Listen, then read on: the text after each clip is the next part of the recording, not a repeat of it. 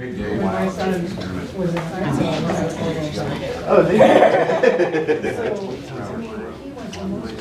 It's one of those sweaters that's like, I could wear it on Monday to Thursday, but it's also more.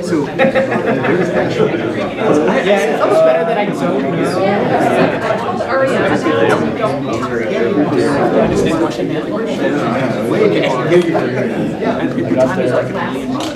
And 23 hours in either direction. It's on a single target size for like 23 hours. It is crazy. It's fine.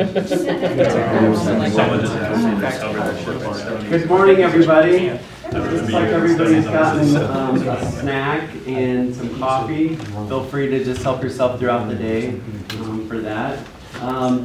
I noticed Tim somehow found a picture from my first city council retreat. A couple of you are still there. We were at the police community building, but that was really the first, our first foray into a council-directed strategic plan.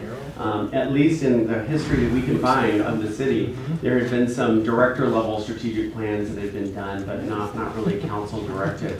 Some of you drew pictures of your ideal Inglewood, and then we transcribed that into what you wanted to see in the city. But we've come a long way since then, and thanks to the leadership team for the presentations last night on that.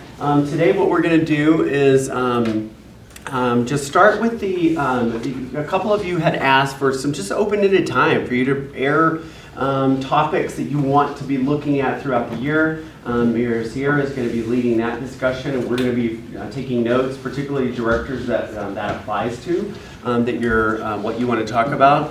And so that will be our kind of first thing that we do. And then we'll have a break. We can probably shorten that break a little bit as needed. We put a 30-minute in there. Then we're going to be looking at the survey data. As Tim mentioned, we had quite a few people that filled out surveys, 4 different focus groups that kind of dug into the survey data to try to flesh out some of the themes that we saw in those surveys. We'll take a lunch break, and then really from there it's just you all talking about giving us direction on what you want to see in terms of the outcome areas of the strategic plan plus goals. Some goals, really start trying to work on that. So, and then wrap up. So, Tim, you want to go over what's the next step there? Yeah, thanks, Sean. And again, this is something I talked briefly about last night, but just want to emphasize this is not the last time you'll be seeing it. Today, the hope is that you'll have kind of what I call like a skeleton of the strategic plan built. You'll have the outcomes and hopefully start talking about some goals. Next week, we're going to be doing a final community member survey. It's only going to be a few questions. The purpose of this survey is to gather ideas from the community about what the priorities in the plan should be based on what you've come up with today. We then have a few touch points scheduled with you. We have a study session on the 17th. That's the day after President's Day. It's a Tuesday night meeting.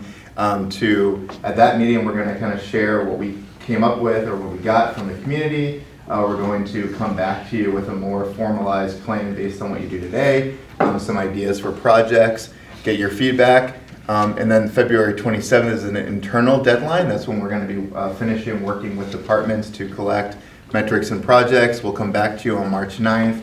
At that point, we'll have the final draft plan for you to look at, provide feedback, and then hopefully the next week, March 16th, is when we will bring it back to you for approval. The hope is obviously we're going to be using the first quarter of the year to do this. So the goal is that the second quarter of the year, starting in April, is when we're going to be able to start working the plan, managing the plan, and then coming back to you in the summer for our first quarterly update for quarter 2. And so again, it will take us about a week to post it on March 23rd. We also be working with communications on socializing the plan and making sure the community is aware of it.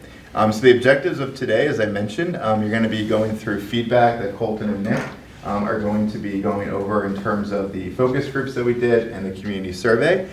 You're then going to be starting with Nick to create, again, the skeleton, the structure of the strategic plan. Really the main goal of today is to have the outcomes or the themes of the plan decided, at least in a draft form. Again, you'll see them again, so if there's things you want to change over time, that you'll have a chance to do that. And then to start to talk about some of the goals that would be underneath those themes or those outcome areas. So With that, I will turn it back to the mayor to have the council discussion. Perfect. Tim, thank you so much. And thank you very much for everyone for attending this morning. I wanted to go ahead and set this up in terms of just an open discussion. And part of the reason for doing this is that normally when we meet with staff or with each other, it's during council meetings, but this is really like the only time that we have all the directors together and able to kind of speak about some of the things that are a priority for us as members of council.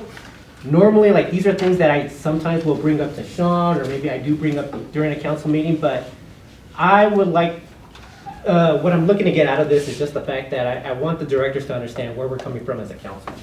And so, for me, this is just items that are important to you. What is it that you require as part of a decision-making process as we move through the year that we aren't getting today, or just things that you want to just prioritize that you want the rest of the directors to hear.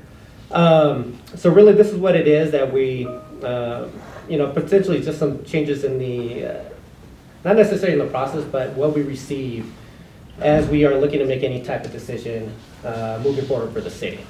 And so, for example, the one thing that I wanted to bring up, there's actually a couple things, but I'll start off with one, and then I'll open it up to the rest of council, is that, and I mentioned this to Shawn, but obviously I've been talking a lot about just being very small business friendly within the city.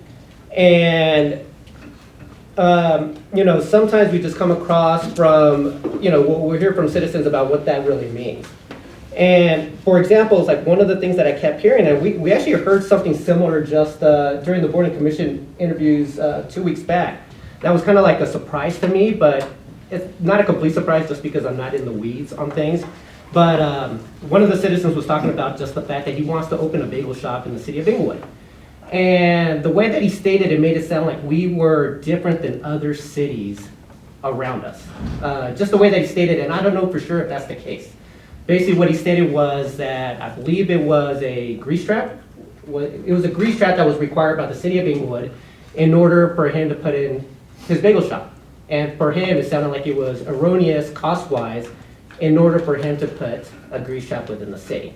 So for me, like the reason why I'm bringing that up is that I would like to understand, like, are we taking every single step possible to be small business friendly? And that includes not only just like the grease trap and regulations, but also the permitting. I brought this up yesterday, Brad, in terms of like where we stand in terms of permitting compared to other cities, or are we tracking SLAs? Are we really doing what's possible in order to make the permitting process easier? The other aspect of that is that, and you mentioned this yesterday too, Brad, is just the inspection process. Obviously, every day that goes by for a small business that's trying to open a business within the city of Inglewood, it's an additional cost to them and an additional day that they're not open for business, which impacts the revenues and whether or not they can be successful as a business. So really taking that urgency and making sure that we're taking the steps to understand whether or not we are being as business friendly as possible in terms of any type of business, regardless of whether it's a restaurant or a flower shop. That's what I want to understand over the course of the year. And obviously that could be a council request, but anytime that we're bringing any kind of, I'm looking at it from a lens in terms of what I'm looking to see, when we're looking at ordinances, council meetings and all that type of thing. I'm really looking at from, will this impact small businesses? Actually, there's one other thing, and so that's one aspect of it. The second aspect of it is that sometimes I would like the city and staff to also be a little bit more proactive in terms of telling us if there's anything that's occurring that is impacting that priority. And what I mean by that is that I found out that I believe it was the right-of-way fees that we started charging a few years back, and that was more around telecom, if I remember correctly. Right, Steve? That process? That's not how it was interpreted, but that was the intent, yeah.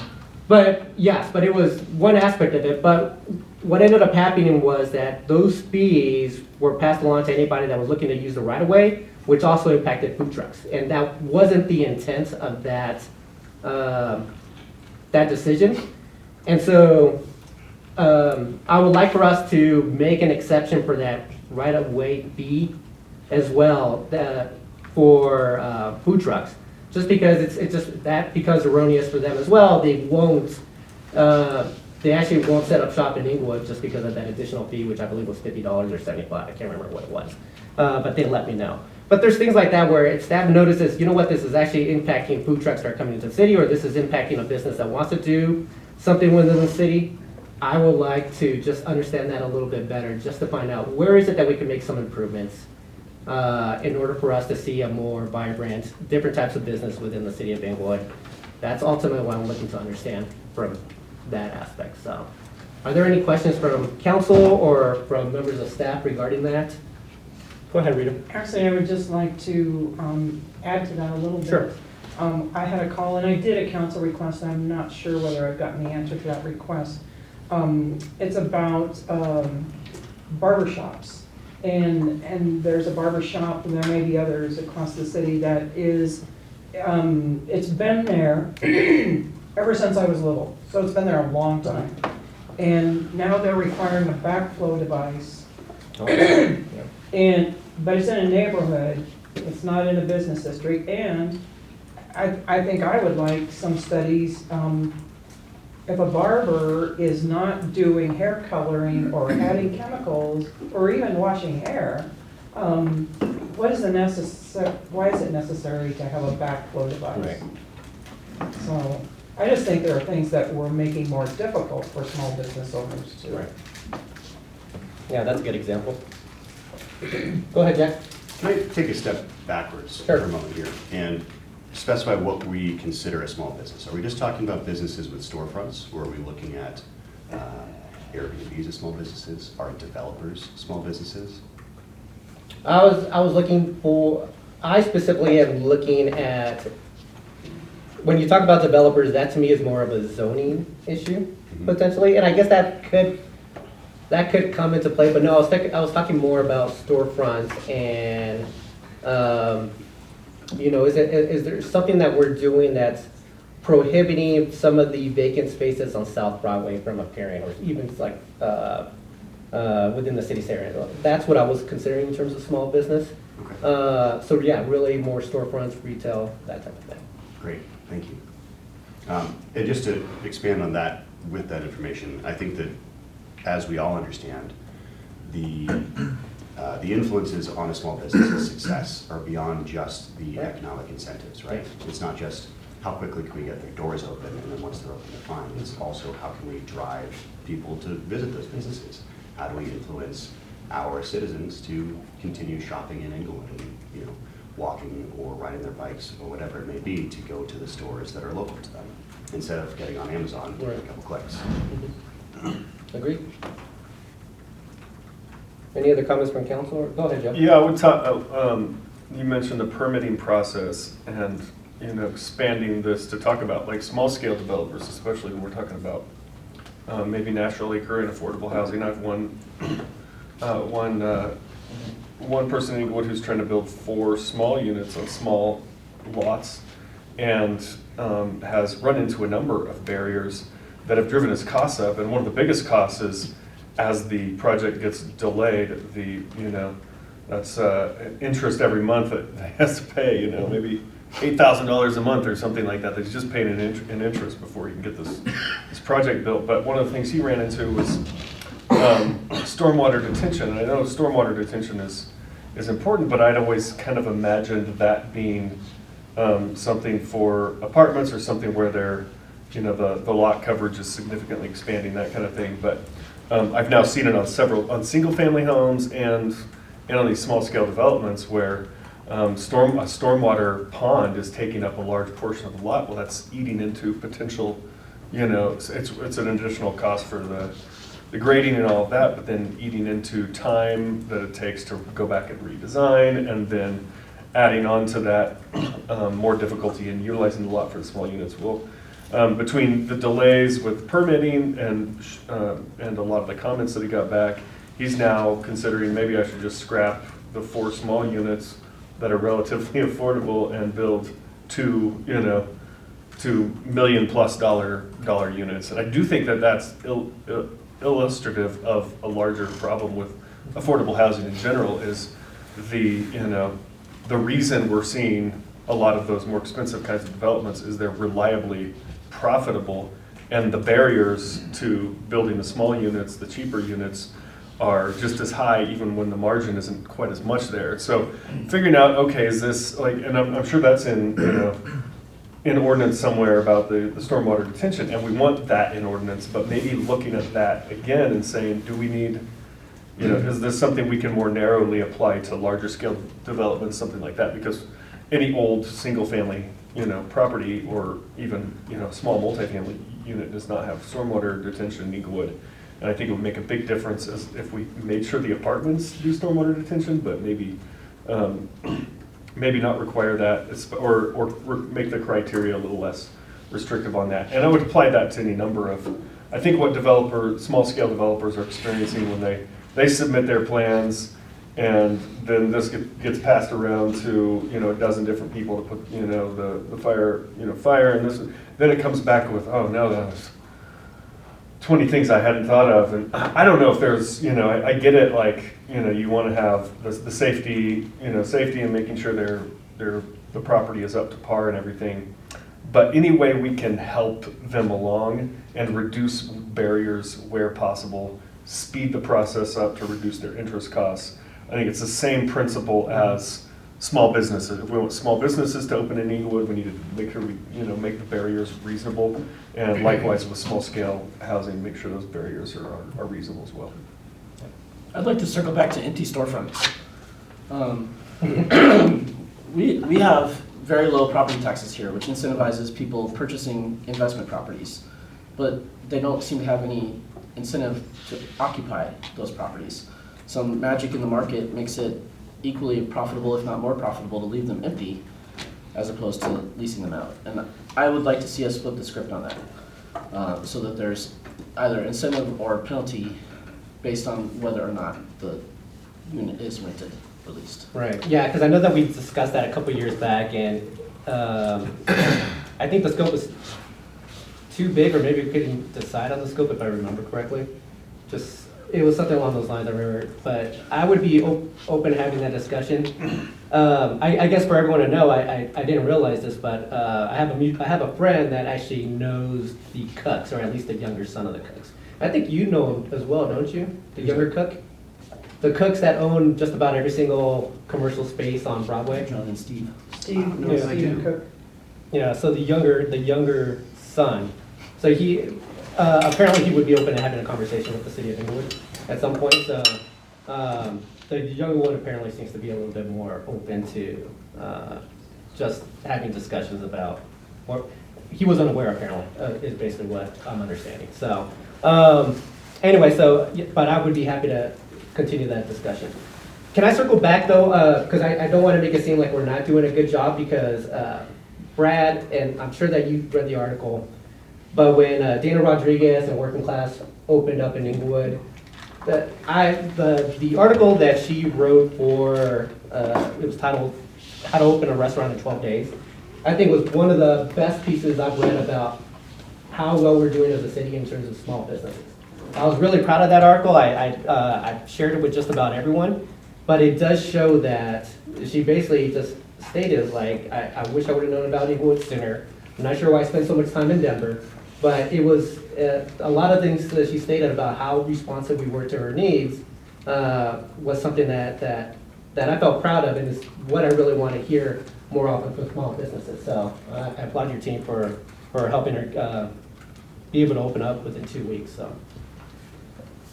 All right, anything else on this subject, or go ahead, Rita. I would just like staff to know for sure too, because a lot of times council members ask for things, and there may be a reason we shouldn't do it. Right. It may not be safe, and I just want to make sure that staff will tell us. Yeah. You shouldn't do that. Exactly. Instead of succumbing to pressure, because I think that's happened in the past too. I agree. If there's a reason why there needs to be a grease trap in a bagel shop, I'm completely for it. I just don't understand it. So, but I agree. If staff says, we can't do this because it opens us up to liability or whatever happens to be the case, I would want to know that, because, yeah, it just provides me more information to say, okay, this is the reason why. I agree. Go ahead, Jack. I'll chime in right now to say that there's reasons that we have backflow devices in barbershops and grease traps in bagel shops, and it's because the ownership of that one establishment might not be the only ownership of that, style of business. So if the bagel shop goes out of business and a breakfast cafe goes in, they need a grease trap because they're making bacon. And the usage of that building, the commercial kitchen that they build, needs to be able to be transferred so that, that building isn't just a single-use facility. And the same thing for a barber shop. I understand that it's been there for 50 years, but if it's taken over by a new salon owner that wants to focus on ladies' cuts instead of men's No. cuts. It's a house. It's a house that where a garage was. It is in a neighborhood. It is not, whoever would do that probably would be the owner of the house. Then I'm just my saying. question is like zoning, right? Is it zoned as commercial or residential? It's a non-conforming. Yeah, Because I see government as, again, big picture here. We have to make rules that apply for everyone, not just a single individual. Well, that's true, except for if it's non-conforming, meaning that house was probably built in the 40s or 50s. And the barber shop has probably been there that long. That's why it's non-conforming. Yeah. And so, once a property owner has something that's been non-conforming, the city really can't necessarily go back unless it's something that is a danger. I would push back just a little bit on that, Jack. The idea that I would have to pay for a grease trap that I definitely don't need, so that some future owner of this building who might need it would have it when they get it, doesn't make sense to me. That doesn't make sense to me because the person who needs it should be the one paying for it. And what you end up with is if you require it just because you want that building to have it in the future, means you get nothing. I would much rather the bagel shop go in that doesn't need the grease trap, and then when the new business that needs the grease trap moves in, they pay for the grease trap at that point because they're the ones benefiting from it. So if we can reduce the costs on the front end to get something off the ground and going, and I would apply that to the barber shop as well. Let's have the regulations be reasonable for this person trying to get their small business off the ground and let it grow over time. So I don't really know that I would agree that government should be, in the business of making sure that this building could work for whatever legally could go in there. We should make it have to be, legally conforming for what business is going in there now, and then reevaluate when the next business comes along. Well, here's another question then. Should the owners of that bagel shop have to come back to the city for a new permit or for some kind of revision of their business plan if they choose to put bacon on their bagel sandwiches? Yeah. I mean, But if unless they're just serving bagels and we need to then go in and make sure that they're only serving bagels and have regular inspections Yeah, they are I going to get guess- regular inspections from the county anyway. on their menu though? I'm with Jack on this. We have a history of not being able to detect those types of situations at all in the city. Go ahead. Where somebody is just blatantly violating the law and then. So that sounds to me then we need to do better at our processes of following through on what rules we have in place. I agree wholeheartedly with Member Anderson. To me, it sounds like that approach would be disincentivizing and providing more barriers to small businesses versus what we're talking about, which is to be more open and welcoming, et cetera. Yeah, if you're starting a business and you have one kind of plan and you're serving one kind of dish or selling something in particular and that shifts where there's increased requirements, that makes absolute sense to me. Then that's on you as a business owner to acquire what you need to accomplish that shift. I'm not sure that that's the role of the city at all. And I wanted to kind of come back, so as we're talking about these types of things in the session, are we like having any kind of ask of staff or like, I just want to get clear on, are we just kind of talking in general just to plant seeds with staff, or can anyone who's talking about an issue or brings an issue forward, like clarify, I would like to see this and can we explore it, or we're just kind of noodling on this idea and then maybe we can refine it? Yeah, so I'll have asked regarding the bagel shop Okay. conversation. Now the fact is like, what would happen if we did have to do more regular inspections of the business if we didn't require the grease trap for that bagel shop and backflow for the barber shops? Yeah, so There will be yes. Okay. Go ahead. Oh, was So there that's anything all- else? that's Oh, Back to non-conforming properties. Sure. Real quick. So, we had a duplex in District 4 in R1 zone that burned down. It was owned by an elderly woman. Mhm. She couldn't rebuild it because it was a non-conforming property. There's a handful of these properties throughout the city. And one of the things that we didn't address in Code Next was the question of non-conforming properties. And when I look at it, I don't see why someone couldn't be able to take a property that's being used in a non-conforming manner and rebuild it in a substantially similar way, not like massively expanding the footprint, for instance, but within a certain ratio or even to a footprint equal in size.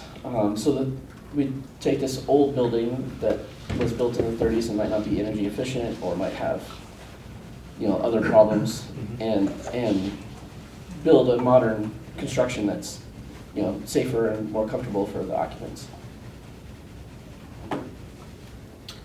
So I think, well, to your point, Steve, I think we try to,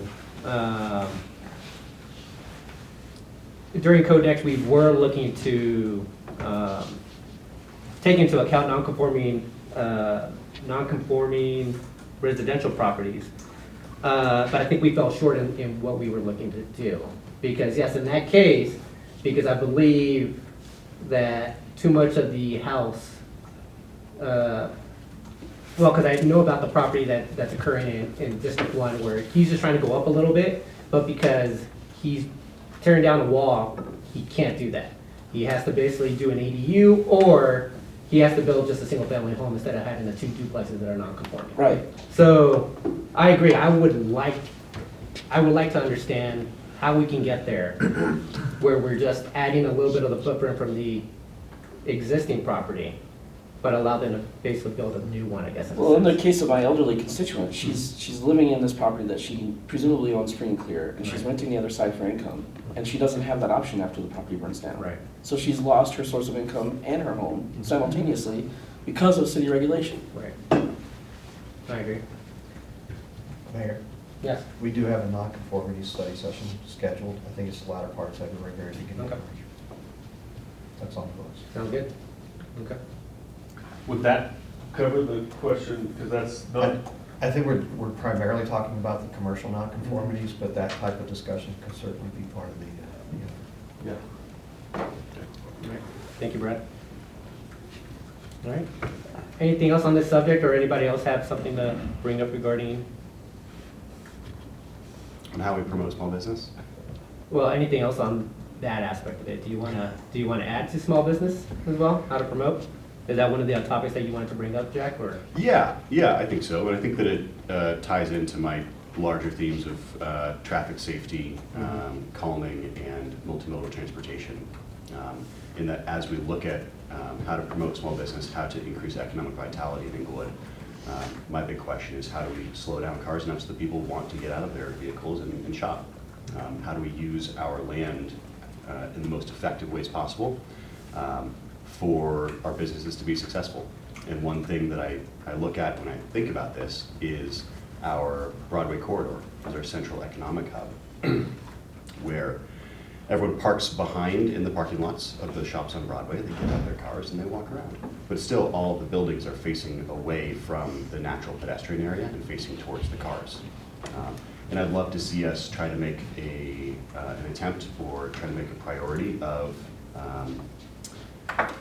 recognizing that people do their most shopping on foot, that they leave their cars and often go to one or multiple stores in a commercial district. So as we're looking at city centers, if we're looking at our road usage, having a priority towards pedestrians in areas. And it doesn't have to be for the entire city. You don't have to, say that all of a sudden Floyd's a pedestrian mall from end to end. But if we can have some areas that are prioritized towards non-cars, that would be, I think, a huge win for small businesses in Inglewood. Okay. Do you have other areas of the city that you envision for that?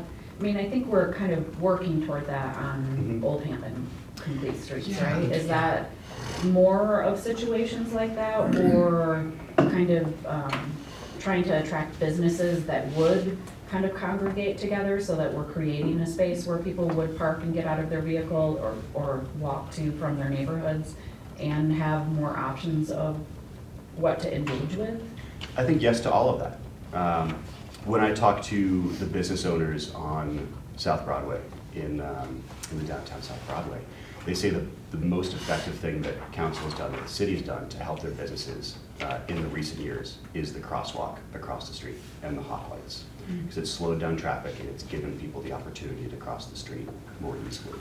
So if we can take that case study as a success and say, what can we do that is in line with that, that will encourage the same kind of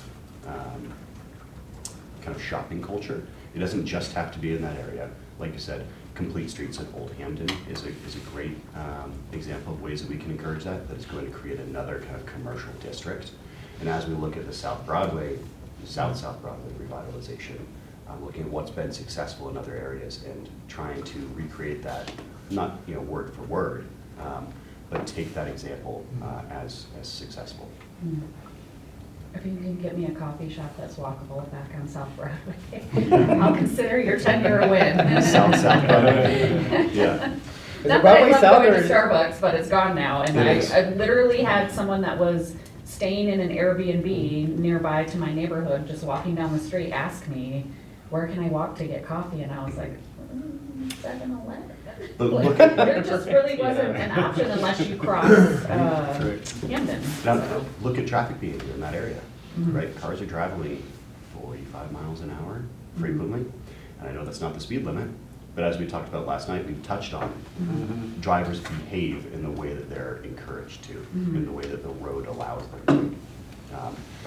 And the store owners on South Broadway say the same thing. They're either fighting for a larger police presence to stop speeding, or they're fighting for some kind of alterations in the roadway to slow down traffic. And coffee shops will respond to that as well. If you're not traveling at 45 miles an hour, then you can actually see that there's a nice coffee shop that you want to Yeah, sit I'm not at. sure that was the issue with the closure that I'm talking At about. the I mean, that At place Starbucks? was busy all the time. Yeah. So I'm not sure I the don't flow of know. traffic impacted that. I see your point, but I think we need to, be more broad-minded as well. I agree, but I also can't comment on the behaviors and openings and closings of a corporate entity like Starbucks. Like their formula and algorithms for which stores stay open are Yeah. completely separate than a small business owner. Go ahead. So I'd just like to say that staff just completed a study on the speed limit on South Broadway, and it's not as high as people think. The average speed, I think, was 31 miles per hour. There are people that go faster, and I think the recommendation from staff was we can't change the speed limit because it is accurate for where it's at. So. I'm not asking the speed limit to be changed, right? The speed limit might be proficient the way that it is, but that doesn't change the driver behavior. Well, right. So, but there's different ways to address the traffic behavior too. I agree, they're asking, I think the businesses down there are asking for enforcement. There's, like I said, there's two sides to the coin. They're either asking for enforcement or road alterations. And I've heard both. Yeah. This is something I was going to bring up a little bit later, but the kinds of things that I'm hearing with this discussion particularly is, I wanted to see if in our strategic plan we should elevate a major category. What's the biggest category? Outcome area right now. Outcome area or whatever we call them. That would be something like an integrated community or human scale community, something that captures walkability, bikeability, access to coffee shops, grocery store, like all of the things we want people to be able to get around in our community, and traffic calming could fit in there. But these are all things that I think are priority to most of council, if not all of us, to try to elevate it to that general principle to one of the highest levels. So put that on the radar while we discuss. Okay. All right. Any other ideas or anything else members of council want to bring up? Sure, I have one. This would be more of a first ask of staff if possible. And then an ask to like have it included in our process moving forward. But I was thinking about when we have conversations about development in the city. And there's a lot of passion and sometimes a lot of emotion that comes with whatever side of that conversation we're approaching it from. And so how do we improve our process on how we talk about that within the city and remove some of that and keep it more factual? And one of the things that continues to come up when we talk about development is infrastructure and our infrastructure needs. And so I am just wondering if there's a way to create a process for when conversations are coming to council and we're talking about development or we're looking at approving a PUD or whatever the conversation level is around development, that we include some sort of status report, if you will, on the infrastructure within that area that we're looking at approving. So in any presentation that we receive, we're getting kind of like a report, if you will, on the condition of our pipes in that area. Is it an area that has had a lot of work and we've had to do, all of the insertion valves, and has that solved the solution? Or is it an area that's a little more tenuous and we really haven't done improvements in that particular area? And so adding to, more volume to that particular site could be a bigger problem than some other site in the area, in the city. I just think that for me as a council member, and I think it could benefit all of us in our thinking to be more factual, that, development conversations aren't just about this particular site and the business that may or may not be going there and whether or not we want more multifamily housing, but it should include a broader scope of, can that site handle it? And are we making the right choice around development in that particular area because of it? And so is that something that, I'm looking at the two people that might give insight to that, that would be possible? Like, say for instance, when we were looking at the PUD for Kinko, could we have gotten some kind of report for that particular area in the city, the pipe conditions, the main trunks that it connects to?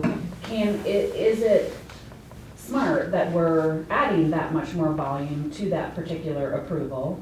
And I think also if we had something like that, not only are we making more like data-informed decisions, but also I think that could then lead to a greater conversation on what responsibility does the developer have to helping us with some of those improvements?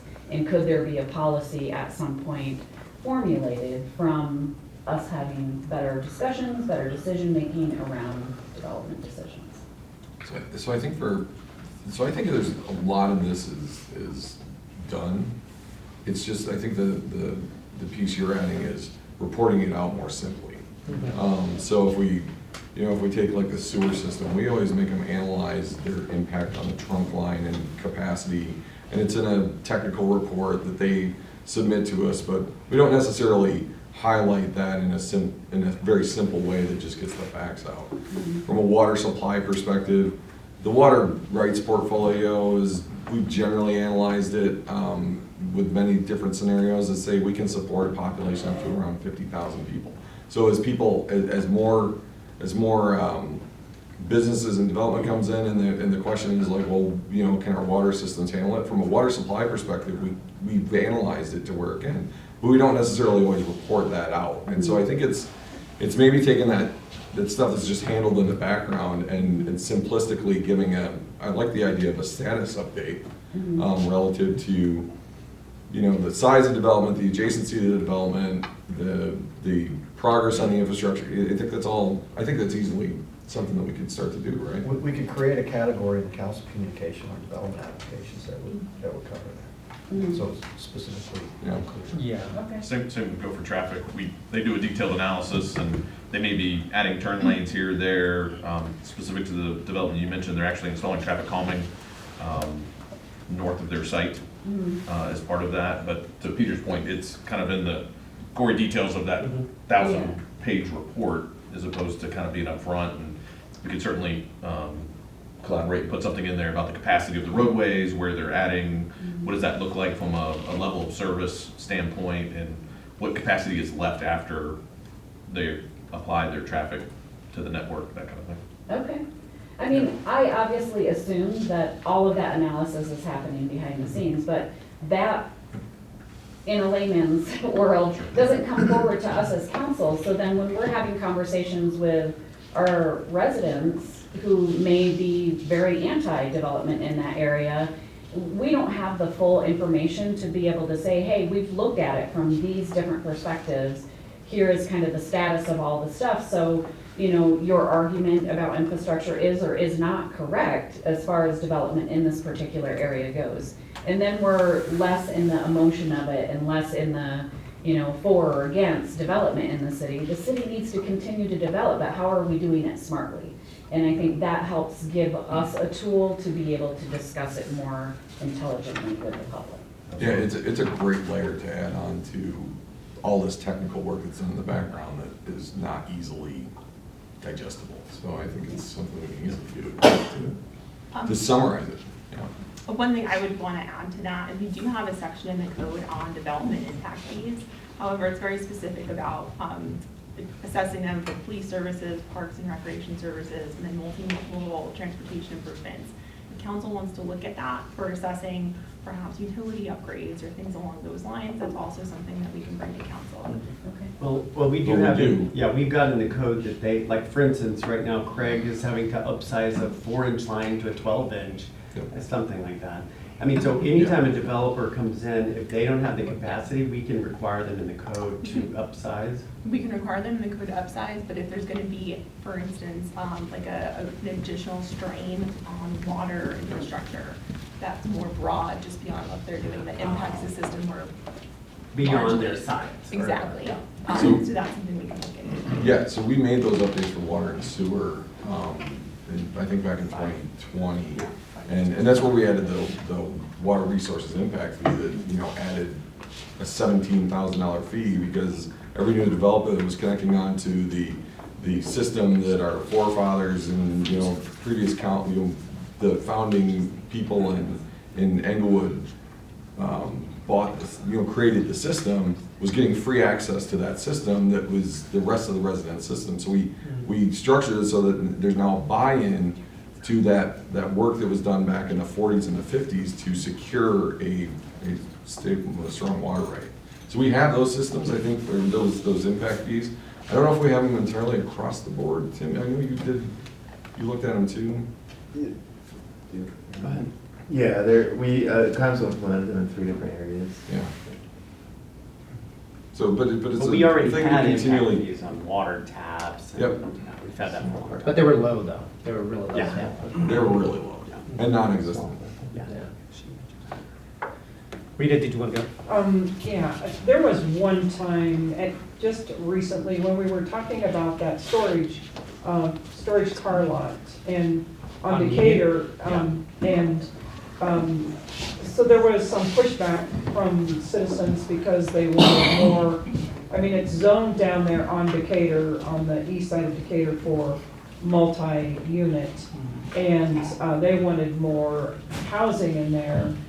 But we did get the report, water down there was not an issue, but sewer was. They could not increase any housing because of the sewer was already at capacity. So that was one time that I think that it worked. And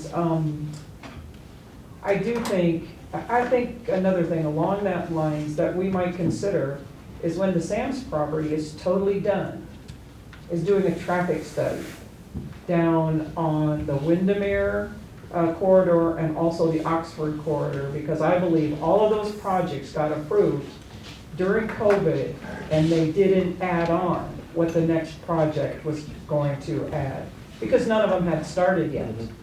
And so I'd like to redo a study there to see, because I'm concerned that if we do those same things in other areas of the city, Oxford is already really bad during rush hour, whether it's in the morning or the evening. But I just think that we probably need to be aware of that too. But I do appreciate, the times that it's been obvious that we get that information. And then sometimes it may just be assumed and buried in the paperwork. Yeah. Councilmember, thank you for that comment. We'll dig into the studies and confirm, and we can report back. Generally, I would say traffic studies account for some background growth that may or may not have accounted for those peaks. So we'll dig in, and then if not, I certainly appreciate the comment. We want to make sure that that is captured. One, from the standpoint of SAMS is making improvements at multiple intersections, and so we want to see how that operates. They're doing it based on projections from the Institute of Transportation Engineers on how many trips are going to be generated, where they're going to go in the network, and then real life comes after, it's constructed. So understanding when they're at full capacity, doing that analysis and making sure that everything's on point and on target is something we certainly are dialed in on as well. Okay, thank you. Thank you. So I guess just circling back to Tina's point, it sounds to me like we do want to make that information available at the front of the packet. Yes. That's the majority of where, that's where I start. I believe that a majority of our citizens start there as well. So if we have that information up front, I think that would be very beneficial. Yeah. Absolutely. And then that way we're not getting lost in the discussion and forget to ask those questions, or they just haphazardly come up, but it's just right there and it's an expectation every time that it comes forward. If council isn't as a whole. It makes sense. We consider those one-off requests, things that we can easily incorporate into the process, so we can do that. Thank you. Thanks, Tina. Anyone else? Anything that we haven't covered? I had another one, but it's going to be covered during our discussion, so more around capital projects. But go ahead, Tina. Sorry, Rita. That's okay. I have one request that I think I would like to see council one-on-ones with the staff stop, because it's not open and transparent. It's taking staff time. I think a few weeks ago for the January report, after the city manager had done the first one-on-one, he sent all of council everything that he talked about.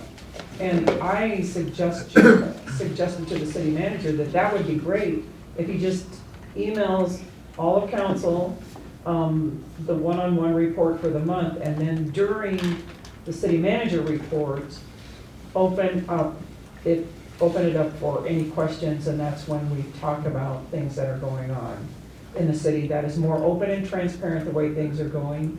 And to be real honest with you, I was left out of some pretty big thing, because I think it wasn't on purpose. I think that I just wasn't told.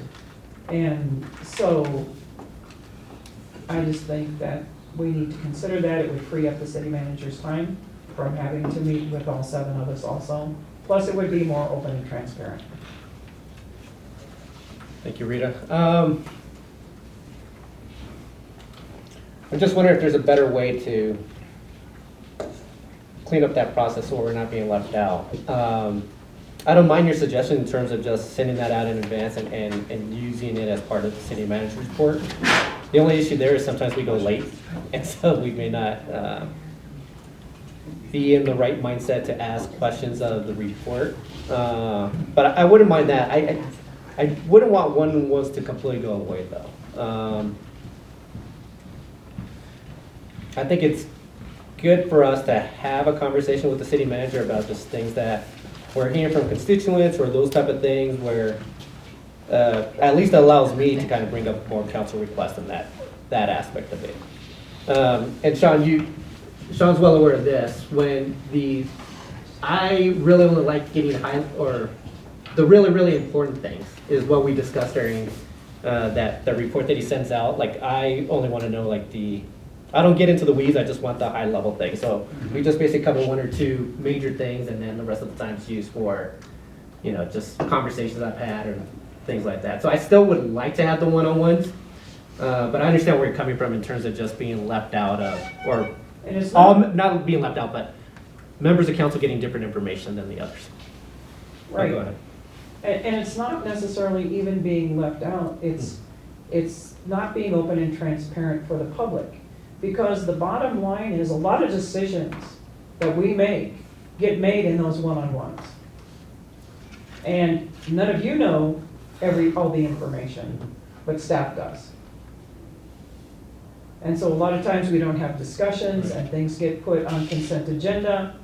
And I'm just saying it would be more open and transparent.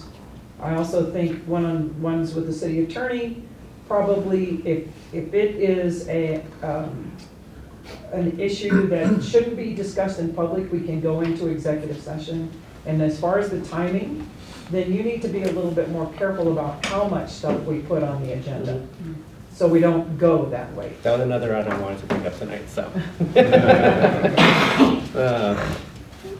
Yeah, that's a perfect, go ahead, Just Jack. a point of clarification, I'm confused on how things are being decided in one-on-ones without coming to a full council meeting. Is it a suggestion that there are things that are happening in one-on-ones that then are like slipped into things in a consent agenda that we don't review with enough detail?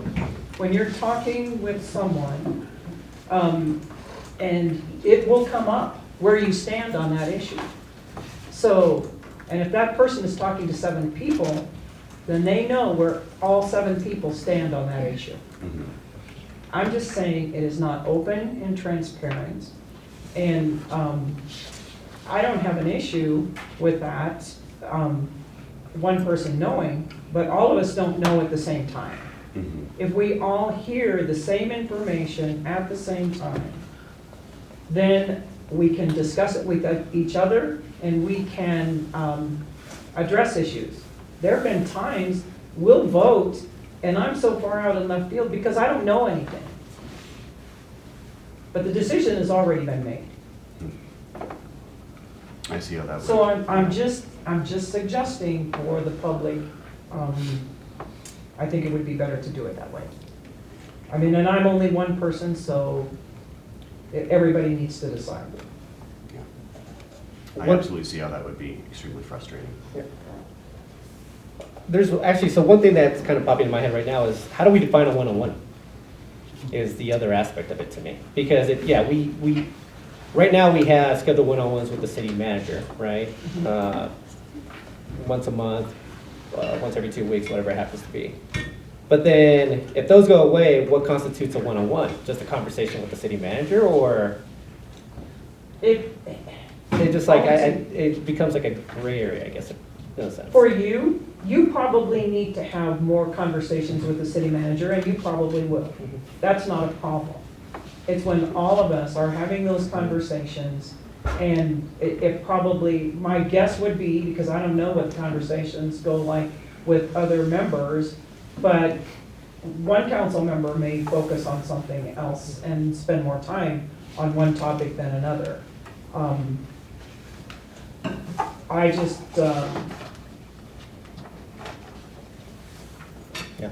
No, it makes sense. I understand where you're coming from, Rita. Anybody else on this topic?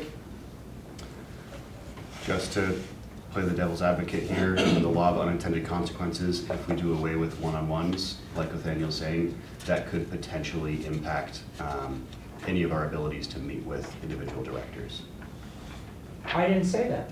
And I'm not So saying you it's can't only talk with the to, city manager? I'm not, the issue with meeting with the other directors, it all needs to go through the city manager anyway. Sure. What I am saying is it doesn't preclude that we would have conversations with him. But we wouldn't be given an update on everything that's going on all at one time. And just the amount of time that it takes for him to meet with each one of us to go through all of those issues. I'm sure that the city manager has a lot to do. And it would probably help that issue also. I like the concepts of openness and transparency, but I also think that there's a reason why the Sunshine Law requires a quorum in order for it to be triggered. And there's a reason why the Sunshine Law allows executive sessions. And so I am an advocate of continuing the one-on-ones. I think they're useful.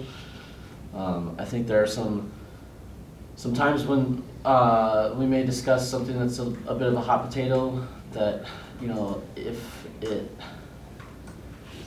if the public even knows that we're thinking about it or that it's being discussed, there's going to be an immediate reaction before it's fully baked even.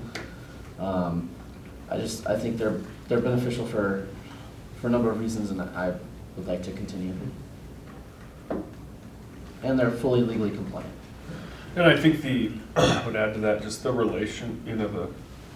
the relationship build. I think it's important to, maintain relations on council and also with staff, especially with city manager, city attorney, and having those regular opportunities to just check in, see how they're doing, from an employment perspective. It's not just for us to get information. I treat it as a time where I can see how Sean's doing or how Tamara's doing and make sure things are going well and they're getting everything they need in kind of a more personal way than the good counsel. So I think it's important.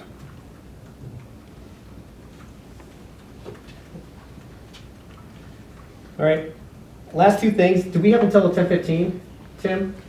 We do. We have Okay. a little bit of a buffer too. I'm hoping that we don't go too long, but, so there were two other things, and one's to your point, Member Russell. I would like to, I'm in agreement. I think we are going too long on some council meetings, so I've already kind of discussed that with Sean, that we have to do a better job of, where we can, not overload the agenda. So that's one. Two, the other one that I kind of spoke to Sean about is like, I feel that we speak about a lot of things in study session that there's items that come across, and the one that I was never a fan of was when we went over like the events calendar with, that's just one example. I don't, like, to me, it's like, I don't think it's our place to kind of tell staff exactly which events we are happy with, what they're not. Like, I think that I would leave it to them to kind of just decide. I think the only thing that we would say there is just make sure that you're working with the DDA and other groups that are working their events to make sure that we're not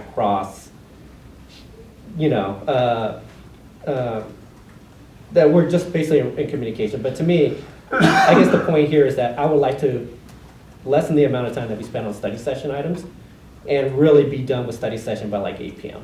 Like, just have it a 2-hour meeting on study session nights, if that's possible. So I know sometimes it may not be possible when it's coming across budget items and that type of thing, but I do not want to be in study session until 10:30, basically. So, but go ahead, Tina, you're kind of like looking at me. It's like, how is that possible? I struggle with that a little bit. I only struggle with that in the sense that that's where we get to have discussion. So ideally, study session, you're really digging into stuff, and then your regular meeting, you're kind of, formalizing maybe some thoughts that were generated in the study session. So I don't necessarily struggle with us going late. I don't love being there super late either. I do think that it sometimes is a matter of really thinking a little bit deeper about the agenda items that are put on the study sessions so that it is manageable and we're not there until 11 o'clock. But I don't want to be held to a standard where we can't dig in where we really need to dig in. I think that it's kind of our duty, and actually, to that end of like how we're managing our discussion in the study sessions, I would like to see us have a better job of assuring that all voices are heard.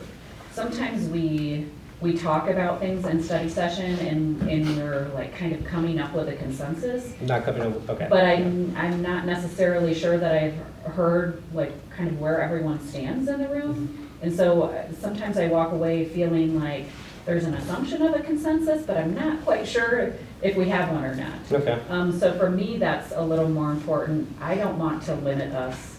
I do, everybody wants to get out of there in a timely fashion, but if we need to be taking time to really dig into something that is going to especially be kind of one of those hot button items with our residents, I would rather us take the time and do due diligence to really flesh things out better before we're in a regular meeting taking votes on it.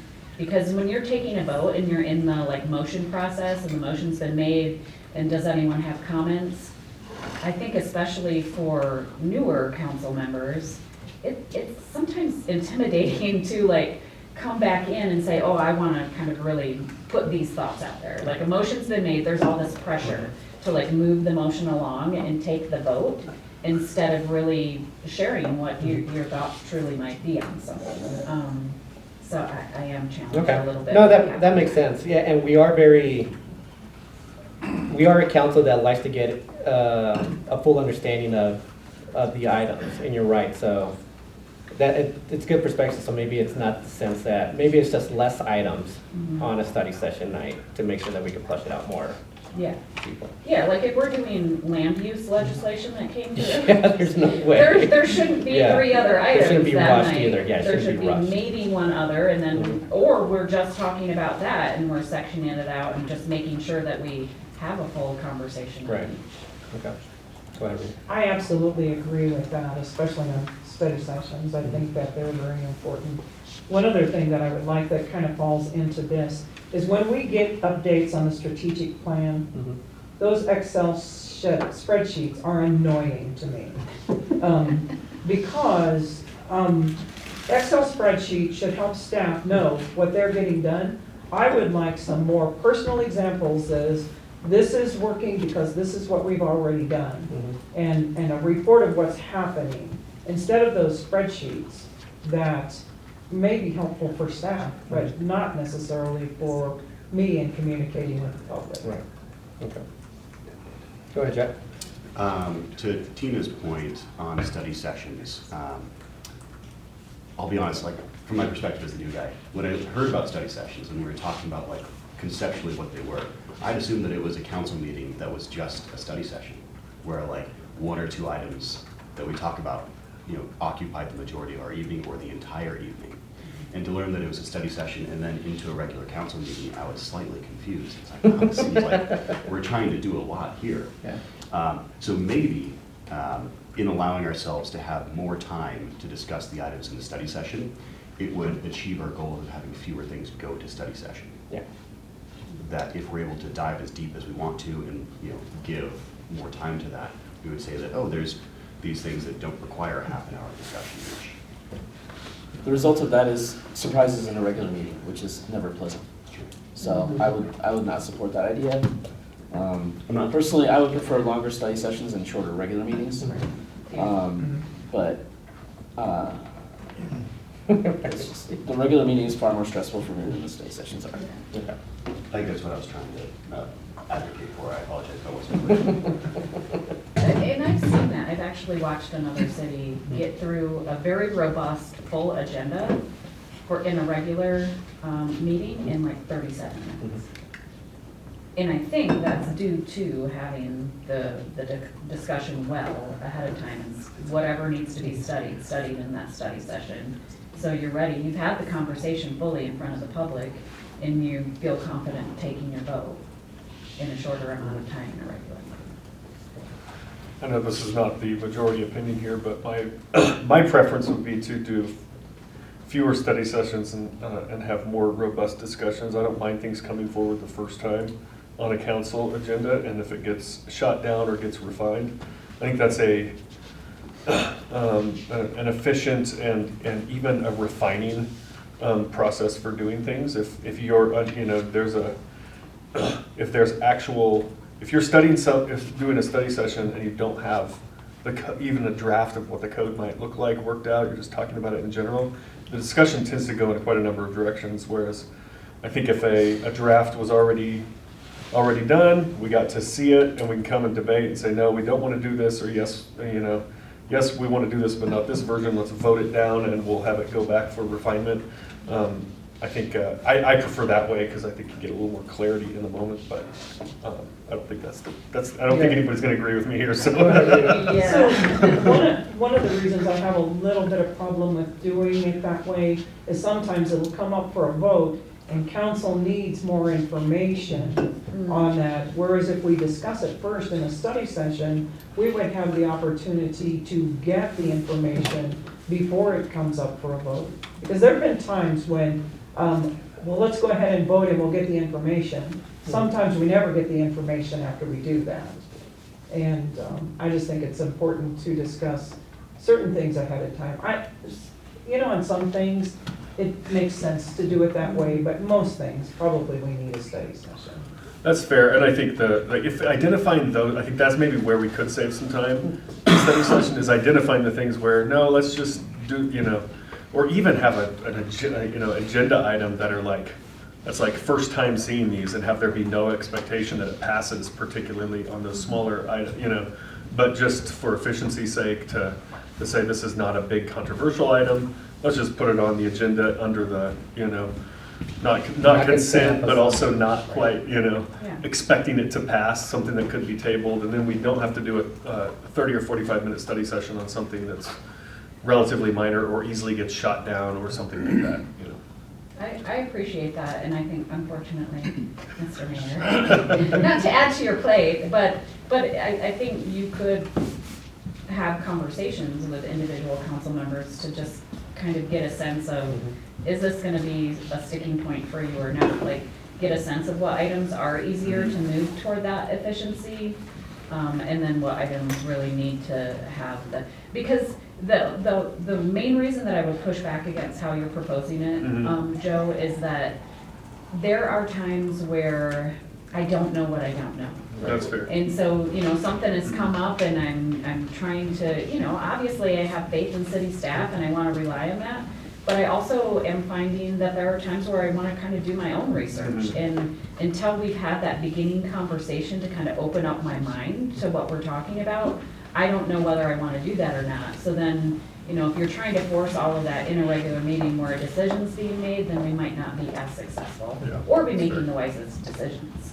I also think from an appearance perspective, if we're doing that in a regular meeting, it looks like staff brought us this terrible idea that we rejected because we didn't like it.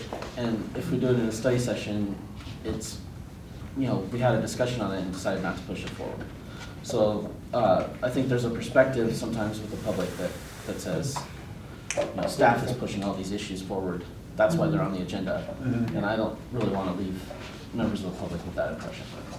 Well, maybe something we could do at the mayor-manager meeting is identify some items that maybe we can bring back and say, I don't know, that are on study session agenda, but then bring them up during mayor's choice and say, hey, we thought maybe this one could go straight, was straightforward enough, it could go straight to the agenda. And that's another. I love that this is being brought up immediately after we talked about trying to make city regular meetings shorter. We can have a discussion, just be But like, it's just like, yeah, it's like, something that warrants a But just study knowing session. how we work and how we think and how we formulate our thoughts, it's just to me, it's like, okay, I can see this going much longer than expected. I actually do like the fact that, at least to me, it's pretty transparent in the way that council members would think. Is the reason why I do like the idea. Is that you just start, if we're gonna be going through the process of trying to pass something the first time we heard it, like I think it's a more honest way of just seeing how council members react to specific subject. But I still see the same issues that Steve brought up earlier, but I think we're almost at about time. I wanted to bring up one thing, but it's actually, I think we have it on the agenda coming up in February, but it was gonna be around our council policies regarding public comments. Yes.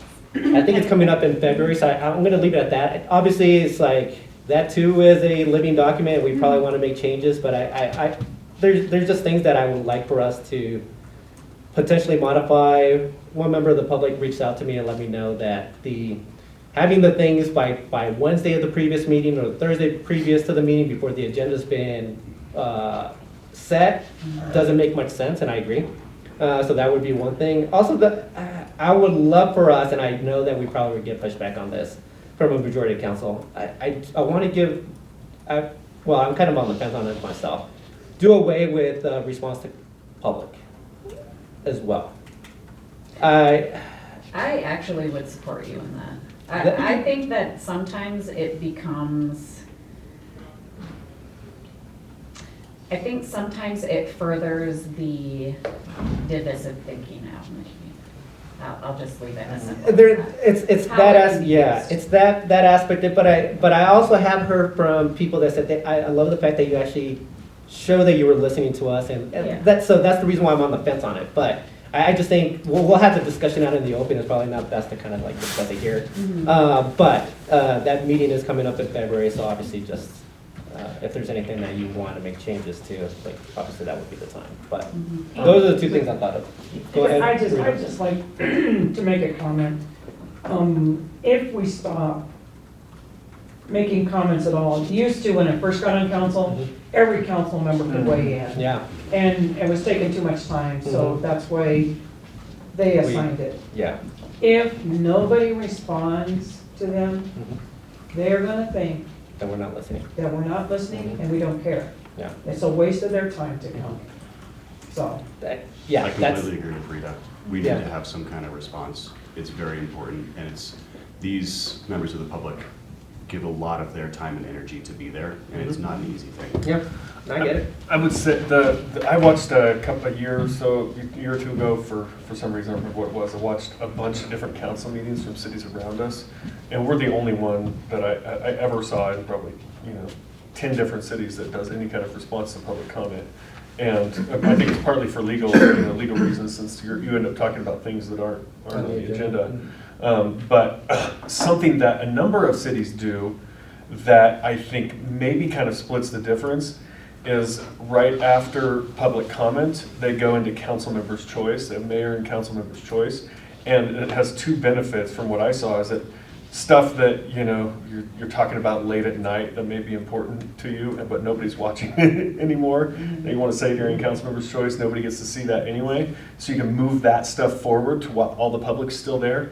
And then if there was something that came up during public comment, the expectation is not that every council member replies to everybody, but the expectation, or the reality is that if there's something a council member wants to comment on from public comment as a part of their council member's choice, the opportunity is right there. And I really like that. It occurred to me as a way of doing it, so where we're not having any official council member response, but there's still a place while the public is still there to talk about the public comment, but even more importantly, as importantly, anything else that council wanted to talk about that normally gets pushed off to the end of the meeting. Interesting. All right. Anyone else? I'll just make a comment on that. If we ended up doing something like that, I think that there ought to be town hall meetings so that the public has access to every one of us. Okay. And that is scheduled for February 17th. February 17th? Yes. Okay. Perfect. All right, anyone else, or, that was a good discussion. So, I'm sorry, Rita, were you going I to say just have something else? one more quick thing, and we don't have to talk about this. I actually think I would like to look at the board and commission policy manual, because I think that, and look at some of the boards and commissions, because I think that there are conflicts of interest and all kinds of things going on by appointing, for a while there, we were asking people, well, would you be on this board? Because there were no boards. Never enough, no. And so, I think maybe the unintended consequences of the decision we made, there's all these positions here today and there's nobody filling them. And then we have people on more than one board. There are just some issues that are going on that I think we need to address. I think it's worth a revisit. And to add to that, I think maybe there should be consideration of potentially not having the same set of questions for every board and commission. And because I just don't feel like I'm I understand the desire to have consistency, but asking someone questions who wants to sit on budget advisory versus someone who wants to sit on sustainability, I'd like to get better answers out of the questions that we're asking, and is it potential that those groups themselves could formulate a certain number of questions that they would like to have asked? So if we're not gonna you know, make it more meaningful for them to actually be doing the interviews. Maybe they formulate the questions that they would like us to ask during the interviews for their specific board or commission. Just throwing that out I there. think it's a fantastic idea.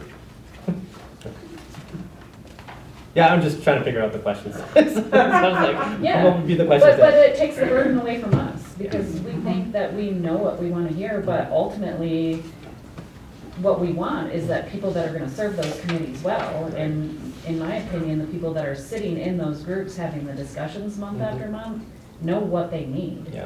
They know the types of people or skill sets that they need better than what we might know. I'd love to do a 10-minute open-ended discussion. It's much more representative of the format of a board and commission. Just, Is that legally compliant? sure, why not? Same set of questions for every. Now Steve's getting into defining realities. Yeah, I'd be open to that as well, so. Actually, I looked over at your direction. Are we speaking about board and commission? I just was looking at I thought we were. the meeting schedule. I didn't see anything specific on the policies. Yeah, maybe that's just something that I talked to Tamara about, so like a handbook or there's- something like that. There is a ordinance on the code sections of the board and commissions, like that cleanup project. But I'm sorry. We were looking at summertime bringing the board and commission policy back, like, Okay. once we get the next member, the seventh member on. Okay. for Oh, so council, that's, And okay. then, bringing back that to have you guys review, because it hasn't been reviewed since it was installed, I think it was 2021. 21 was when we created the policy, we just Yeah. haven't brought it back. Okay. Good to know. Yeah, I thought there were some rumblings about that. All right. Everyone, I do appreciate the conversation. I really enjoyed that hour. So I think we're now ready for a break. Member Russell, are you leaving us? Yes, I'll be leaving, and my thoughts will be here, but I have a wedding reception that I need to go to, so. Yep. We'll enjoy. We'll be here. So. Yeah, congratulations. Yeah. Thank you. To the Thanks. bride and Coming groom. for the time that you could. All right. Thank you, Member Russell. With that, we'll take a break, and about a half-hour break, but we may shorten it to preparing how we feel. So, all right. Thanks, everyone. I just did full concert.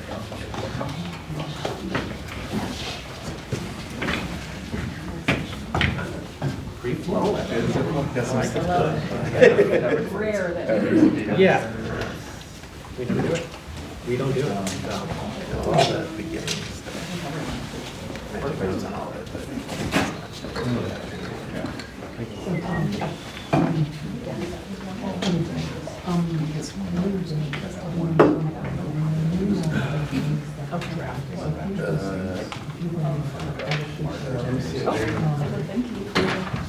It's not in here. The schedule itself is not in here. I was kind of wondering if it was or not.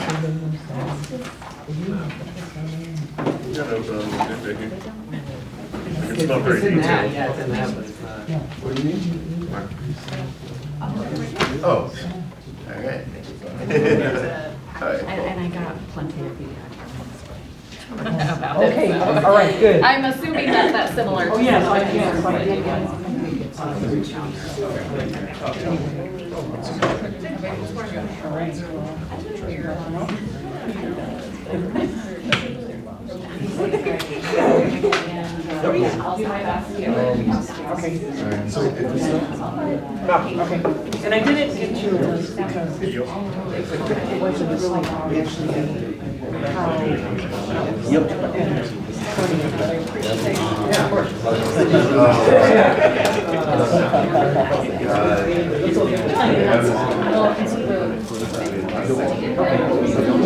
Before that, like, we had. Okay, so wait in a All right, sounds good. All right, thank you.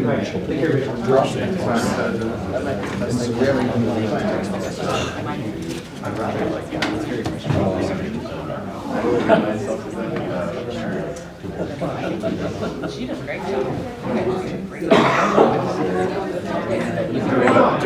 Oh, I had all of them. You didn't get it. I thought. There was one time where I went off script and asked a question, and didn't ask a question.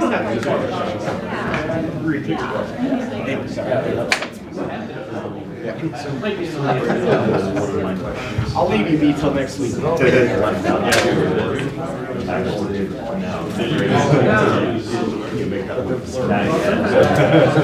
trying to be so But I was lucky for that, because I can And so,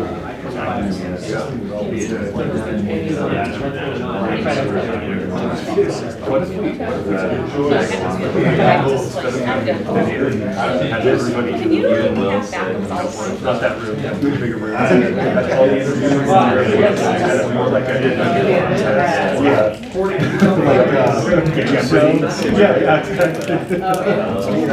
We ask questions about different topics.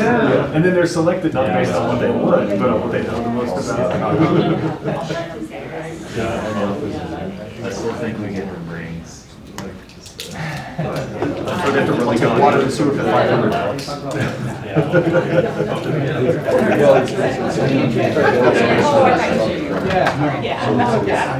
Family fun stuff. Team them up. Oh, we might later. I know I'm part of the lunch. You know what I mean? Oh, you are? Yeah. Oh, Chris, sorry. Chris, sorry. I'm part of that team too. She did.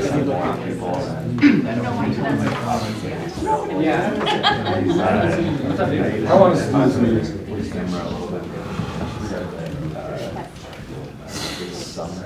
Oh, is that what it is? Yeah, the water was on everyone's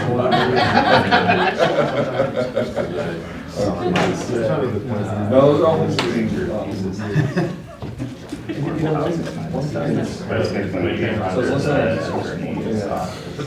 see. I know it takes some time. It's 5 years on. Masses Go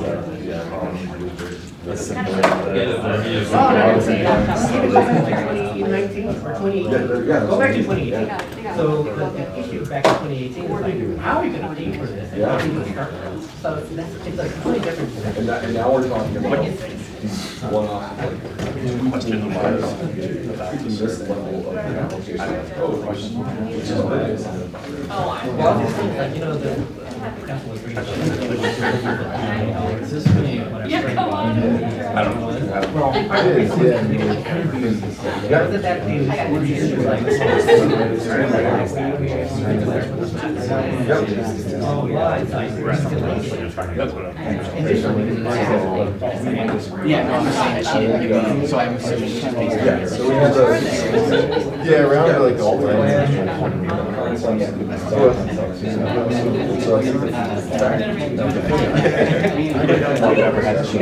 Victor was the third one, but I think yours is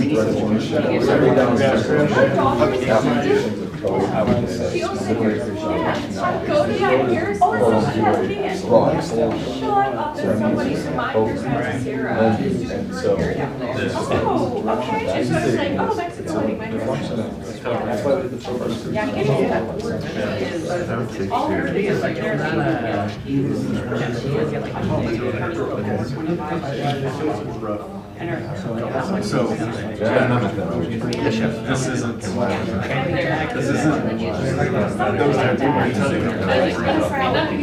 I would ask.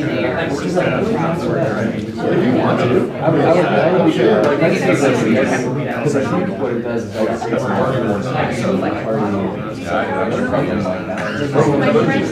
or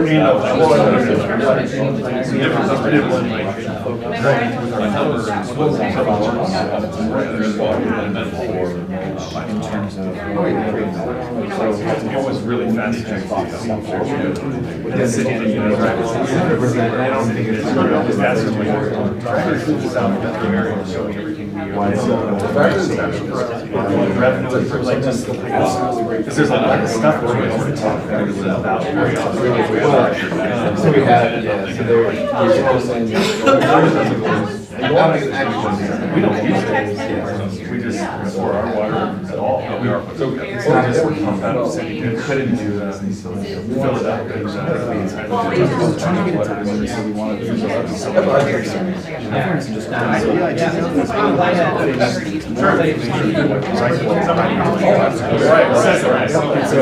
I think that we're couching. Yeah, and things I'd like to do that. That's okay, right? This meeting and then there was a check.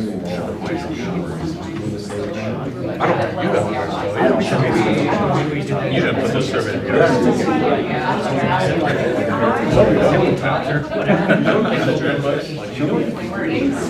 And I was like, and I never had that happen. Here, and I was like, all right, I'm gonna have. Yeah, it just.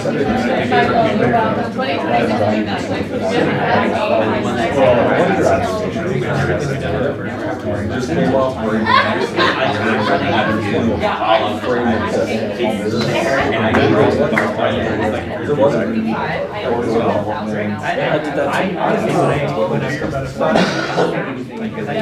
Peter had every director from utilities. You gotta take the, Oh, yeah.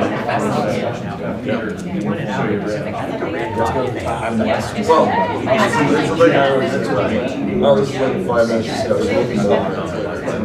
Kiss of death. Discussion. Yeah. No, that's chili dog. I think I was supposed to say something else in the survey section, like, we took this survey data into our focus groups, and I had a friend who gained further insights from residents there. If you have any questions specifically about the survey, I do want to say, I'm gonna see the focus group stuff, and then have a full discussion. Discussion about the survey halfway through, and then get into the focus group stuff when like the focus group stuff could have cleared up some of that discussion. I'm 100% with you on that. Yeah. I think, hey, we can got time here if you want. Yeah, my dad was gonna do it for my dad. I would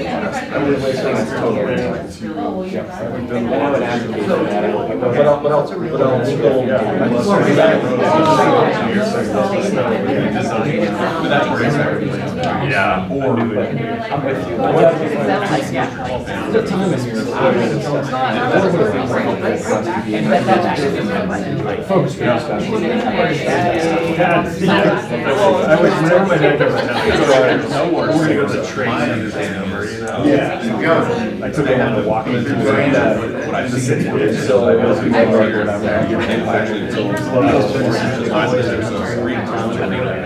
that's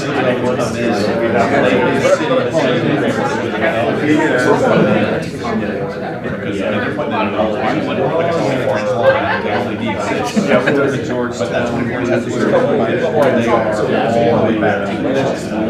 The Royals. Yeah, we're still missing one.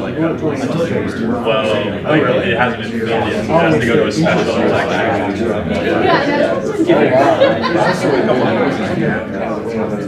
Challenges. I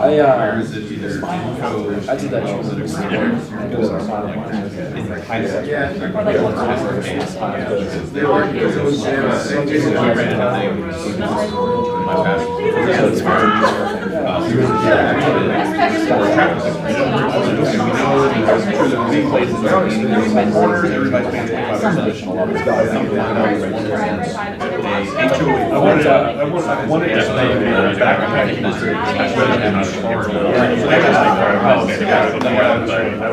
Yeah, still the third one. Yeah, I think you can bring it up.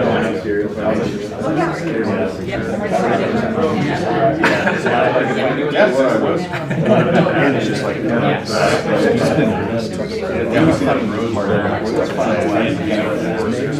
Yeah, it was like all west. They built 2 lanes. but we make. Though I've heard that it's really tight.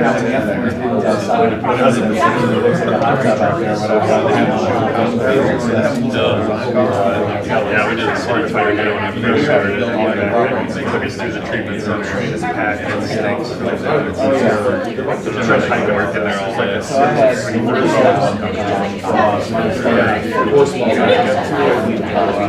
Okay. And Yeah, so it's fun to hike here. I bet there's no more. And then the other thing is like and one of the guys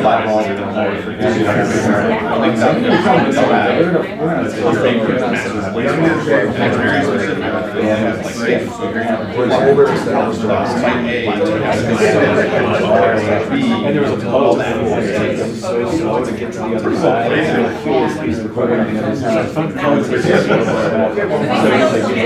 Trained me not exactly. And for me, it was like, I just wanted to understand where it was. And let's get on there and go to the other side. And it was cool. I had lots of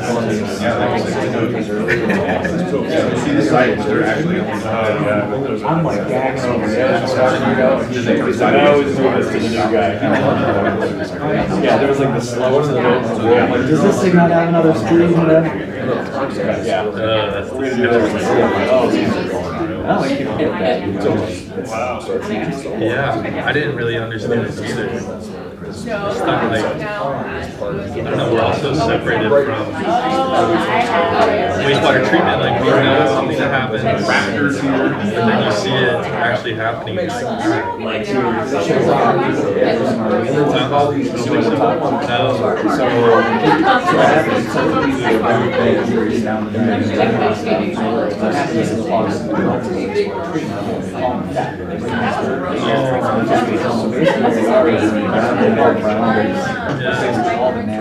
It was a it starts to clog stuff, so stuff is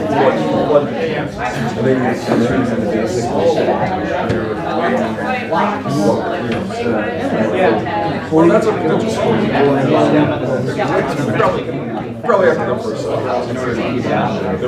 once you see one of those, that is the last level of tasting you ever see. You're not going to want to do most of the disgusting job. That was probably one of the nastiest things. Yeah.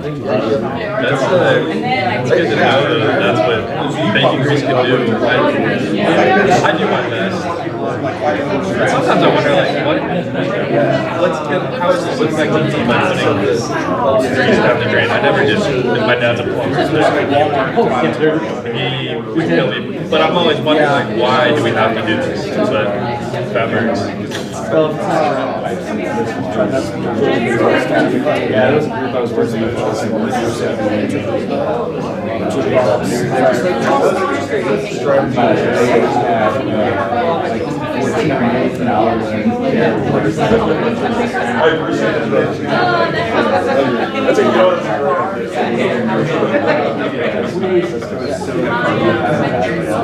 All right, and so yeah, I thought that was great.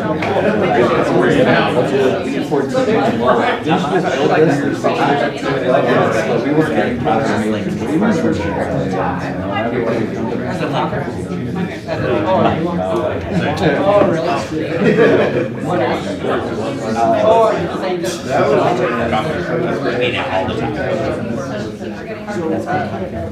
The weekend's a little different. I guess we're doing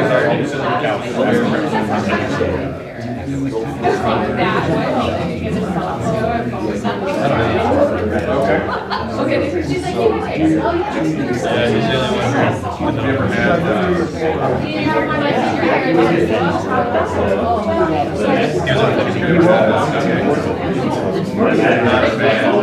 I'm not a fan. Oh, I did see him on his way out, yeah. Right. There's a guy at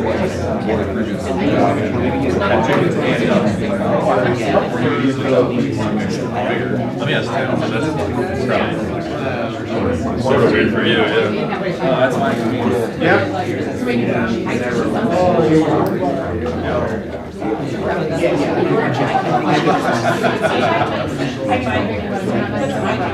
No, I have I'm very picky about my runners. I have an edge pan. So it's got like every piece has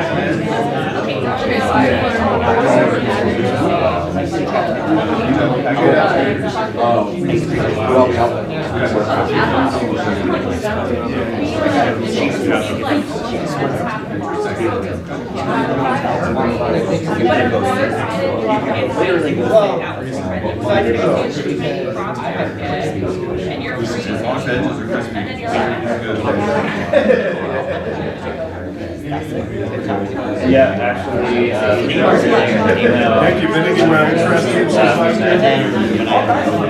I was in Traverse City for 2 days ago. Oh, really? Yeah.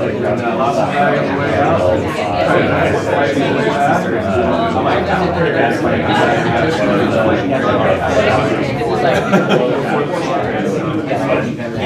Yeah, I got some fun ones. Doing these. I know you're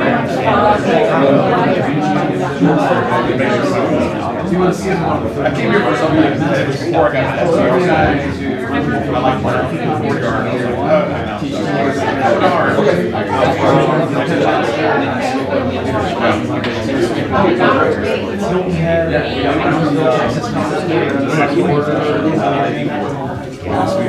I got like 5 of them. They went on tour.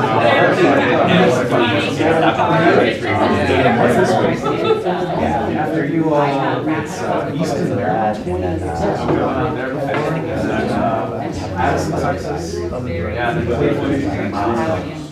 so Mostly municipal stuff? Yeah. all municipal stuff. Yesterday I was down college Mountain,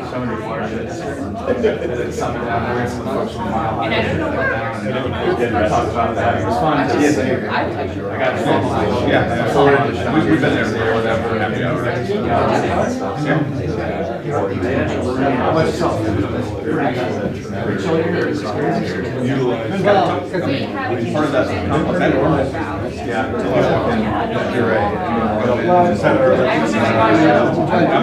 I'm walking outside.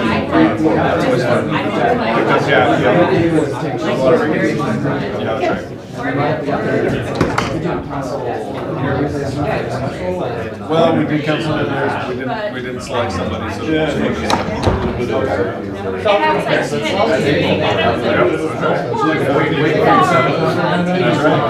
Delay all of the decisions. We'll see, yeah, we'll see if we get more of anything today. It might be a challenge. Yeah. Well, I will establish a firm middle ground. There you go. They don't. Our people are nice. If I knew what they were, I would. Enjoy that way.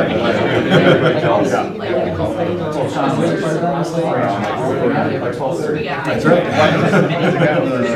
It is interesting. And what you say, I sent a message, I was like, you wait it up. yeah, I'm pretty sure my it's definitely the best it makes absolutely right.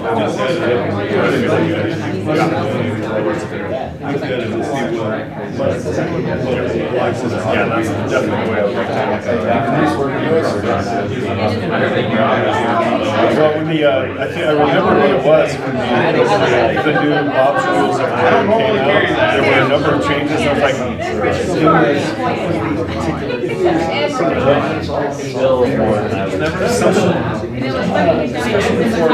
discussion before.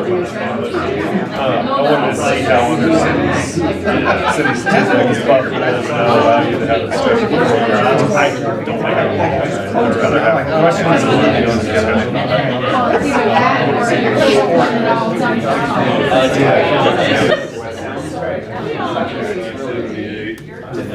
Yeah. We now do it. I don't like it, but we don't do it that like, people are still kind of in the habit of questioning the discussion, so I try not to try to keep that keep that going as a habit of reliving the glory.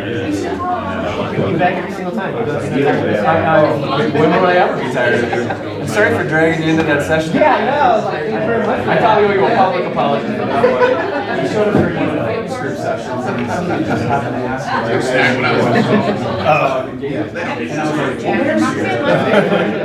was an accidental throw money. Oh, that was right before our interview. Every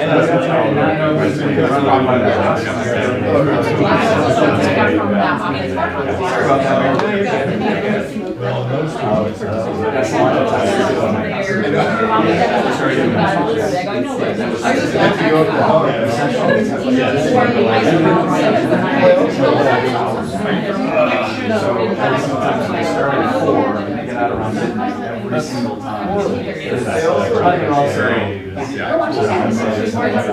They're really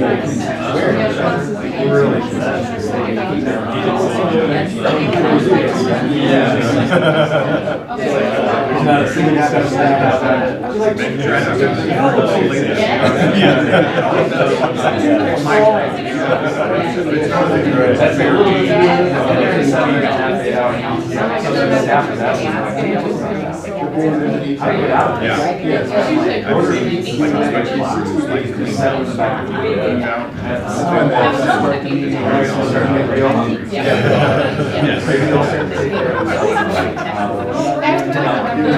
That's just an idea. I know, I figured I'd do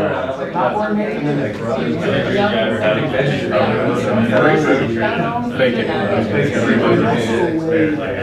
I've learned this with popcorn some work on sessions. Well, they are sometimes fire. It would be such more fun to say at the same time. It's not that good.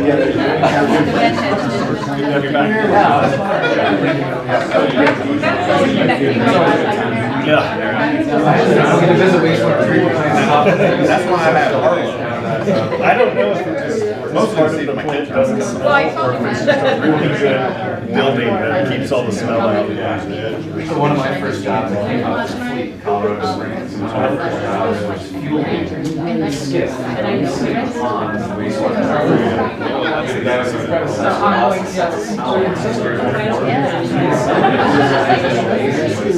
Then taking me out on this boat and go across the lake. Switch to July. We're cruising 2 miles an hour, and I'm rushing over the side. I'm like, dude, how are you doing this? He's like, I have access. I don't know. I'm just fine doing this work. I'm like, we didn't give you half of it. I don't really know. That's right. This character is pretty much in mode. Broadway. Got 3 minutes. Okay. I can do it.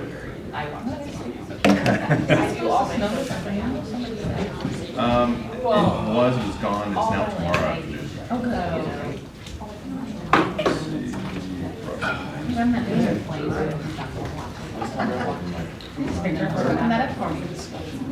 have enough. Okay.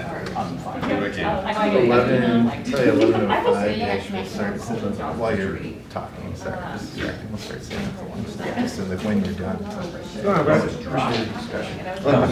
The glare on your. Yeah. I wanted to make sure that I said that because, yeah, I'm hearing great things Yeah. about the business and stuff. I just like her. But again, it's like conversations And it takes that I that have with way. the I'm public. really send it I'm to not one. sure. I do 60 minutes. Yeah, my, How long are you sticking my around? daughter last year. This wet's dry. Yeah, mine is Thursday. I mean, when you're up at like, Sorry, they used but then you're like 2:30. She was so big on blood sugar.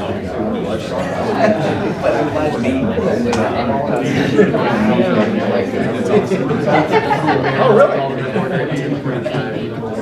Like small businesses, just part of small businesses. No, but I did go back. I went to my student really quickly last night after I heard that we had a secret night. I'll never wake up that early again. So I'm gonna go look into it real quick. I'll see the future. We're doing this already. Like the online gambling and all of that that's happening right now. Like, yeah, they're starting to really do something. But in fact, So when they just High school super early, and then the elementary school starts just like whatever that said. you know what? But I used to enjoy that. a lot of school music. I love casino music.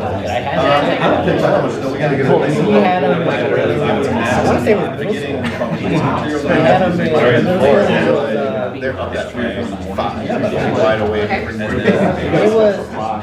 it was like blackjack. I don't remember roulette being one of them. Maybe it was. It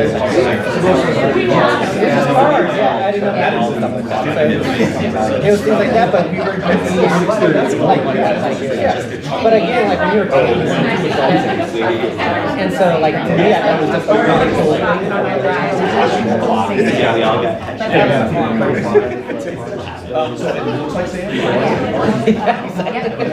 No, but I was noticing, so we actually had like adults being like the dealers, and no, it was the kids in the picture. Hey, if everyone wants to take their seats, So, yeah. we'll get started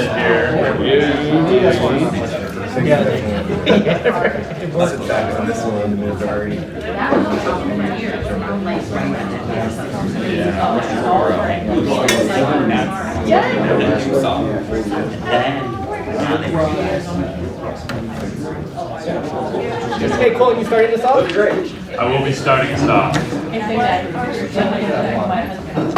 That water is. I think we're just waiting on Tina to call us. Waterfall.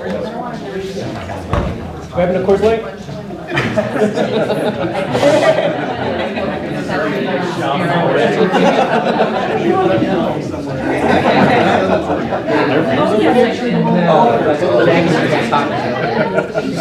Alright, everyone, for anyone who doesn't know me, my name is Colton Zadkovic. I'm the intern in the city manager's office. Myself, and Tim, and Nick have helped coordinate this survey and focus groups that we've done to help guide the creation of the strategic plan, and I'm here today to go over the results of the community survey. So just a broad overview to start. We received right around 300 total responses and then 250 responses to the open-ended questions.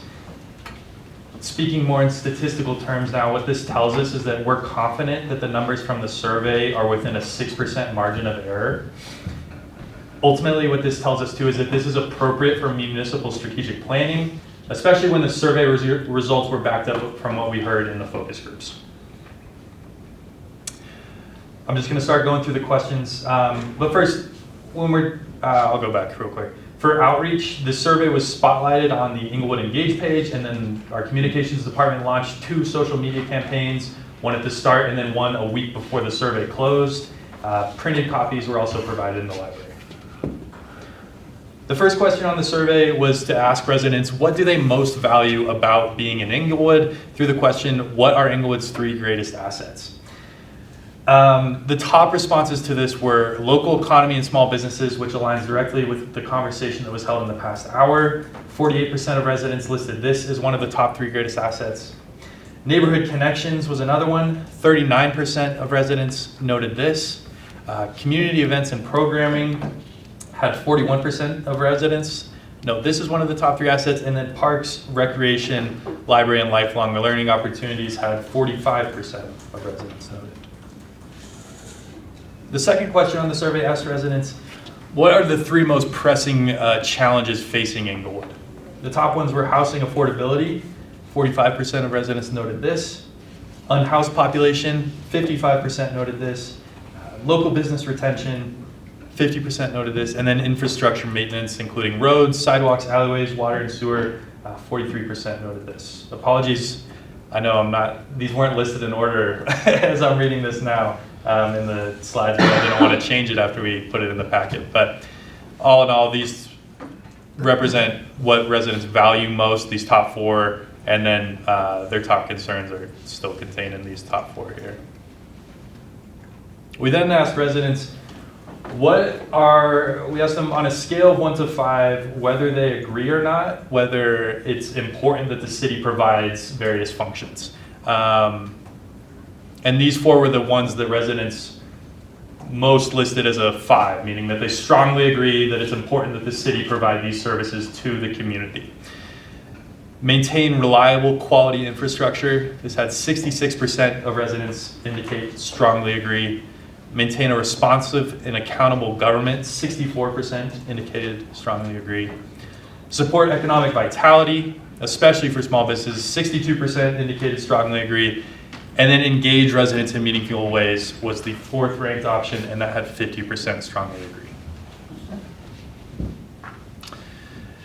Breaking down this question further, we come to areas of highest satisfaction. Those are kind of what I just listed in the last slide.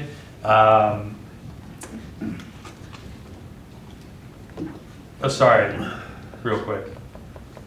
Level of satisfaction. So this indicated areas of importance, and then we asked residents to indicate how satisfied they are with the city government's current performance in these areas. The areas of highest satisfaction included communication, outreach, and opportunities for residents to participate. Just for reference, this had a 64% section of residents indicate 4 or 5. That's what we mean for, that's how we indicated like satisfaction. If they indicated a 4 or 5, they're largely satisfied. If it's 3 or below, that just means there's room for improvement. So 65% satisfied with communication, outreach, and opportunities to participate.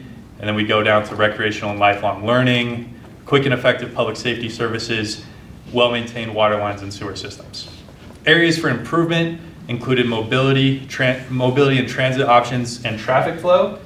For reference, this had a 35% of residents who indicated a 4 or 5. So only 35% indicated satisfaction versus 64% for the #1 area of highest satisfaction. Just for reference. Other areas of improvement included well-maintained roads and sidewalks, a city government that is transparent and responsive, and then the 4th highest ranking area for improvement was support for local businesses and job creation. From this data, and thanks to Nick for putting this together for us as well, and synthesizing this data into this kind of importance versus satisfaction gap, we identify that the most significant strategic opportunities emerge where importance is high. Residents say this is important that the city provides this service, but satisfaction is relatively low. So when you have that gap there, that's areas where residents can see the most, or you have the most opportunity for improvement, and residents will value that improvement as well. Water and sewer systems, you have about a 21% gap there. Roads and sidewalks, you have about a 16% gap there. And then transparency and communication, where we have 63% say it's important, 50% say they're satisfied, you have about a 13% gap there. We also wanted to make sure we included open-ended feedback in the survey so that there was no implicit bias created in the survey, and that residents had the opportunity to speak their mind open and freely. So we asked, what single change would most improve Inglewood? And then taking all those responses and kind of synthesizing them into broader themes, we get these 5 broader themes as the most prominent, I guess, responses from residents in terms of what would really improve the city. We have walkability and pedestrian safety. I heard a lot about that in our discussion earlier.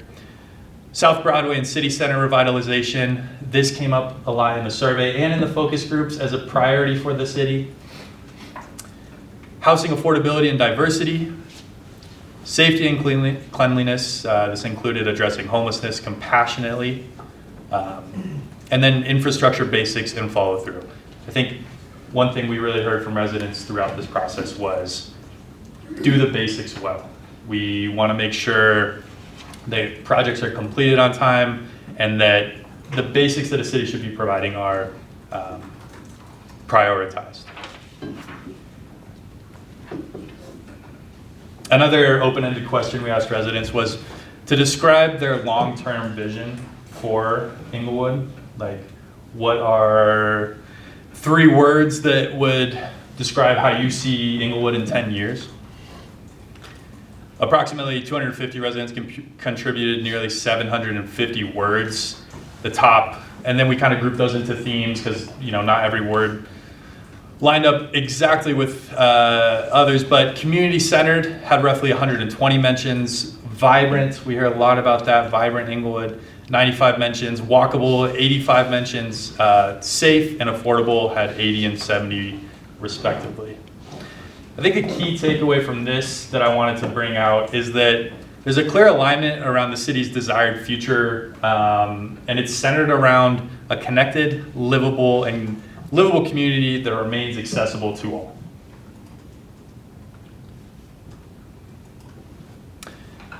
From this same question, asking about what residents see the future of Inglewood being, the optimism for the future column here kind of comes from this slide. Walkable neighborhoods, vibrant local business districts, all of that are, where residents are identifying optimism for the future. We did want to highlight that there were some concerns for the future, but as this slide notes, those concerns accounted for roughly 25% of the words included in the responses to this question, and we had 285 responses that were more optimistic. So don't want to give them equal weight, but we do also want to flag, some of these concerns that we heard from the survey, including becoming Denver light and losing distinct identity, being kind of engulfed by the more broader Denver metro area. Significant numbers of apartment buildings. I think high density housing is something we heard a lot of concerns about through focus groups and through the survey. Sprawl, including chain stores and car dealerships especially along South Broadway. Overcrowded, anonymous places, and then unsafe, inaccessible public spaces. Where wrapped up the primary concerns. Just to synthesize all this down into some key takeaways that I wanted to bring out, I think what we found from the survey and through the focus groups are that Inglewood's human scale strengths are what residents value most. Residents value how it feels to live here. They value their neighborhood connections. They value the unique local businesses. That's where Inglewood's strength derives from. The second point is that challenges align directly with growth pressure and aging infrastructure. There's a lot of old infrastructure in Inglewood. There's a lot of infrastructure projects that are currently ongoing, and it's not so much of a lack of ambition or vision here in the city that residents are worried about. It's just updating the city in a way that is, proactive for the future. And then the final one goes back to that slide I mentioned earlier, I talked about earlier. The importance versus satisfaction gap analysis provides critical priorities for action, and I would just like to bring that out again as potentially a key topic for discussion later when we're talking about priorities in the strategic plan. Next up, Nick and myself will go over the outcomes of the focus groups. That will give more context for the overall resident input for the strategic plan. If you had any comments or questions specifically about the community survey, we can go over those now, or if you'd like to hear about the focus groups and then just do a broader kind of input session, then we can do that as well. But happy to take any questions on the survey. I don't have anything specific on the survey, so it's good feedback, but. All right, we'll jump into the focus groups then. Bring Nick up here. Thanks, Colton. Well, I'll say that this mirrors a lot, hi everybody, and this mirrors a lot of the discussion that you have already had actually this morning. So the nice part about this is you actually have pretty much preempted a lot of what I'm about to discuss with you, which is fantastic. So there's a lot of alignment, which is really exciting to see here. So a couple things. The intent of a focus group after a survey is to go ahead and help create interpretations related to some of the things that might not be clear from just data. So the idea is let's have a conversation about what does this mean when we talk affordable? What does this mean when we talk walkable? When we talk economic development, obviously a high priority, but where is that a high priority for us? What types of priorities are we looking for? So that's the intent of the focus group. So we did a couple different focus groups. A total of 38 participants, so this is not like this is not all community members showing up, but we had some selected focus groups that we wanted to hear specifically from. These are the ones that we had the opportunity to hear from, business leaders. We had some members from boards and commissions. So again, educated folks who understand a lot about our community, helping to create that input for us. Neighborhood leaders and Elevate Inglewood grads. So again, another perspective on that. Mayor, again, my apologies. He walked right into that one and ended up having to answer questions. You didn't see that coming. So good opportunity there. And then the active aging one. So Shawn and Colton had the opportunity to visit with some folks in that community. And so what we were talking about is what's working now. Like, let's get real about what is it that's working for us. What needs some focus? What does visible signs of progress look like? So the hard part about this sometimes is people throw out these intangible concepts. Our goal was to get it to something like, how do we know we're successful? What does it look like when we're talking success? And that way they're giving us things that are more actionable. So the idea is to pull it into more of a now space so that when you're doing the strategic planning efforts this afternoon, you have a little more context around what that looks like. And then of course the aspects of Inglewood to protect and preserve, which we heard from Colton about. That top thing was we don't want to lose the Inglewood identity. That matters to us most. What does that mean? Let's talk about what it is that we need to preserve. So some consensus around this, I'll say informed consent is a term I prefer to use in this case, but we had a lot of discussion robustly around these topics. Community feel, they liked the human scale level assets, so I really like the discussion of bringing things to the level of how do we make these things more appropriate from a neighborhood perspective. I thought that was a great discussion. Walkability was a big discussion, so you actually had that discussion today. What does it mean to cross the road? So people got into some very specific comments. What would it mean to be successful when we talk walkability? One individual mentioned, well, if I could get a third grader to be able to cross Broadway and I felt like they were safe, that would be something that would be walkable, and that's the metric. And people had different perspectives on what that might mean, but that's the kind of thing that came out of that walkability concept. Approachability of city leadership was something that was really important. They mentioned their access to you all and the access to staff in general as being something that was really important and also something that was highly rated. So that was a really good comment to hear as well. Economic character, again, let's not do away with everything that's old. We have character inside these neighborhoods that we don't want to just demolish and replace. It is the character of Inglewood, so let's not lose that as we create going forward. Local businesses, limited chain presence. As you can imagine, we have a heavy presence from the local business community in the room, and they would like chains to go away a little bit, and that's totally understandable and fair. So, what we're talking about with that, parks, open space, outdoor access, everybody valued that. That came up in all three focus groups, was the value that parks and open space create. A lot of comments around, I love seeing the mountains here, I love the open air, I love the open sky that we have here in Inglewood. So those were the kinds of comments that were coming out of that. And again, as Colton mentioned, the top asset, so that's nothing I don't think that would be shocking or surprising. Small business vitality, the number one conversation in every focus group revolved around this. This was the thing. We are interested in this, and so it didn't matter whether it was the residents, it didn't matter whether it was any group that we talked to, that was the one.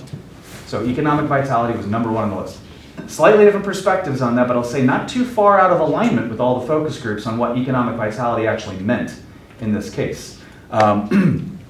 This one, vacancies are highly visible and shape perception. So this discussion you were having about the vacancies on South Broadway, those kinds of things, that was one of the number one sort of short-term, medium-term indicators was less empty storefronts. That came up in every group because that's the active vibrancy that they were hoping to see. Existing buildings over new construction came up as a real conversation. Some of the conversations also centered around the incentives for businesses related to that. So part of it is we have, and one of the examples in specific was related to a grants program that we run, and it was related to $10,000, I believe, that we offer up to people to make envelope improvements to buildings. Well, that benefits property owners, not the businesses inside. So we're like, could we do something that doesn't benefit the property owners but benefits the businesses inside those incentives? So those are the kinds of things that were discussions in that. City Center and South Broadway were the focal points. There were several that came up, but those were the two that repeatedly came up. Again, I don't think that's news to you all. These were the repeated conversations that were had. So, and again, the South Broadway feeling like a destination, and there was a variety of different perspectives on what that meant. And so I think that is one that as you go through the South Broadway revitalization, there's some really interesting discussions there that I think need to be had or could be had related to what does it actually mean to have an active and vibrant South Broadway in this space. And of course, these interim activations, we talked food trucks. What are the interim things we can do to get somebody from a food truck into a brick and mortar? How can we go ahead and create these social spaces where people come and have the opportunity to test out a business model? What does that look like? Here's what the business community focus group, and again, there's 4 focus groups here, so I'll run through in brief what each of them said. Absolutely happy to answer any questions here at the end. So again, the city incentives and business realities, that was related to the $10,000 grant being focused on the property owners versus being focused on the businesses. Could we do something to maybe realign that and allow the business owners to have access to a grant that would incentivize them, because there are things like, I need this piece of equipment. Maybe I need a hood installed for my bagel shop. I don't know, but whatever that, sorry, too soon? Too soon, okay. But those might be the kinds of things that we would look at. We want to support the business owners, not just the property owners, and they felt the city's focus has been predominantly on the property owners and not on the business owners. So I think it aligned very nicely with what you're talking about. How do we get these businesses out there, and how can we promote and support the businesses that we've got? The priorities, again, economic vitality, small business development. No shocker coming out of the small business group, but again, reinforces what the survey said. Homelessness and vagrancy came up as a really interesting discussion in all three groups. A lot of sort of perception gaps there was kind of the thought process, which is people feel unsafe when they see somebody who's unhoused, but is that really the gap? And the answer was no, they don't feel like there's an actual safety issue as business owners. There are crime issues that needed to be dealt with. That was kind of their perspective, but it wasn't related to homelessness. It's just people perceive homelessness to be an issue that is related to that. They would like to see less, and again, these are just the comments made, right? Less drug use, that deters people from doing it. So again, nothing shocking there, I don't think, but the discussion was really robust around that because there's a gap between perception and reality when it comes to that. So people equate the two together, and that's a problem. Affordable housing, public safety, and opposition to high-density development. Those were, again, I'll say, this or that discussions. People had strong feelings on both sides of those issues. When it came to affordable housing, the comments were related to what does affordable mean? And that was a consistent theme between all three groups. Define what affordable is. And that came up over and over again. You keep saying words like affordable housing. What do you mean? Do you mean that a teacher making $60,000 a year can live in Inglewood? Is that what you mean? Or do you mean that it's the low and medium income by the AGI standards or those kinds of things? So defining affordable when we talk about affordability was one of those things that they felt really strongly about, so that we're being specific by what we mean when we talk about building more affordable housing. 500 unit apartment complexes, that might be affordable housing, but is that what we want? Some people were in the yes category, some people were in the no category. It kind of depended on where you were in that one. So again, that was a consistent theme amongst the groups. Fewer vacant storefronts is probably the big one here. That came up, and I think that is both the short and the medium term goals. Less empty storefronts, that's it. And if we're doing that, then we really are reactivating spaces, and that's what they were looking for. Can we reactivate or activate these spaces? So I don't think anything too shocking there. And again, more welcoming South Broadway. A lot of the businesses that were in the room were from the South Broadway area. So again, a continued focus on that right there. The boards and commissions focus group, again, lots of folks with really knowledgeable perspectives on that. They had questions about the survey itself and some of the answers inside the survey, what they meant, the interpretations of those, statistical validity, those kinds of things. What I'll say is, and what I told them as well was, this survey has directional validity is what they call it in statistics speak. And so as a survey designer, I can tell you that we have statistical validity, which means it points us in a direction.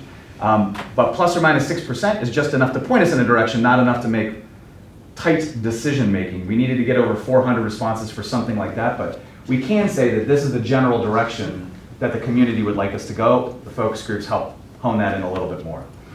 Let's see here. Parks and environmental stewardship. Preserving Inglewood's history. Those were key themes. We're proud of where we've come from. I don't think that's a shock to anybody, especially for the folks that are on our boards and commissions. We had lots of different board members represented in the room, so it was a really great discussion because we had deep knowledge in several different areas. And so as one group would say something, another person would come in, I'm on this board, so let me tell you what we decided related to that. So it was really fun to watch them interact and have these discussions. One of the discussions related to, and this came up in the survey as well in the open-ended questions, it was along the lines of there's too many auto repair shops.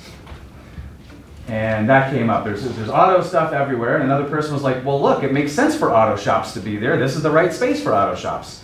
Do we really want a walkable neighborhood next to an auto shop? Because you're not going to walk to the auto shop, you're going to drive to the auto shop. So should walkability be that priority there? Or should we have that be auto-centric? And over here, we're building walkability into the neighborhoods. And that was the kind of discussion that was occurring, is where is the right place for walkability? Where is the right place for the type of business we would like to see? So those were the kinds of discussions they sort of hit on. Again, walkability, bike, and pedestrian infrastructure in the right ways. is there a way basically to get people across, and they referred to it as the rivers. We have major rivers in town, and these thoroughfares function like rivers that separate the community. How do we connect one side of the community separated by this? So that was the kind of discussion. I'm sure you've heard that before, but how can we connect opposite sides of the river and create that opportunity? And again, the third grader example was talked about. What happens if, can a third grader cross the road? And I would feel comfortable with them crossing the road. That was kind of the standard that they were discussing in there. Short-term goals, better maintain infrastructure and utilities. There was references to the fact that there were, in some cases, light poles or utility poles in the middle of a sidewalk. That was an impediment to the walkability of a neighborhood, for example, those kinds of things. Some people had strong feelings about major thoroughfares being necked down in an attempt to control traffic speeds because it pushed traffic onto side streets. And as a result, it made the neighborhoods more active with cars than maybe we intended with some of those things. So those were the types of discussions happening around that. Again, I'm getting into some more specific discussions on that. Cleaner streets and alleys.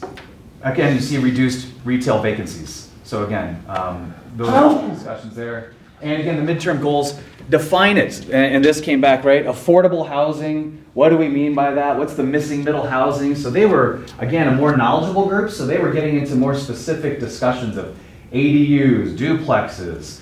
How can we get more of these types of housing? And additional bike lanes and traffic calming. Again, the discussion you had earlier about can we get people to slow down? I believe Councilmember Russell brought that up, right? Can we get people to, what's the speed? Can we get people to slow down to stop at the shops? You know, that was it. Oops. And the community leaders focus group. Again, small business vitality, top of the list. So this survey, as well as all the focus groups focused on that. The revitalization of South Broadway and City Center, again, major theme. So you're seeing the same themes kind of over and over. Affordable and attainable housing across life stages. This really got this group pretty excited and excitable because we had lots of different varying perspectives on this. What does affordable mean? Who are you talking about?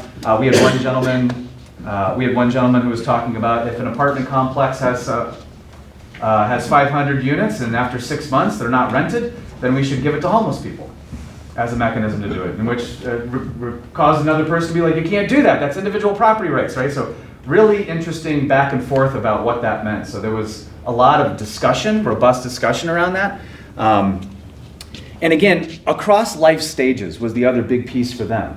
Their thought process was that we're focusing predominantly on families. What happens to the elderly? What happens when you get into later stages of life?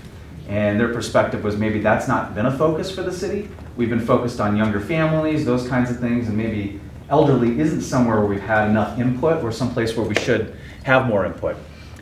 Small town feel, architectural character again, access and responsiveness from city leadership, priority for them. They felt, and again, these are graduates of the program, right? So the Inglewoods program. So they felt like they had access to everybody here. And that is something we want to continue to encourage. So that came out as well during the discussions. Reduce the visible impacts of homelessness and drug use, the civic participation. How do we do that? There was some discussion around this. Basically, the city is doing well at that, and but. And the but was, but we'd like to see more participation out of residents. By the way, this is a common theme with most communities I work with. We love community engagement. We'd like more community engagement. The cities or towns are often doing a lot to try and engage the communities, and their feeling was, yeah, but the residents don't show up. How do we get more residents to show up in that space? I don't know that there's been a silver bullet answer in any community I've visited, but that was the desire, was more active community when it comes to this. And this was one of their big things. For them, it was about the visibility of this. So for them, it was about more people walking, biking, and attending events. If I saw the streets and the sidewalks activated, people jogging on trails, more people in the neighborhoods out having community events. By the way, that also came up as a big theme too, was the community neighborhood events that we do, and I think we've got some element that we contribute to that. That was wildly successful and talked about in two of the different focus groups, the fact that they have access to create neighborhood level events to bring people together, and the city supports that effort. So they were two different groups actually referenced the efforts of the city to bring neighborhoods together.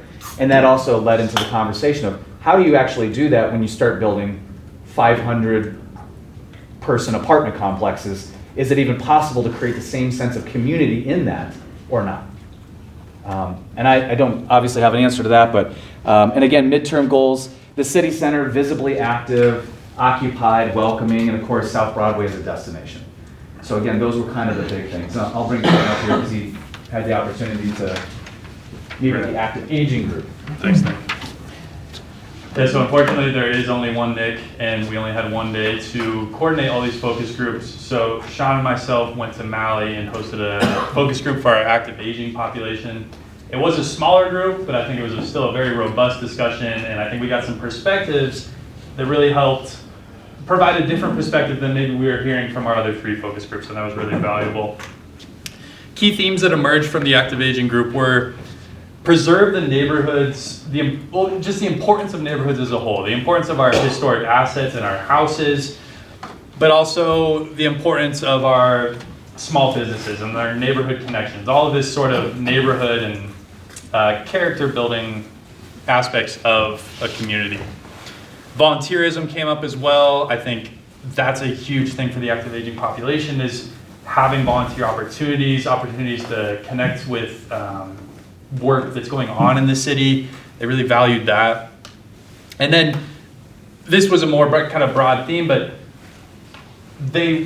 when we asked like, what do you like most about living in Inglewood? And there's a lot of conversation about it's a convenient place to live. It's convenient access to nature. It's convenient access to other parts of Denver, but also within the city, convenient access to grocery stores and all this stuff that they don't want to lose. So that was an important discussion there. Priorities for them was really, I think the top one was cap high density housing, or at least be smart with the land we have. We don't want to give up our land, make rush decisions without considering all perspectives in the city when it comes to the land we have. So, and that includes, high density housing, support small businesses. Again, we're going to hear this time and time again. And this one, this third point here under priorities interested me because when we're discussing walkability, which we are a lot here, walkability, bikeability, I don't think there was opposition to that in this focus group, but there was discussion around, let's make sure there's still adequate parking for our active aging population, right? Like, walkability and bikeability is great, but it's not great if you have to walk further than you do currently to get to the store or get to a business district, especially for our active aging population. Short-term goals, we had a lot of conversation about alleyways and code enforcement, paving the alleyways, and then code enforcement surrounding like weeds and junk vehicles parked on the streets. This group really had pride in their neighborhoods, pride in how Inglewood feels to live in, and they felt like stronger code enforcement could only reinforce that. Progress at City Center and South Broadway. One maybe unique thing from this group related to this that came out was beautification, especially along South Broadway. Just giving it a little bit of a facelift could have a huge impact, is what we heard from this group, or that's what they felt at least. And then strengthen public safety, and again, this is, I think, sense of safety, especially around City Center, homelessness concerns, but also in a humanistic way, dealing with homelessness.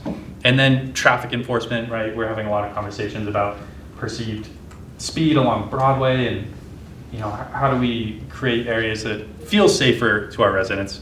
Midterm goals, getting down into specifics, it's about a new grocery store at the Safeway location. One resident had a good idea, maybe a unique grocery store like an Aldi's. I know they're looking to expand into Colorado, but something that would bring people into Inglewood was what this resident was talking about.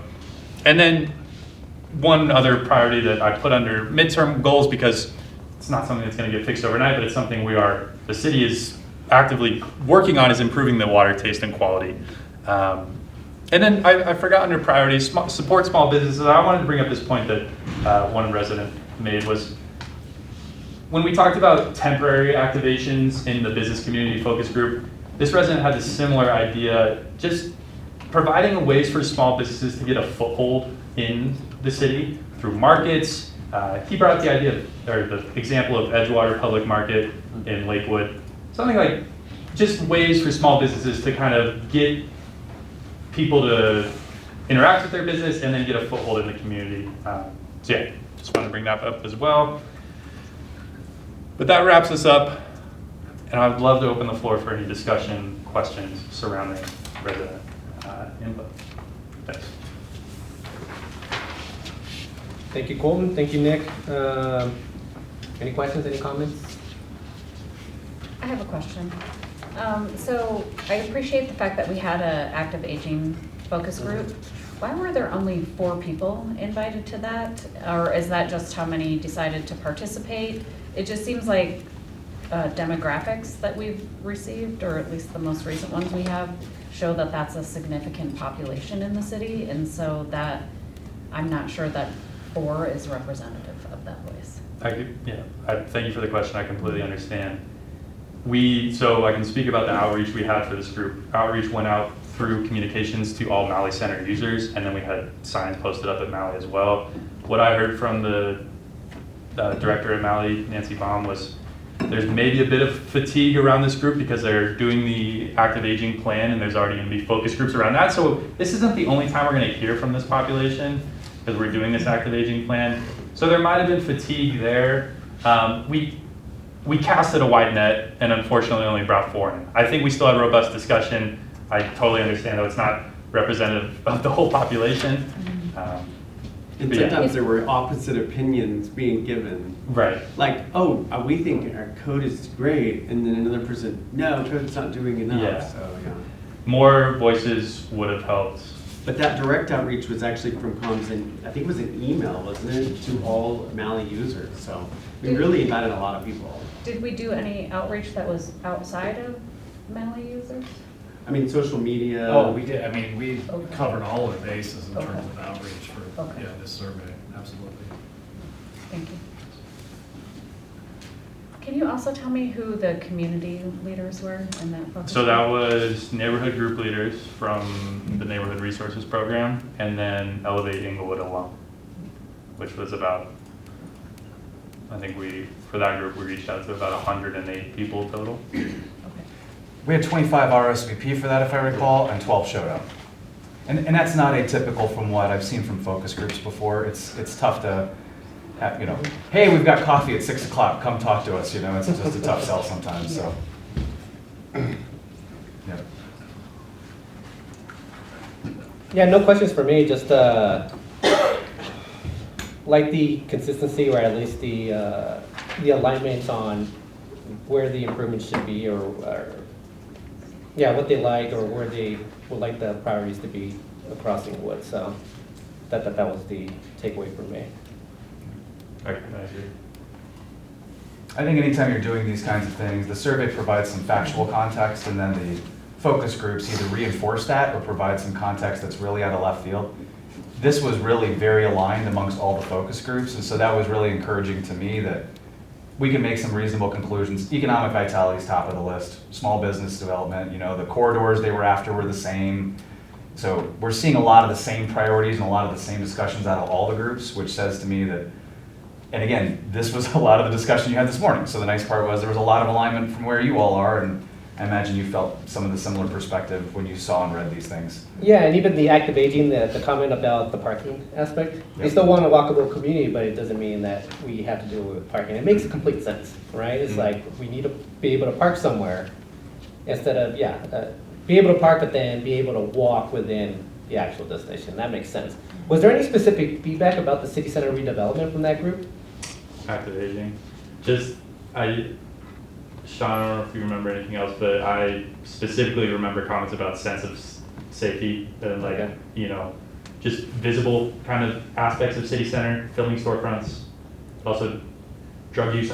They brought this up. I don't know what It was a mix of like future and present. Yeah. Present, they had concerns about, crime and safety, Mhm. because, there are a couple of hot spots within the city center that are on police Was that radar. specific to City Center or Broadway as well? I think there was some homelessness discussion on Broadway, but in city center, it was really just crime and safety that I can remember. Yeah, that's my recollection as well. It was more about City Center than Broadway. And that perspective was different, I'll offer up, from the small business owners on the front end. That initial group basically felt that there was more, and again, had one of the business owners who had her property broken into, crime on South Broadway, but homelessness at City Center. So I think it's almost the exact opposite perspective, but also every group pretty much pointed to the fact that homelessness does not equal crime, just the perception of that, which impedes people coming in and feeling safe. Yeah, the specific comment was drug use at city center. Yep. Yep. And then some very specific, interesting ideas inside of the overall equation as well. But code enforcement came up in a number of the discussions as well, as did environmental stewardship. And again, define the terms was a big thing. And then the other big thing I'd say is, let's just, and again, Colton mentioned this, execute well on the basics. That was the significance versus importance gap, but that is a huge opportunity that I always look for.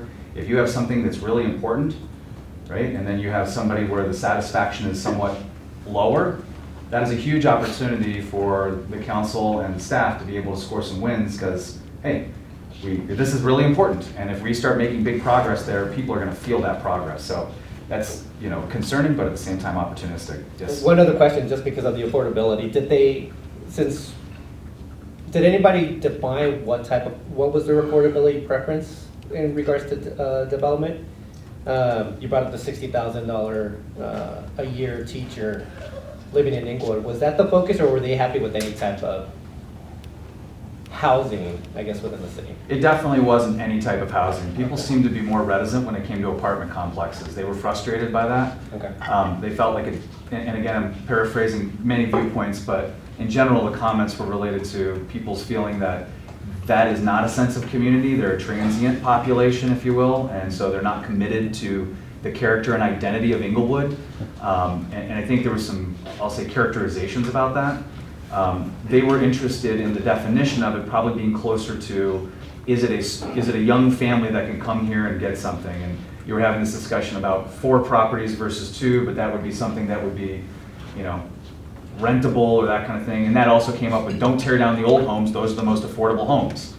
So it was interesting, because that was the thing, was we would like things that aren't apartment complexes, was kind of what came out of that. Okay. But the teacher was the example, at least for that one group. The teacher was the example. Can a teacher afford to live here? Which group was that again? That was. Was that community or the business leaders? That was that was the boards and commissions group. Okay. Yep, the boards and commissions group talked about the affordability for a teacher. Is it actually affordable? Because that to them was a sort of a measurable, visible metric of success. Because that was the thing, is all the groups had a level of concern about these fluffy terms not being defined well. Affordable, what does that mean? We got to lock that down. And environmental stewardship, what does that mean? We've got to lock it down, right? Walkable, what does that mean, right? We want walkable neighborhoods. Absolutely, neighborhoods should be walkable. They should be well lit, they should be walkable. We should feel comfortable walking in our neighborhoods. But should Broadway in general, or any one of the major thoroughfares, is that the priority there? They're meant for cars. And there was this big push and pull between, hey, that would impede traffic if we necked it down to a 2-lane road and threw some bike lanes in there, and next thing you know, all that's going to do is push the traffic onto side streets and keep it off arterials. And some of the residents had experienced some of that. I didn't know which sections of town they lived in, but some had felt like the traffic moves, and as a reformed public works guy, I'll just say, it's like a balloon. You squeeze it here, it's going to go somewhere else. That's all there is to it. Traffic's just traffic, so the question is, how can you do it? But in areas where they wanted to shop, we would like traffic to slow down so people would stop and shop. So again, those are almost opposing viewpoints, because the shops were on South Broadway, which is you know what I mean? So there's like 2 different viewpoints depending on kind of where you are in the world on that. But things like you were talking about, council member, about, I want to walk to a coffee shop, where do I walk to? That's the type of walkability I think people were talking about in a lot of these circumstances. Is there a crosswalk here? And some of the folks had specific business interests, and they were like, I would like a crosswalk specifically located from my business to the business across the street where the parking lot is. And so if you could get that installed, that would be fantastic. So that's the trick with this too, is filtering and being able to kind of synthesize some of those voices. I have a question on affordability. Was there any discussion to like broaden our discussions around affordability beyond housing? I get a sense that out in the world, affordability across the board is important to people, and I'm just curious as to whether, you know, when we're talking about affordability, that it's not just about housing, and I mean, that could relate to walkability, that could relate to where grocery stores are. Can we afford to buy groceries? Our rates and fees, I mean, affordability is a much bigger discussion, so I just wonder if there was any of that in the focus group discussions. There definitely was, and you're absolutely right. I think maybe it might be antithetical to what you think, because a lot of what they talked about was that we are the affordable area of the Denver metro area. So the fact is we are more affordable than that, but yet people don't know that we're more affordable than the rest of the Denver area. Several of them cited the fact that Inglewood is more affordable than other areas in the Denver metro. So that came up in the conversations that I had. So it wasn't our fees are too high, or I can't, you know, it was more along the lines of let's keep Inglewood affordable, and they felt like there was a higher level of affordability here than somewhere else. So that was the discussions that I heard in a couple of conversations. Ultimately, in almost every group where that kind of discussion happened, people steered the conversation back to housing. I think we've been talking about that, and that's the ready area to take it. I just kind of continue to think in terms that we now have our expert for affordable housing, and so I think some of the I want to say burden, not really burden, but some of the weight of that conversation can reside with Seth, and he can carry that for us. And do we need to broaden, even if it is, how are we keeping Inglewood affordable so that we continue to have that sense and continue to attract people here? Yep, absolutely great comment, yep.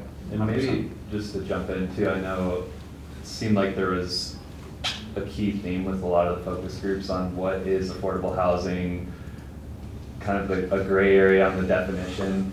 And that's something that I'm working closely with Chris and his team on as we're communicating that, you know, there's strict definitions that HUD provides or CHAPA on thresholds, but really figuring out what does it look like for Inglewood and providing a diverse range and options for people. And then I think teachers and connecting it to local people in Inglewood, just to demystify some of the definitions around what is affordable housing.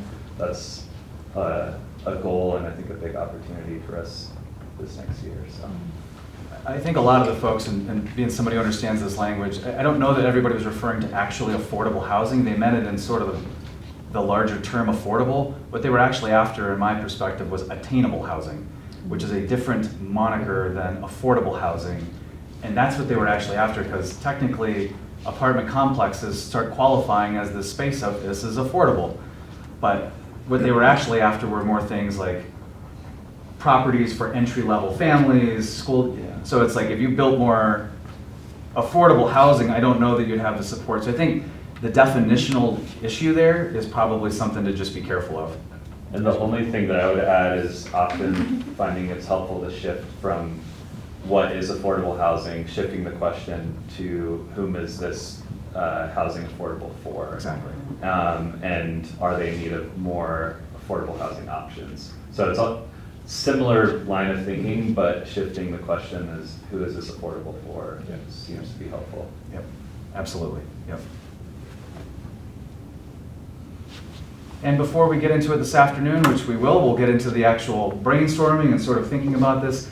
You know, before we get into that, I'll give you another opportunity if you do have questions as you sit here and absorb lunch. You know, we can go ahead and say, hey, you know what, I thought of this while we were on the break, because just want to make sure you have the opportunity to ask any additional questions or gain any additional context you might need. But lots of alignment. That's great. So I think we're at the point of lunch, if we don't have any additional questions, comments, deep confessions. Nobody ever takes me up on deep confessions. I'm waiting for that moment. I have a deep confession. Yes, oh, let me do my first ever. And this is an acknowledgement also that the idea of a walkable neighborhood is inherently ableist. Inherently And what? Ableist. Yeah. That we are implying that people have the ability to walk or to ride their bikes, and it isn't necessarily inclusive of the members of our community that don't have that privilege. So as we talk about walkable communities, and as we talk about welcoming neighborhoods, we do need to be more cognizant of our active aging population, as well as the folks that live in our communities that have disabilities. So I'd like to confess that I am sometimes not as cognizant of that. I need to be. Great appreciation, and you marked my first confession ever when I said that. Now, as a pastor, you know what you do after you receive a confession, right? 10 Hail Marys. Or is that you pronounce forgiveness over something. How about we come back at 5 after, gives us 30 minutes for lunch. Does that feel acceptable to council and staff? Is that good? Okay.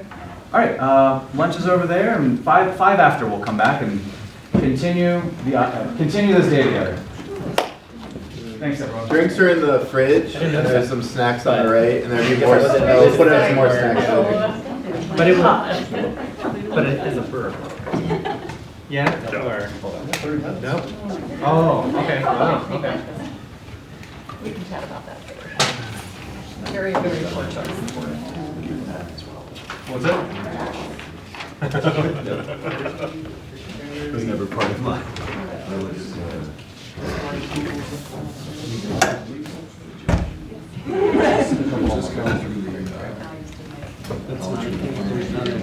People are gonna need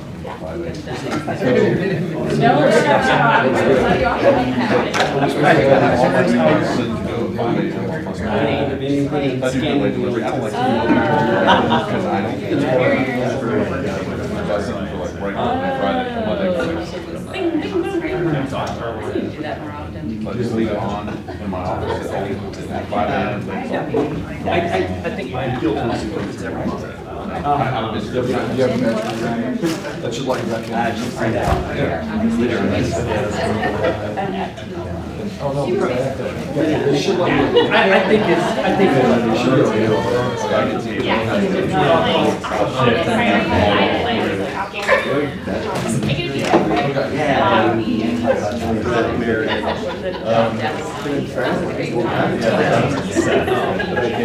Duties as assigned, I guess. Well, like we can start meetings. They got that. Some of them.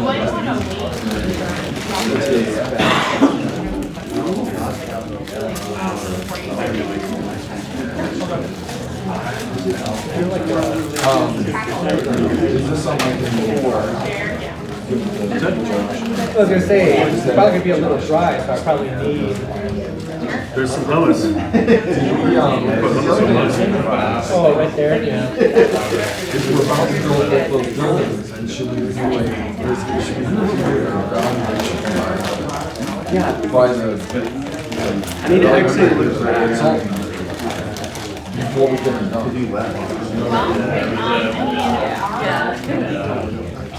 seriously? How funny. I think you're other jobs to be you're almost always driving there, but gotta get home somehow too.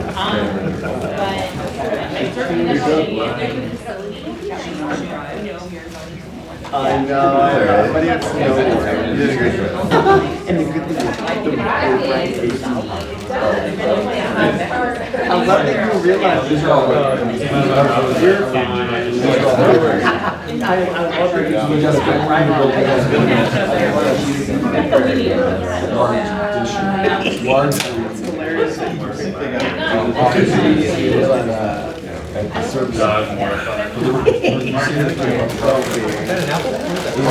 Oh, look at that thing. What did you call it? Yeah, so it's not around. It's an apple, right? Oh, I heard you say it out here.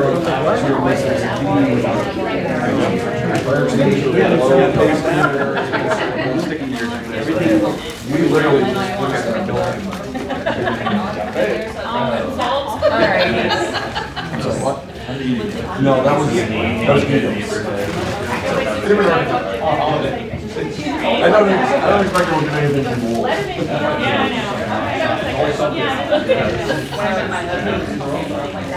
I was expecting it to be this year. I thought it was just gonna be overcast all day.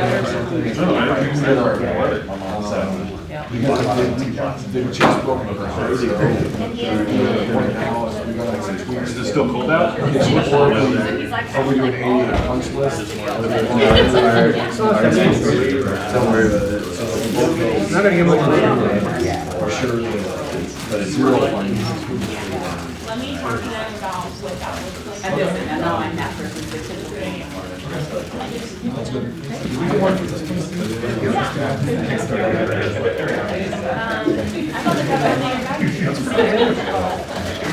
We got it. You got it. Photos. I don't know, like. Can I just? I already told you that, so it looks like it was not the end. I'm gonna send this one to Josh. I'm gonna send it also. It's done, Nick. We had it 6 to 8. Yeah, I know. Very good. Well, I was getting ready to start. I think the slides are in there. You can cover some. The ones that went over to be done. Again, like, you know, what we I can. That'd be great. Out of town or? No, we're gonna be over here. I think it's good to give them a little bit of Each night there's like a dinner or some sort of team building. Wednesday night, I think, the sales award dinner. Thursday, we have one other thing, but that one may be short, where I may be able to make the price.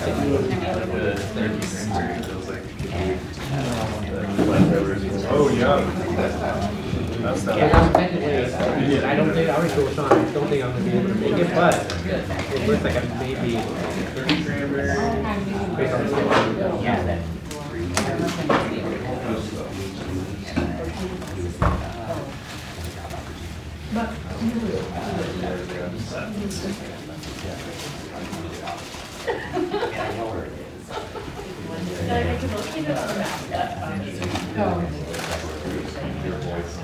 Oh, yeah.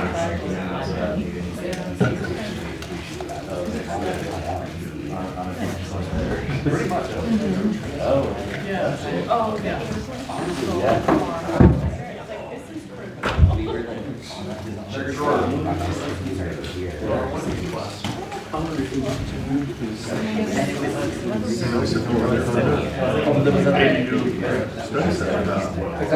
That makes sense.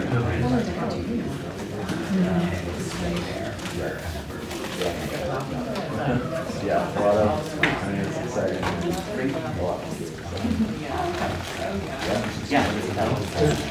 That's the heights, right? Thank you.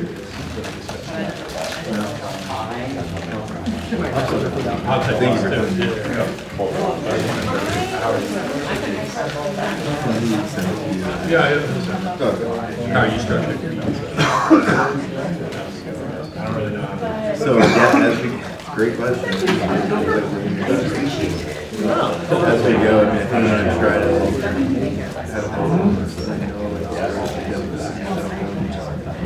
and then I'm gonna have to have some kind of like cookie hot area. Also,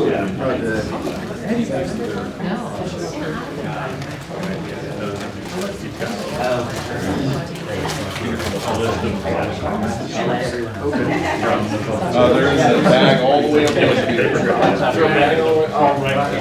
Some of these would be bigger objects.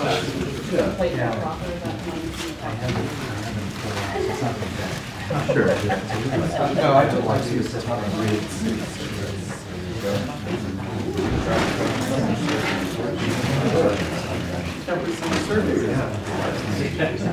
Yeah, I have a problem getting out of the garage last night, did you? I have a little Oh, really? I wasn't paying attention to looking at the system, so. Maybe that was fine. I truthfully have no idea that I'm I just don't ever spend time on that part of that board. That building itself, or? That's pretty new. I'm new, a little bit over a year. Like, I never had a menu. I'm not sure about that now. Good job. Yeah, these were in. Yeah, you mean, Yeah, yeah, we're doing that. that. That's what we're doing to stay in business. Oh, you mean that? Yeah, okay, great. Yeah, we're in because that's when the road was shut down because of the stormwater and utility stuff. I don't know. But Oh, no, because I think that was like before the big time there. And it was time I that can seems tell to with be the. digging it up. Yeah, I did great. Yeah, that's walkable. I was actually gonna walk last night, but it was. They make a very good. Well, you know, I don't want I went there for lunch with Lisa one time.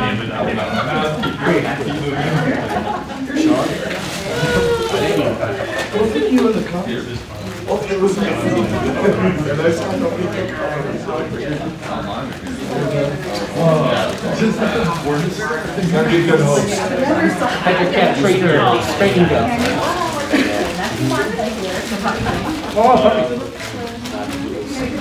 puppy. How come? Puppy. He is trainable. Man, in the context of that setting, it was so naughty. That was pirate. And there was supposed to be 4 dogs, and it only ended up being 2 faithful. And the one dog that was there was. And so anytime our dog was like, wanted to get near to it, it was and so I think just the nervousness of that whole situation. Not wanting to find.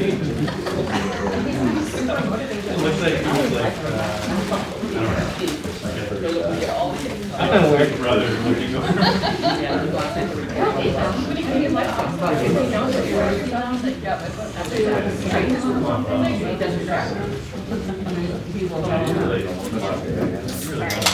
I have an issue with that dog.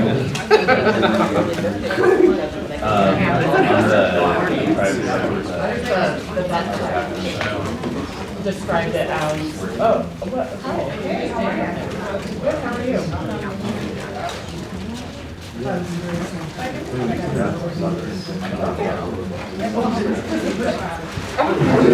Yeah, I think but yeah, I think like opening it up could present the opportunity for others. Because that's more fun to do. So how's the puppy? Chelsea. Yeah, that's yeah, those are the three. Oh, did you say how old? How old? Yeah. And we could if we need to. It's a little expensive, but The puppies are. There's no reason why you never get a puppy. Too much work. Too much work, a lot of attention. yeah, and they're proposed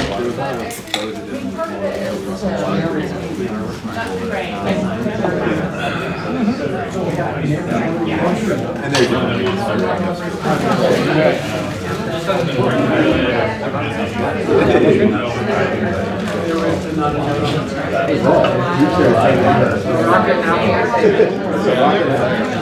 I'm not really sure. A lot of work to do.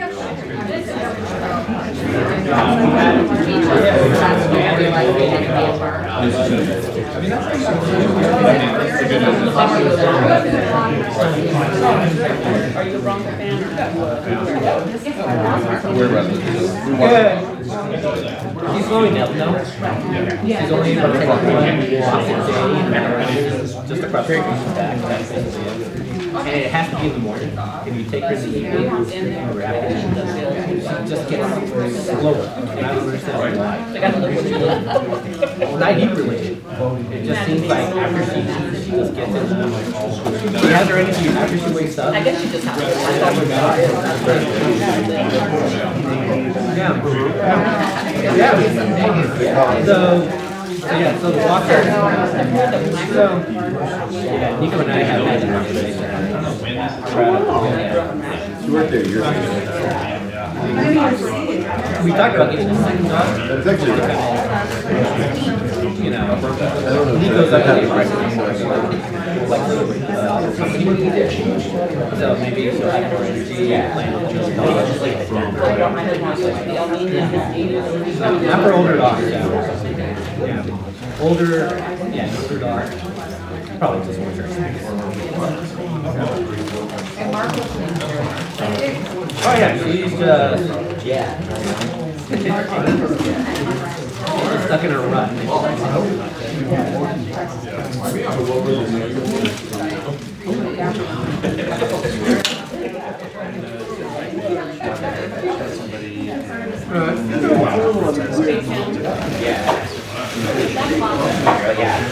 You know, we got her down to like 78 pounds, which is good. I'll go down and make coffee. But that ultimately was down to 70. She got up to 89. She got up to 89 pounds.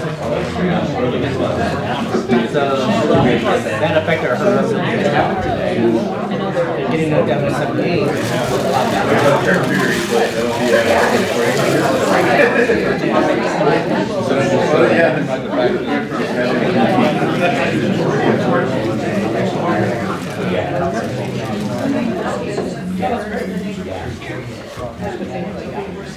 Well, she got up to 89 pounds is because she likes her walk. Or sorry, she likes her treats. She loves treats. We like it.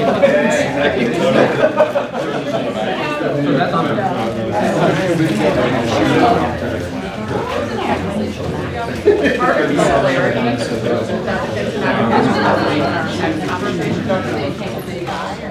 Was around the health chart. Well, and essentially like gives you like a top of your animal.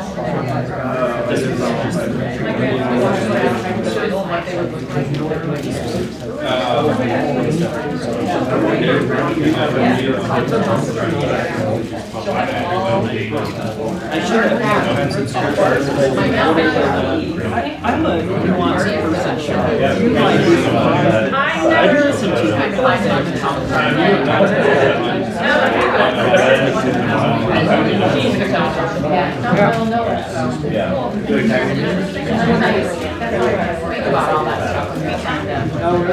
So I've never had a small dog. I'm assuming for a cat of 19 or less.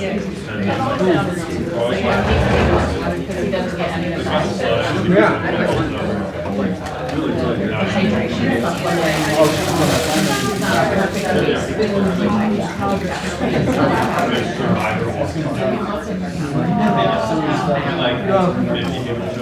Same thing with Margot.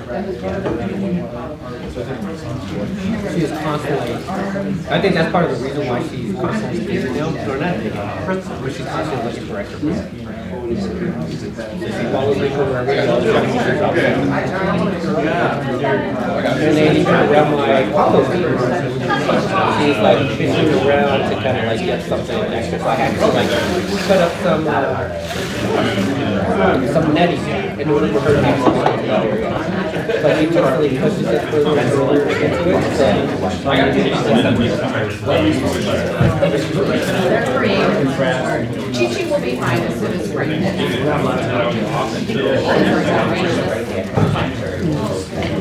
well, yeah.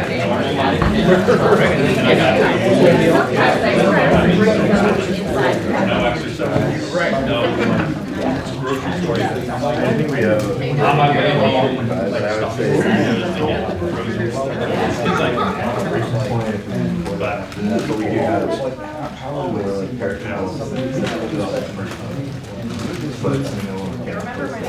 Okay. No, that's perfect.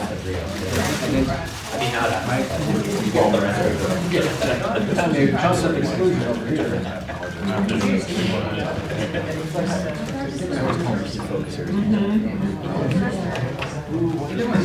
I got a good group.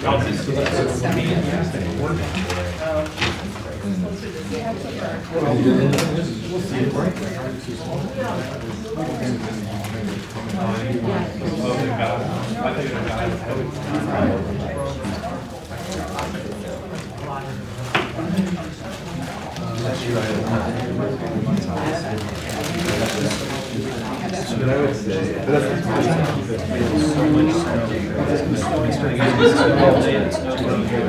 got lots of I guess what I'm saying is whatever. a couple weeks ago.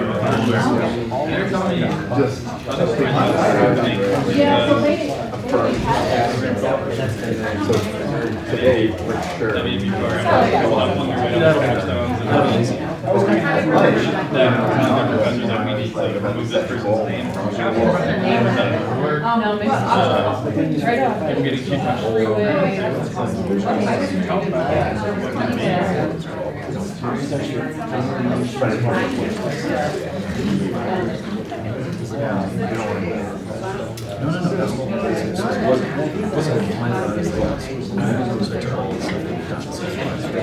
Started turning it into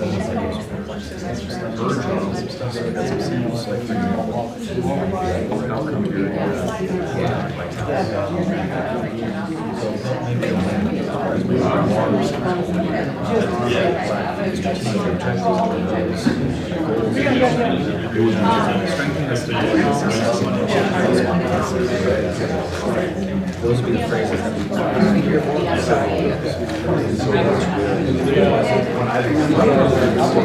Oh, yeah.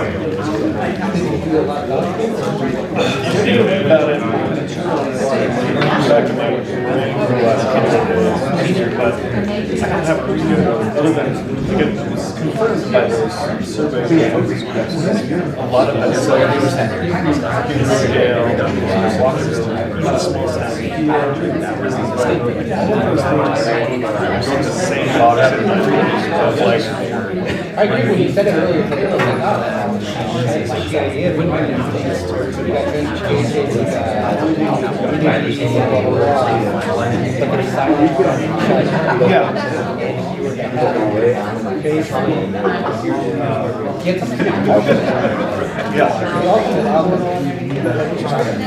Yeah, so I have instead of the out, I don't like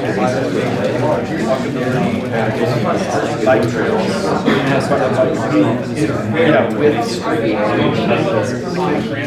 It seemed like you're eating. I just think we should maintain the streets. But to say let's put money into our constitution and walkability and expanding I don't think that makes sense. One element maintain our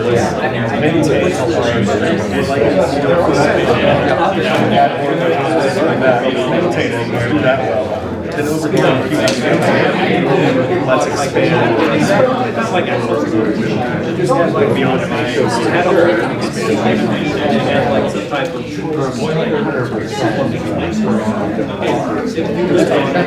I think it's like traveling 1 year. I don't know.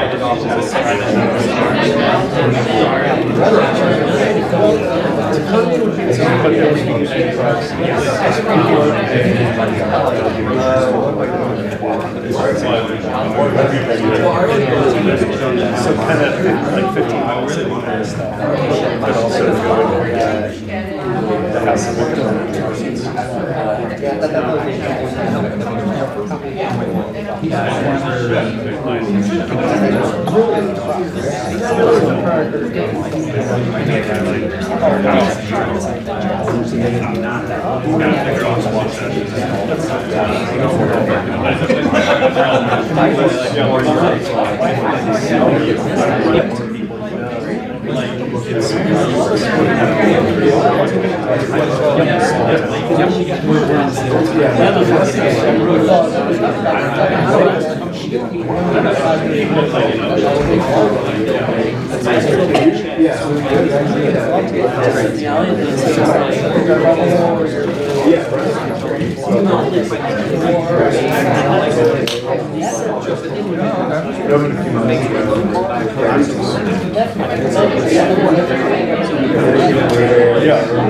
It was just an hour.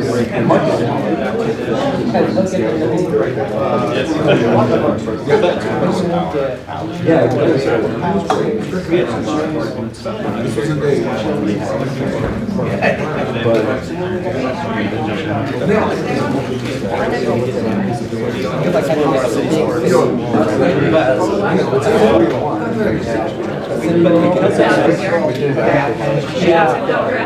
well, like things like this. I'm already guaranteeing myself a crash. Feels good right now. Well, also, it's like I was walking by, you see the flag boys. It's like, oh, there's no way I'm gonna. If this falls into the room, yeah.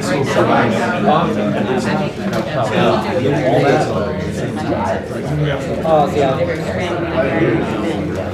Making it. I haven't decided if I'm gonna make it about but I'm making like a big old dish kind of thing. Like I just want pasta, like cheesy pasta, made in my just baked and satisfy me for like 3 days. I used to. I don't make it anymore because I used to make it for green chilies that grew up in the yard that have had no success in the past year. Or not enough at least. Yeah, I want to. But yeah, I used to make it.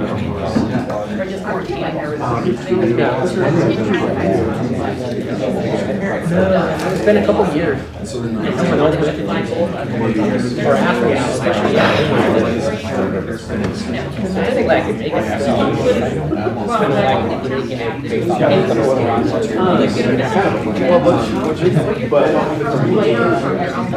yeah.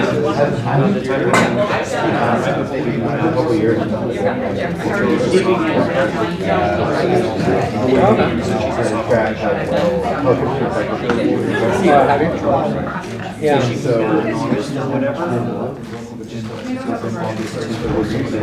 No, they don't have the same thing.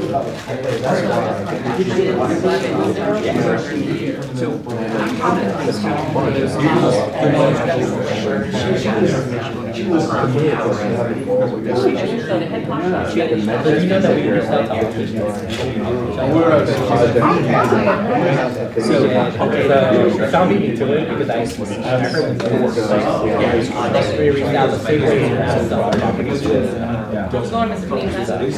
And they don't want to sell the building.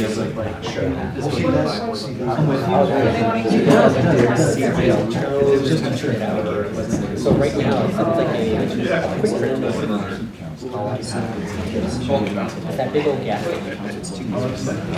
And yeah, so it's a big old gas station. So it's hard to keep it. So it's great for some extra. But not really. Like Sean is saying, they would have these to do like traffic.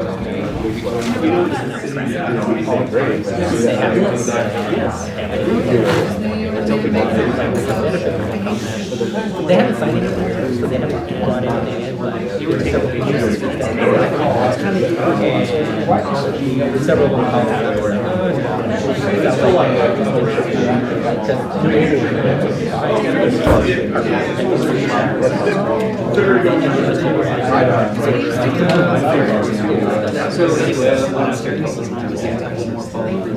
But it's not a good thing. I love that.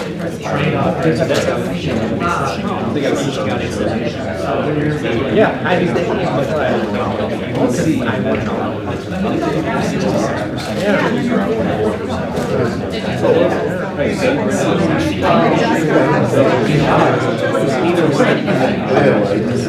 You're not town managers.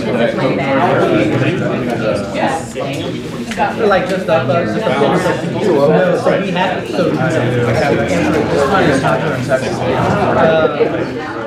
what's that? They're looking at, like, they're looking at part of the contract. They are listening potentially to around it. It makes sense.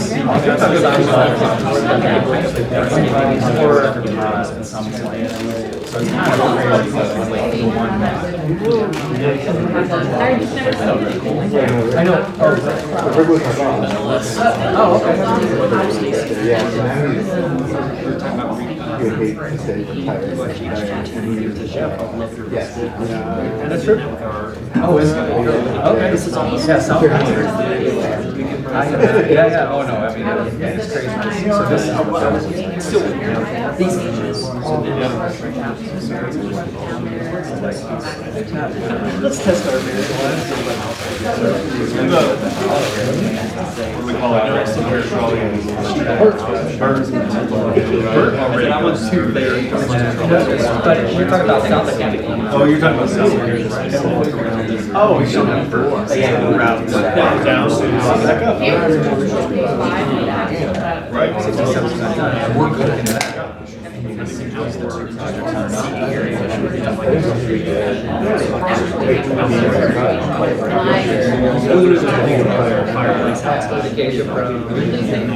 Because the other one doesn't have a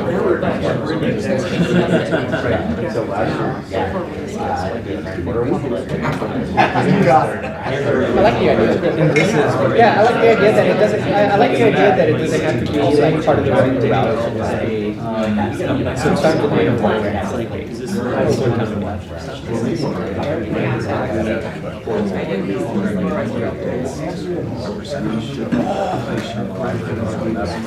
Cookies are out.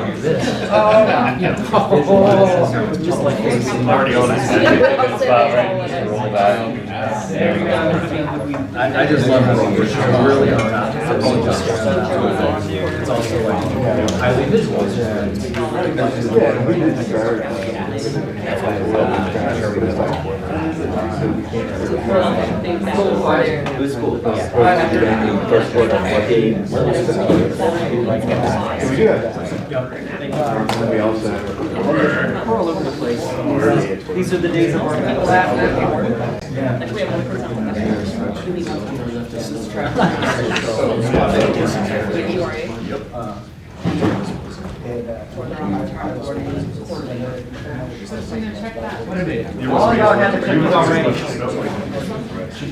Allegiance and asses. Imagine what the vocals would say.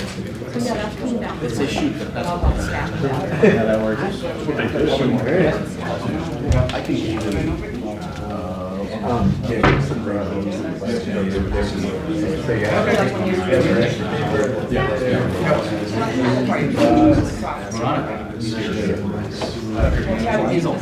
Alright, I feel like I need Do we need to? Yeah, I would say What is the kind of paper?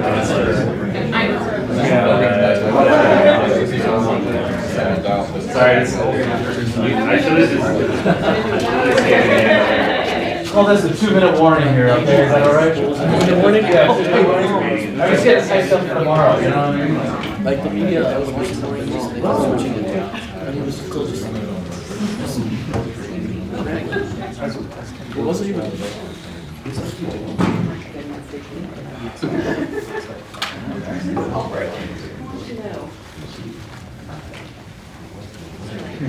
Oh, mine too.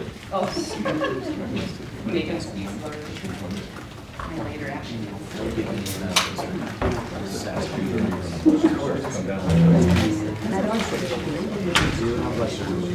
I don't think so. I don't.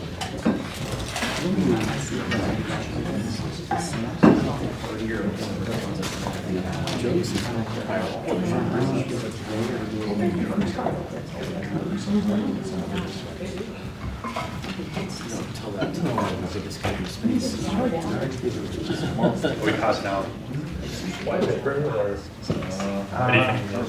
We're good for now.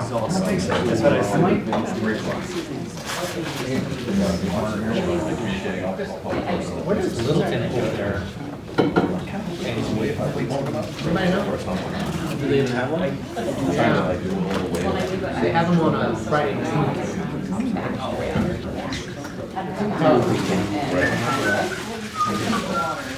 I think they might be one of the things that go like molding or whatever.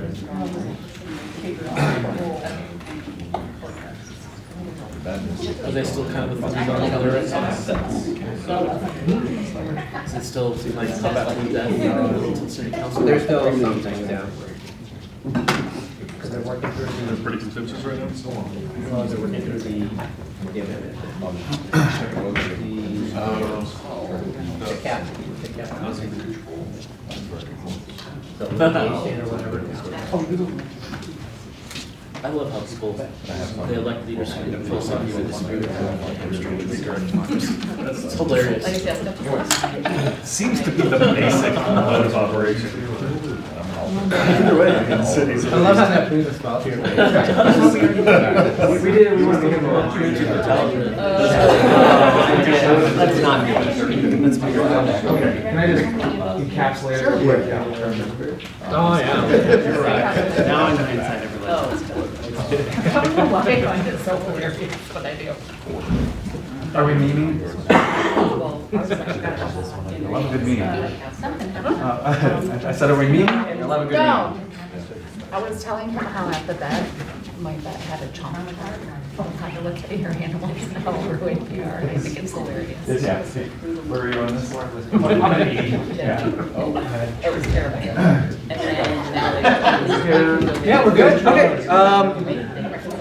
So the only thing to say is you've already seen this slide, but I'll just say that this is not the last opportunity for us to be able to visit on these. I just wanted to remind you that there's still a process to go. So today is just about seeing how far we can move the conversation forward, and that's part of the intent of today. With that said, we're going to get into some different kind of concepts maybe, but themes, outcome areas is kind of the terminology we've used. Key focus areas is the term I've used. But these are basically words that we cluster around in order to build concepts. Then we start to get into these goals, strategic objectives underneath those. So we try and layer the plan, and then we get into some things like projects and initiatives. That's not the layer. Projects and initiatives is down here. We're not getting into that layer today. We did hear a lot of comments about that. So if you have specific projects or initiatives as you hear them, like I would like a crosswalk installed at this location, those kinds of things, that's really specific. That's project level stuff. You're welcome to say it. Staff will record it. It's also just not the layer that we'll be dealing with today. We kind of want to be one layer up from that in terms of the conversation that we're trying to have today. But the first thing is for us to get into sort of these key focus areas, these outcome areas, and that's what we're after. So you might hear me use those terms interchangeably, but those are the kinds of words that we're going to cluster around or center around in order to build out the remainder of the strategic plan. So we can use the existing plan to inform some of the conversation, but we are setting it aside in order to have a refresh. So the opportunity is for us to be able to say, you know what, we're going to reclaim these terms. And I can't remember, you had a specific one that you wanted to talk about, and I can't remember the phrasing you used, but I really liked that. What was the, do you remember? Well, I had two different kind of ideas on it, but like an integrated community or human scale infrastructure or something along those lines.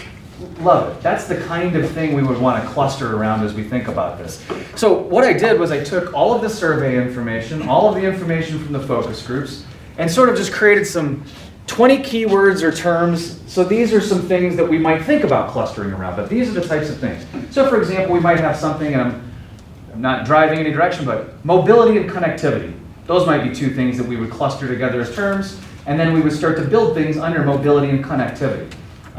So the idea here would be, let's come up with the terms that we would cluster around, and then we start to stack these objectives, these goals underneath those. And that's a little bit of where we want to kind of live at today. If we walked out of the room, I would be thrilled. If we could walk out of the room with all of the objectives sort of in hand, those goals in hand.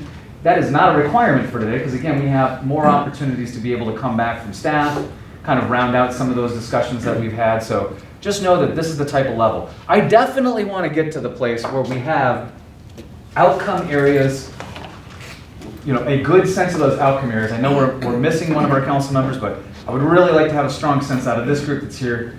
These are the outcome areas that we're after, and then we can have those things underneath that. Before I get going though, any questions about a little bit about this process itself or anything that I can help clarify about these terms before we get into it?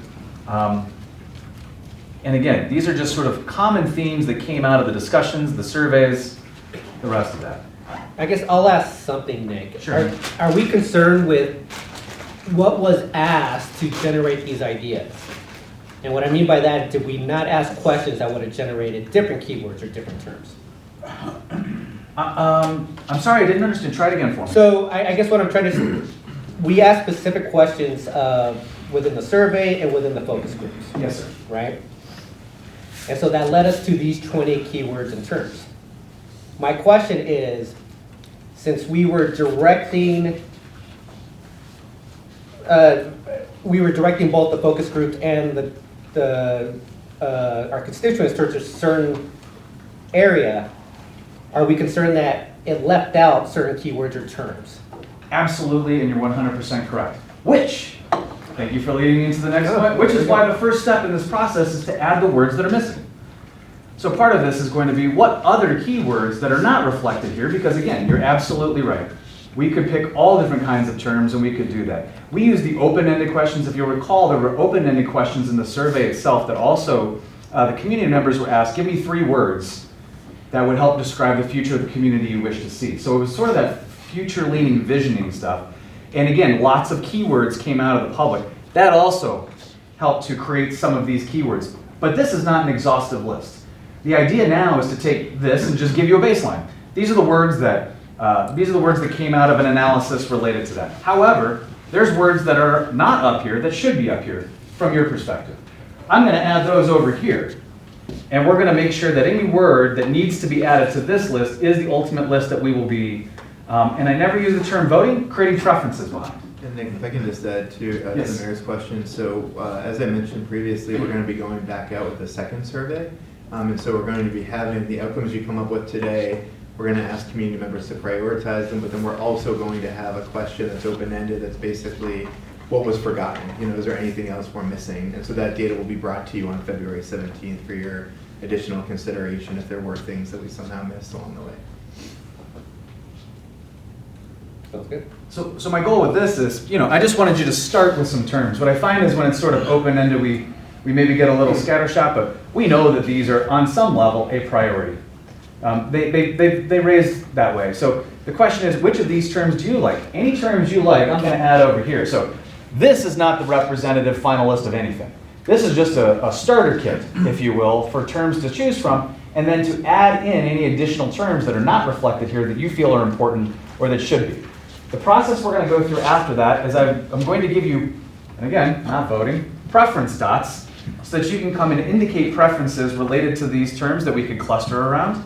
And then we're going to go ahead and go through a process that might feel a little sloppy where we try and synthesize and come up with, again, 3 to 8 is the general goal. 3 to 8 is the general goal for what we're trying to come up with. Again, these outcome areas, these themes, these key focus areas that we're going to cluster around.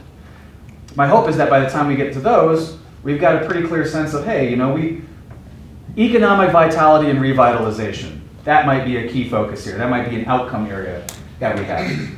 That we would have key focus areas or outcome areas that reflect all of the different functions that are important to you for the future delivery of services with the community. So absolutely right. That's the process. And my hope is that we can just start throwing out some words. I can start writing and we can get after it. I'll go. Yes. So I think there's alignment with kind of the thinking that I tried to pull together with a lot of these words. Definitely safety. Okay. I like that it says affordability and not just affordable housing. Give me just a quick second. I want to get a marker that works real quick. Okay, so we'll start off with safety. Okay, and then you came up with affordability? Yeah. Okay. I definitely think, and maybe it could be worked into one of these words, but some focus on responsible development and what that looks like and defining that better for the city. Okay.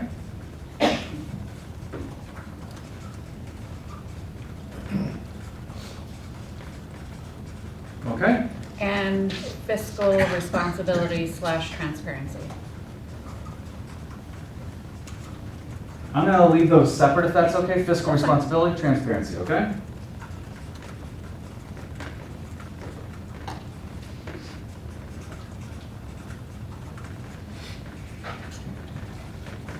Okay. I have a few.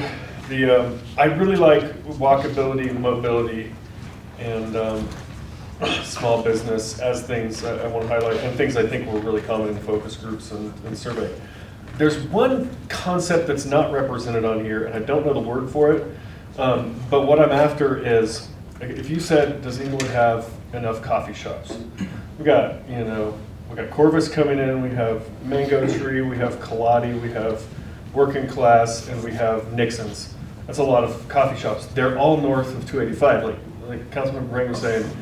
If you live in my neighborhood, Councilman Brang's neighborhood, there's no coffee shop to walk to. So something that's not just small business, but is having the things that people need to walk to in the places where they live. What's the word? No pressure. Coffee shop. I believe it's It's like- It's kind of like an supercalifragilistic. accessibility, it's kind of like accessibility, right? Accessible businesses or something? We can also define the terms later too and kind of consolidate. So like, if we understand accessibility to potentially mean a couple things.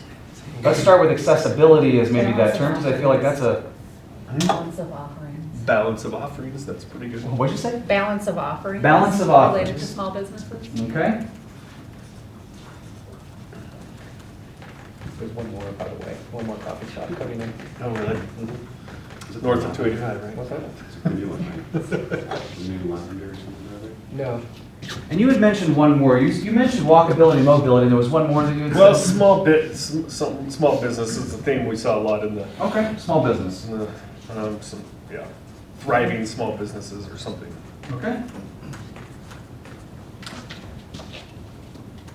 What other terms? And again, let's take them off of this and get them onto here if it resonates with you. You know, for me, and I'll just point this out, city center came up as a topic. I don't know that I would necessarily choose that as the top, right? That is an offering underneath economic vitality. Where would we have economic vitality? City center, South Broadway. So while those are big themes, they probably wouldn't be that top level outcome area. They'd probably be something underneath those outcome areas. But we want those on this list too. They don't need, if. You're just talking about a top level. That's correct. Oh. It's just the top level that we're after. So for example, balance of offering might be Okay. something under economic vitality as an example. Okay. Well, and I'm just using that as a thing. Yes. Yeah, I'm going to highlight infrastructure and character. Okay. Infrastructure, including a lot of, I think, other terms on that as well. Yep. Where walkability, mobility also fall into infrastructure. Water falls into infrastructure. Yep.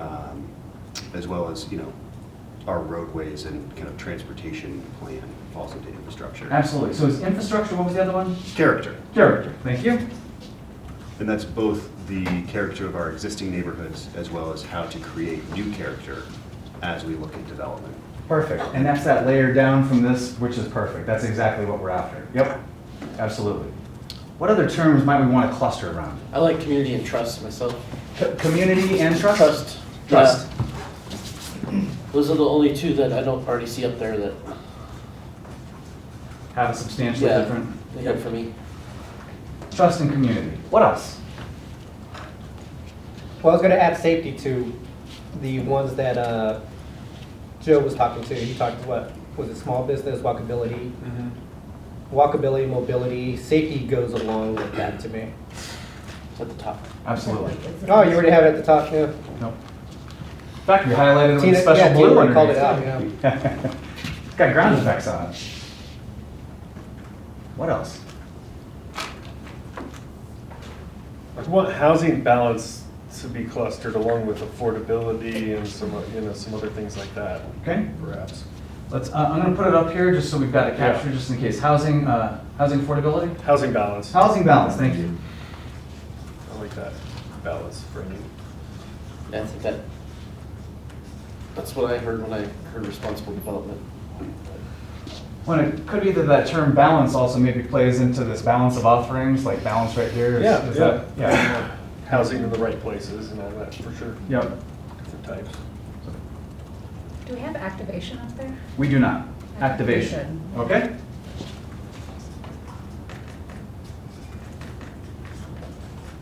Okay. What else? I feel like sustainability should be included as, a part to all of these Yeah, I was discussions. gonna say infrastructure. I'm going to put sustainability up there. Yep, absolutely.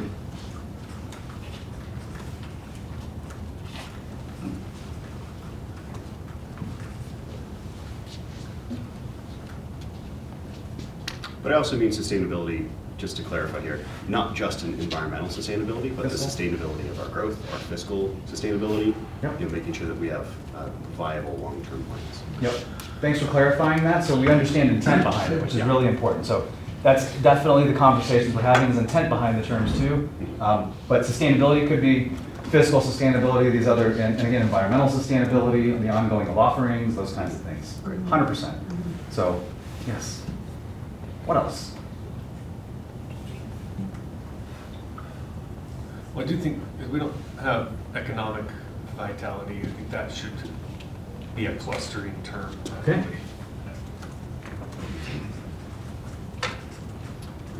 Just all of them. What else? Well, cities now.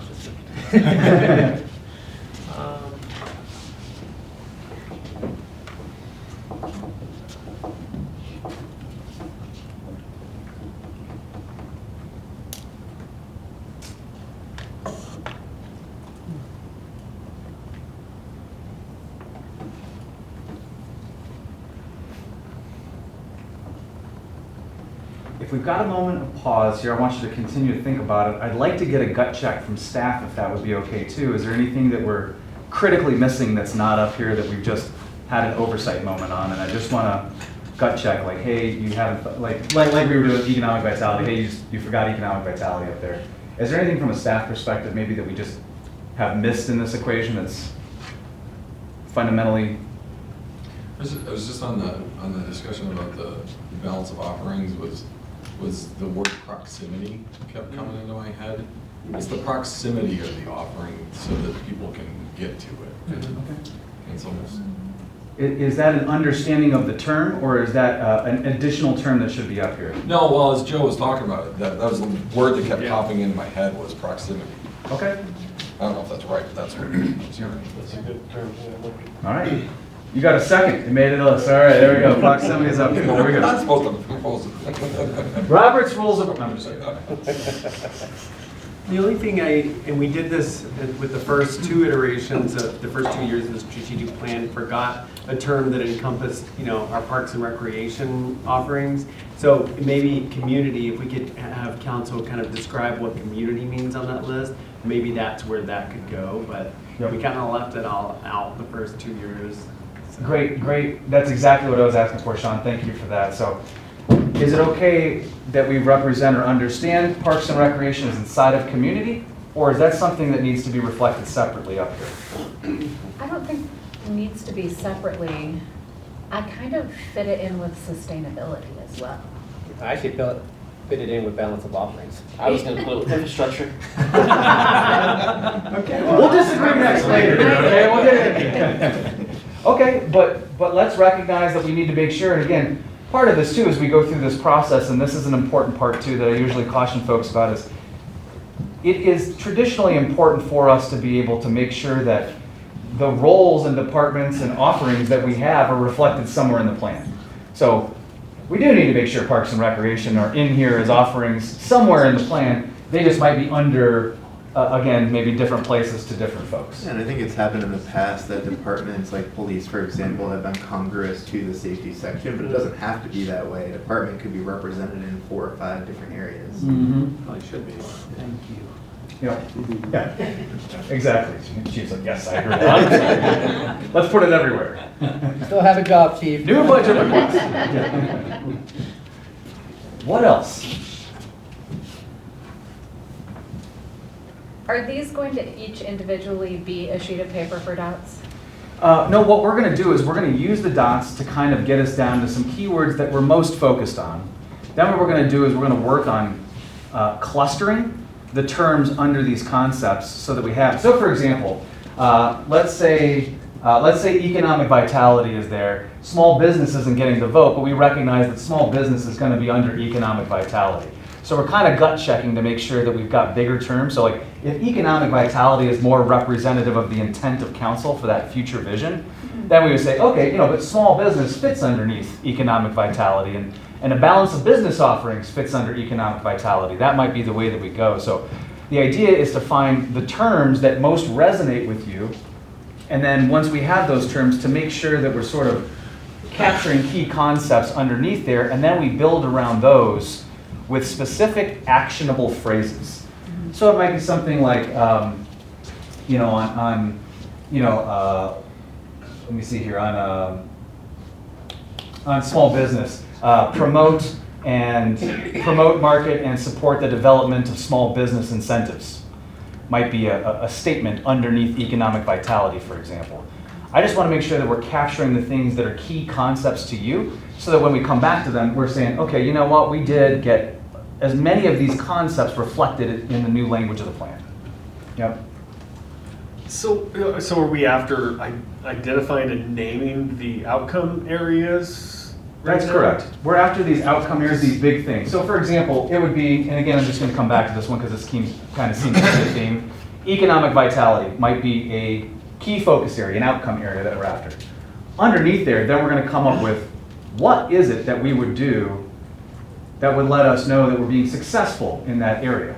So what kind of things would we like to see? We heard a lot of discussion around that through the survey, through discussions you've all had, and those focus groups, those kinds of things. So we'll start to layer in that next layer after that. For now, it's just about what are the key clusters we want to build around. So as I look at this list and think about what I would like to see in our outcome areas, I don't know that these words quite capture the higher level intent.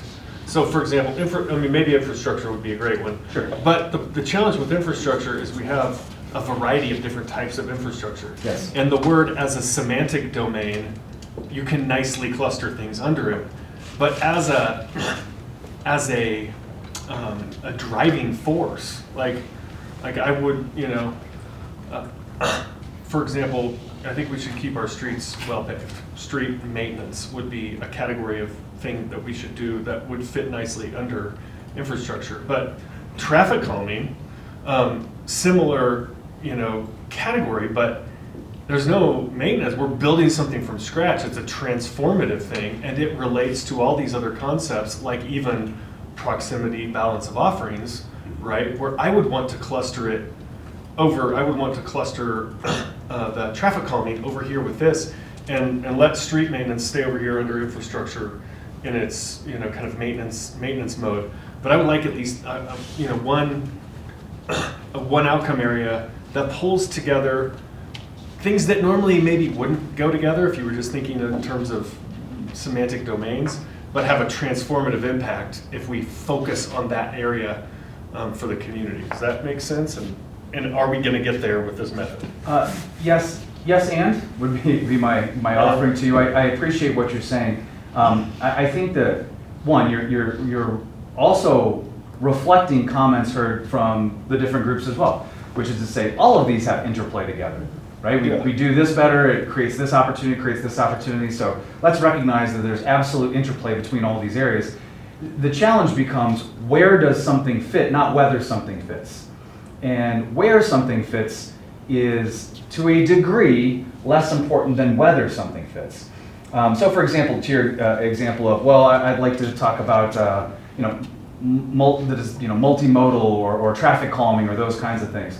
You could put that under infrastructure, or if it made more sense to you, you could put it under community, or you could find an area to put it.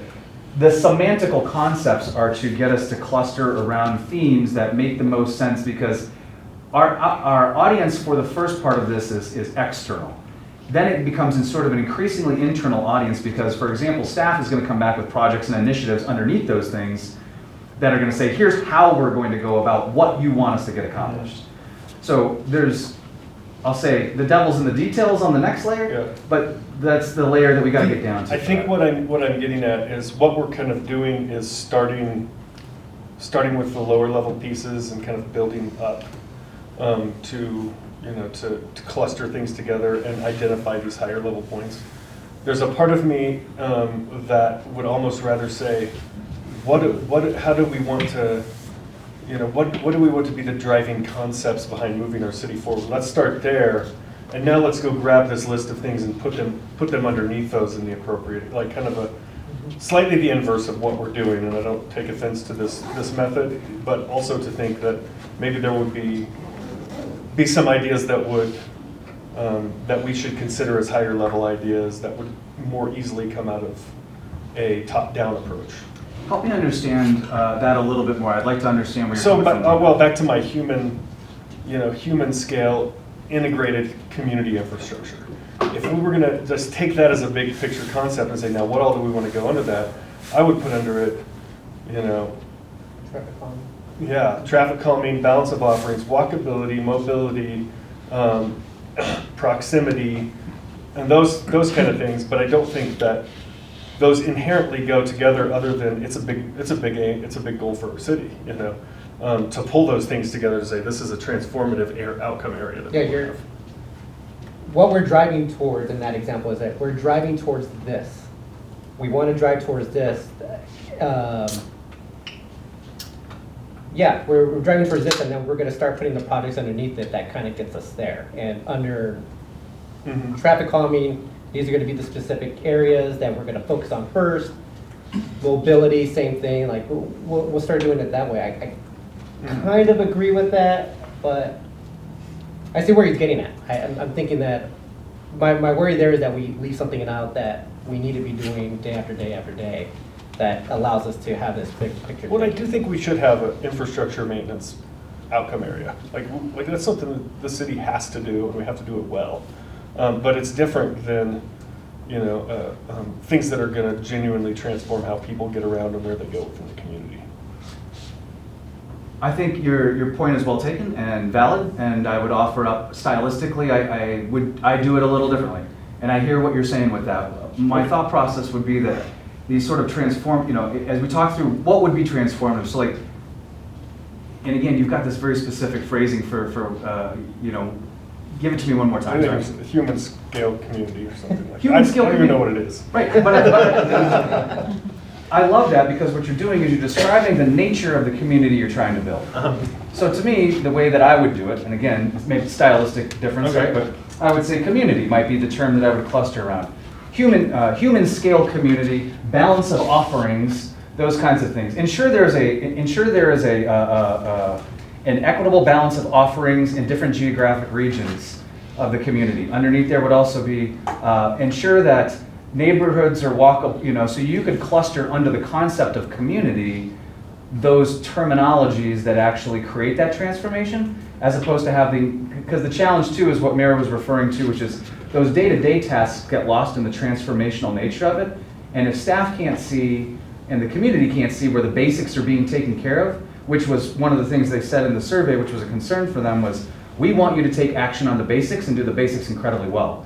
So if we're putting this out there as a document and the community is not able to see the basics are covered, there will probably be some pushback related to that. And again, that's why they're doing that follow-up sort of effort as well to kind of say, hey, look, this didn't get what we were after with that. So that's my only concern with something like that, but I reflect and respect what you're saying with that. So I see what you're going for. Yep. Nick, what Joe's referring to, would that be a project then? The human scale community? Would that be a... I would actually, I would say that that's probably this next level down, which is,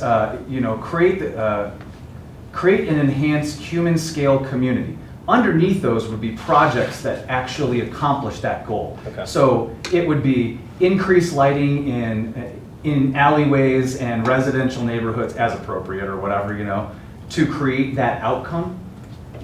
So to me, that would be like, the projects would be one layer down from that. What you're referring to would be sort of that next layer. And then we're clustering around a term that we could also add in something else, because community could be regular opportunities to engage with neighbors and maintain the character of Inglewood. That might be something under community as well. I don't know that to be the case, but that would be the type of thing. And then we'd say, okay, well, how can we maintain the character of this? Development standards, blah, blah, blah, code enforcement, blah, blah, blah, would be some projects underneath there, potentially. I'm about, done spouting off my ideas for now. Bring it. I'm sure I'll You're come back good. to You're it. good. We got time. But I do think there's something, sorry. We have that recorded. You can do that. I can't, Keep talking, Joel. You have the floor. I do think there's something, you send a message with what you choose to put at the highest level, and then, and you can, you know, there's also some arbitrariness to it, right? As long as everything else can fit underneath it. But what you choose to put at the top, the highest level, shows the community what you think is of the highest importance. Right. So, I think Joe hit a little bit on one of the things that I've been struggling with through this is it seems to be very, I think the word you used was transformative. Like, what are we going to change? And one of the things that I've always wanted to capture as a council member is what are we going to do every day that people expect of government? And what are we going to get right every time? Because that's what people expect of government. And so I don't know how to describe that other than using the word governance, but that's one of the things that's been part of the theme. I'm sure Shawn can attest to this for the duration of my council service. And one of the messages that I want to send to the citizens on a consistent basis is, sure, there are a lot of things we want to change in the city, and a lot of things we want to make better every day, but we also want to do these very, very key, important things and do them right every time, just like we have since 1970 or what have you. Just offering this up, one of the terms I hear with other communities that they'll use something similar would be, in governance is one of those terms, operational excellence, or something to that effect, and then they clustered underneath that concepts related, because that could be things like, you know, fiscal responsibility and making sure, you know, bond ratings or whatever, that, you know, those kinds of things. That might be a concept to build around. You know, operational excellence and great governance or something to that effect. I like to use the term good versus great, in that there are many communities or organizations that focus so much on being great that they forget to be good. Yeah, yeah. That's what I was thinking when I heard the word excellence. It just sounds like the bar's a little too high there. Okay. Operational averages. I'm not sure, Member Tim Anderson and Member Ward, if this would kind of fit with what your thinking is, but something Nick and I were talking about at the break is the actual structure of the plan, right? So I think of, like, let's say, for example, in our previous plan, we had goals around, you know, clean and safe drinking water. When you set a goal like that, to me, underneath the goal, there's really two big buckets, right? We also have projects and development, but we have projects. And to me, projects are intended to be discrete, usually one-off, usually new things, to your point, Member Ward, that are meant to say, hey, to achieve this goal, we're not doing these things, we need to do them. The performance metrics, to me, are how we measure the efficiency and the effectiveness of the things that we've been doing since 1903 or 1970 or whatever it is. Does that seem to kind of be one way of thinking about what you're talking about, or? Can I build on what Tim's saying there? Yeah. So in that, again, maybe we don't love the term operational excellence, but to the point of what you're describing, it would be something along the lines of each department develop, you know, develop metrics for each department to indicate success related to performance or something like that. So we would task departments with a goal underneath there of actually coming back and saying, here are the key performance indicators or something that you know now we're showing you that there's a level of success occurring here. Yeah, getting closer, I think. Okay. I think I like your term governance, right? The basic responsibilities of government. I think that was on our last strategic plan, and I don't see any reason to take it off, but. Can I include the word up here just since governance has come up? Is that? Yeah. Okay. You want to put excellence on there too, or no? I'm not fond of it, but if you guys like it. Acceptableness. I No. I'm not a big fan of the word excellence either. I don't love the idea of going back to governance, but if we could find a different word that fits better for what Steve is going after, because I agree with his sentiment. Okay. And I also think that part of our conversation needs to be centered on needs and wants. And, you know, when is the right time to trigger into being transformative and having the staff capacity and the finances and all of the things necessary to truly do transformative things well? And when is the time to just be looking at the basics, and are we maintaining and sustaining the basics well? Yeah. And I think that given some of our budget conversations, that's, you know, definitely something that we need to be strongly considering. So what do we build into the strategic plan as a trigger around that? Yeah. I don't have the answer to that. I don't either, but I like what you're putting out there. Yeah. can I get anybody on ChatGPT to look up a word that's something that's similar to governance? You know, like, let's throw out some terms that might be similar to governance that don't maybe have the exact same terminology So that the can help us thesaurus out here. What's that? we don't need a thesaurus anymore, we're gonna go straight to the ChatGPT. I'm just saying, like, let's hit a shortcut button. If anybody wants to do thesaurus.com, I'm comfortable The with that other one too. that I was thinking of that I know the city manager is not particularly fond of is execution. It's just about how we're actually doing things. The things that we need to do every day. Yeah. I would be careful around the term execution. Sounds very medieval. It also makes Sean the executioner. But understanding that that's what the term means, right? So like, again, it's this space of like intent, and we understand the intent behind the terms. When we get into the phrasing of things at the next layer, we can explain what those things are and kind of how we're going about the what. In this case, we just kind of need a starting position to kind of roll with and be able to work off of. Performance. Okay. Performance accountability, Closer than something around execution. accountability. Yeah. Accountability. I'd go with that too. So for example, we would take maybe those two together, right? Performance and accountability, put those together, and that might be an area that we would cluster or build around performance and accountability. What does that mean? It means that we're going to have metrics related to success, and we know we're going to complete things. So that would be the kind of thing that we would do as we go through this process. Do we like that idea of performance being up there? Is that? Take that. And accountability, I believe, is up there yet. We got performance and accountability. Can I put those up here? Yep. Okay. Just put them together.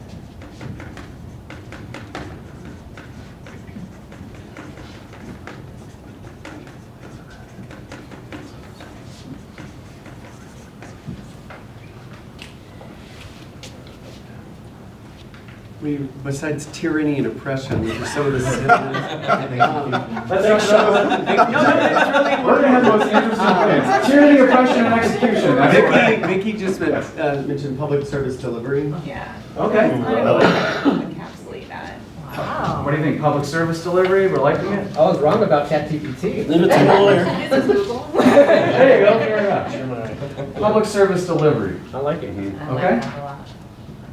Yeah, because one of the problems I had with performance accountability is just it didn't really state government there, so. It also has a negative connotation to me.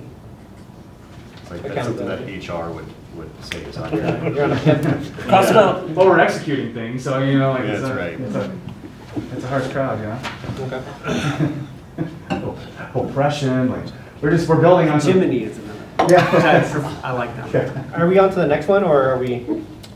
If we have any other terms, I just want to make sure that we've got all possible terms we'd like to cluster around, and then I'd like to get, I've got the dots here, the preference dots, not voting, right? No formal actions being taken here, indicating in a general direction we'd like to roll. But after this, we'll go through and get your preferences related to these, and then kind of take a look at what we cluster around, and then we'll start to put words together and kind of create these areas together. And then say, you know, are we on the right track or not? Again, this is the process. It feels a little sloppy at the start, but I promise we'll land in a place that you'll be moderately happy with. I don't want to we're talking about delivery of promises here, and I don't want to get into an over delivery. Moderately happy is a good day for me. Yeah. Somebody asked how I was doing this. I was like, average. I'm just average. That's where I'm at. So good. Yeah. I'm not hearing anything else. It feels like we've got a pretty. I'm decent- thinking, yeah. Okay. You want another? Let's give it another minute here. We're not in a rush. We're not in a rush. This is important.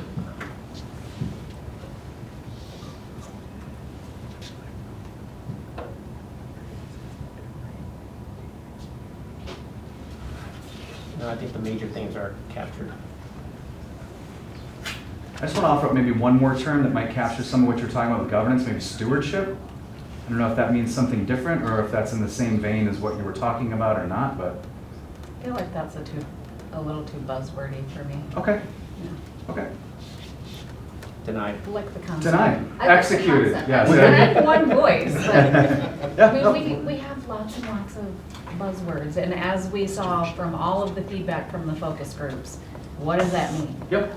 So. Definitional truth is exactly where we want to be living at. We want to define these terms, affordability. That's what this next layer down is about. When we put the term up there, what do we mean by that? And that's why this discussion is so important. 100%. Can we put the term human scale up there? Because it's Absolutely. one that came up in those things and what I looked at. It came up from you. It was also in the focus group. The focus groups also mentioned it. Absolutely. I see Absolutely. one dot in human scales future. I kind of burned the bridge there. I believe that was brought up several times in the focus group. Survey, I'm not sure you can do that right now. Here we go. Here we go. And I think he stole one of your stickers by accident there. I got a whole thing full of that. So maybe an extra $20, so that was my bad. Oh dear. On the left, it should be on the left. Execution. What I'd like for us to do is, each of you have these, I'd like you to use 7 of the stickers. Oh, why give us so Because we'll be doing more of this in the future. Oh, I see. Yep, so 7 is right now the number that I want us to go after. That plus I didn't have a pair of scissors immediately handy to be cutting things up, so. Which of these words resonates, these concepts resonates most with you? Please don't put all 7 on one. That's my only other request. Oh, so we could put 6 it multiple is. on. It would be my preference that you use 7 different terms or use, and not stack the deck on one. If you have strong feelings, we'll have the opportunity to articulate or vociferate that. Okay. Yep. Does everybody have the same color stickers too? Yes. I think so. Do we want to like, so they can put their initials on it? So Absolutely make not. sure- No? No. Okay. Yep. And you don't want that. Is there enough room for stickers in 2 columns, or should we put the second column on a separate sheet? I think I I'd was like just it gonna put it only on on top. one. I was just gonna put it on Yeah, top of the word. they're small stickers, they're really tiny, So if you just put it next to the word on either side of it, don't put it like out and floating in the middle or something like that, but just put it right next to the term. We should be okay. My goal here is to just get a rough count, and then we'll start to synthesize off of that. So let's just see where we are after round 1. Right. Maybe we're great, maybe we've got work to do, okay? Kindergartners. Put your stickers next to them.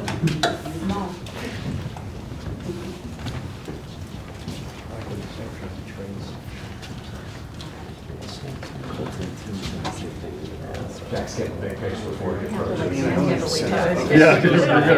For this first. See, Joe went like there, so I'm gonna put it over here. This is my least favorite part of this whole.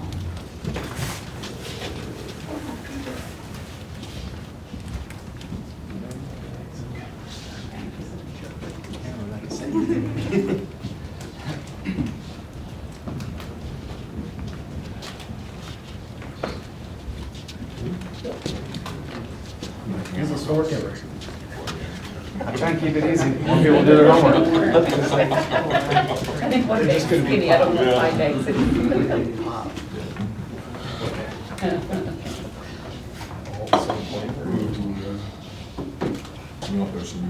There should be double balls up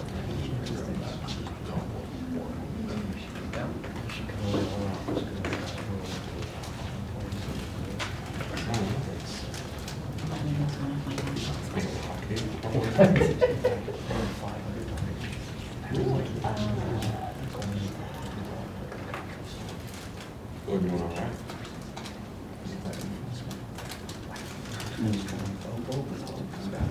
Cheryl went to totally use all of her notes on one. I have one of your ones. Okay. I didn't go all the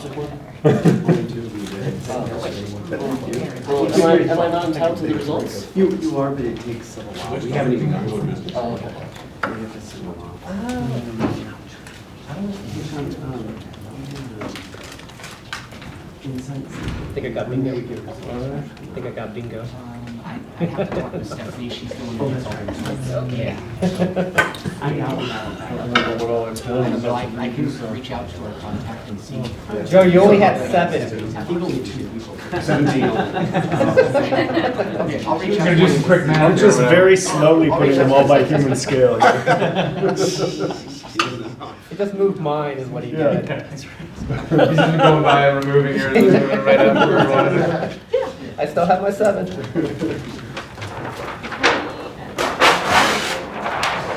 All right.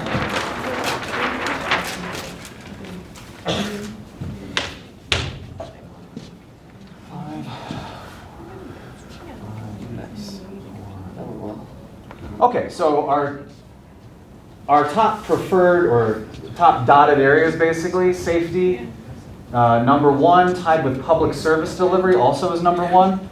We've got infrastructure with 4 and fiscal responsibility with 4. And then community and economic vitality and character on the list. I'm sorry, and infrastructure is up there.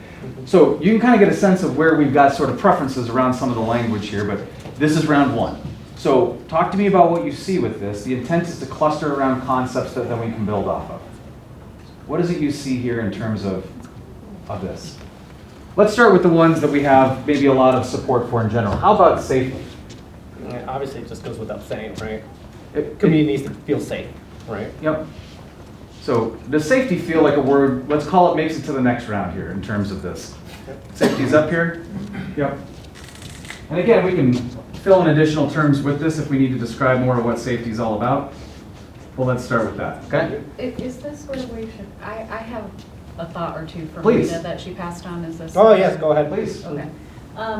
For Rita, it was very important around safety that the police department enforce fairly across the board. Perfect. That is the type of thing we're going to have at that very next level, will be, you know, the equitable enforcement of police services or something to that effect. So yep, you're with it. And thank you for making sure she's represented in the room with that. Yep. Our next one up here is public service delivery. We like that as a concept as well. Yeah. Yep. Okay.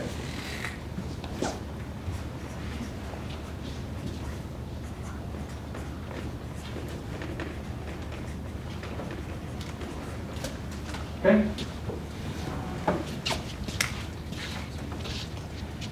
Infrastructure and fiscal responsibility are the next two up here. How about infrastructure? That one feel like it makes, we move it over on this one? Yeah, I think that's a large concept that can include a lot of different ideas. We can build around that. Absolutely. Yep. Okay.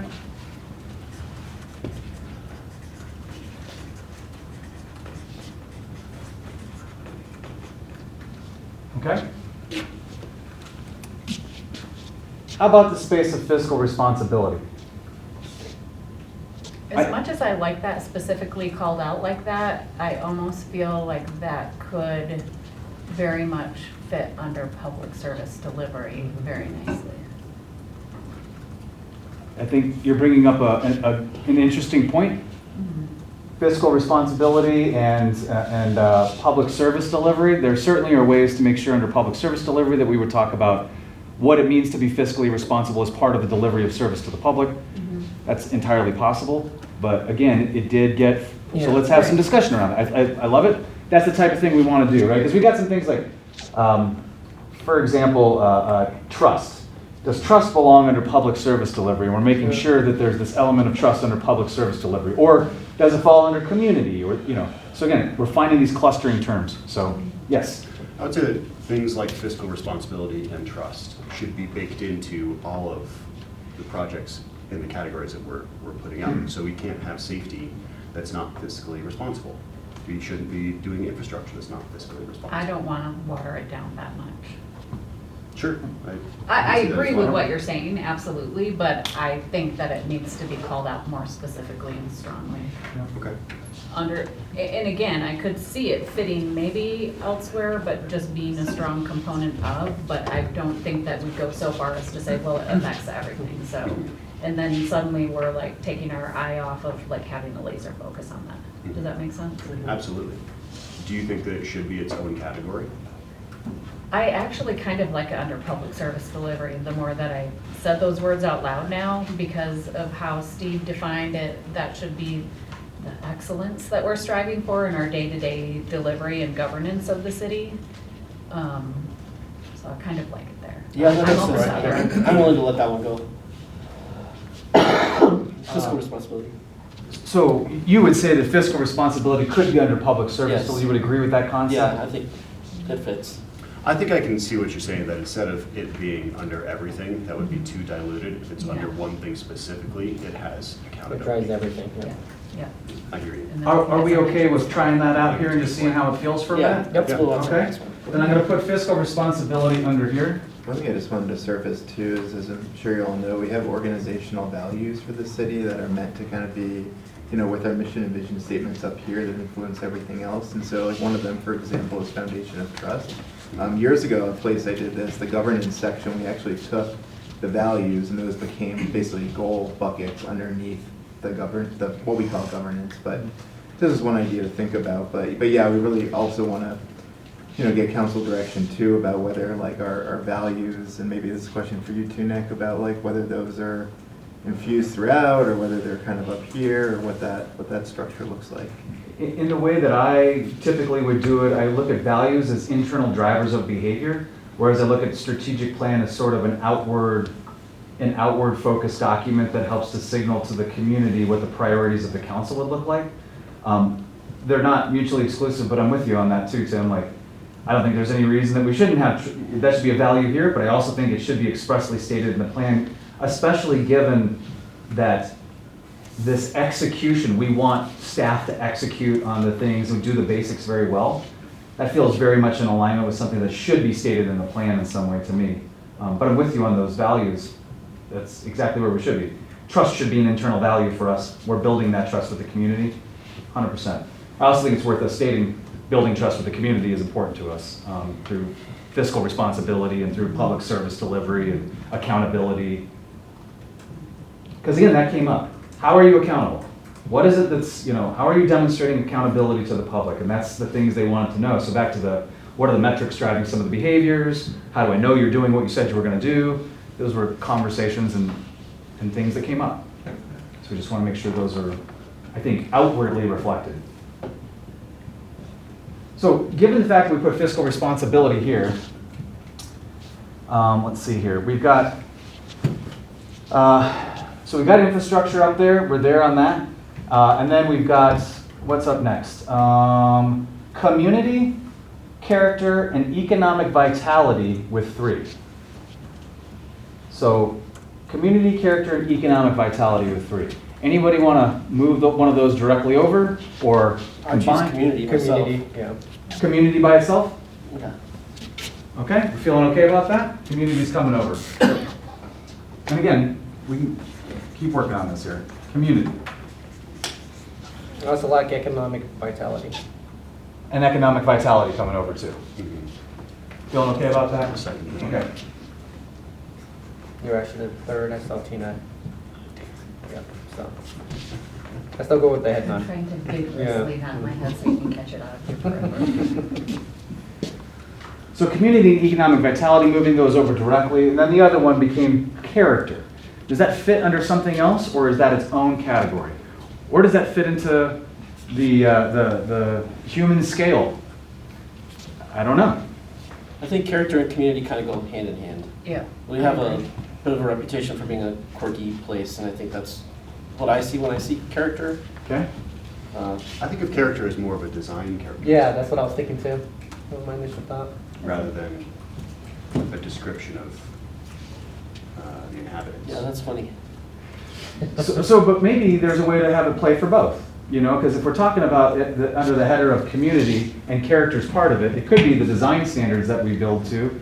It could also be the mechanisms by which we create the community, which is keep Inglewood odd or whatever. I don't know what you subtitle yourselves on this. I don't want to steal from Austin or Portland, But that could be the nature of building under character. Character also, to me, encompasses the restraint in our building as well. Yep. Maintaining standards? Mm-hmm. Yep, absolutely. So what do you think about that one? Character's obviously got some importance to us. Is it its own, or does it belong with?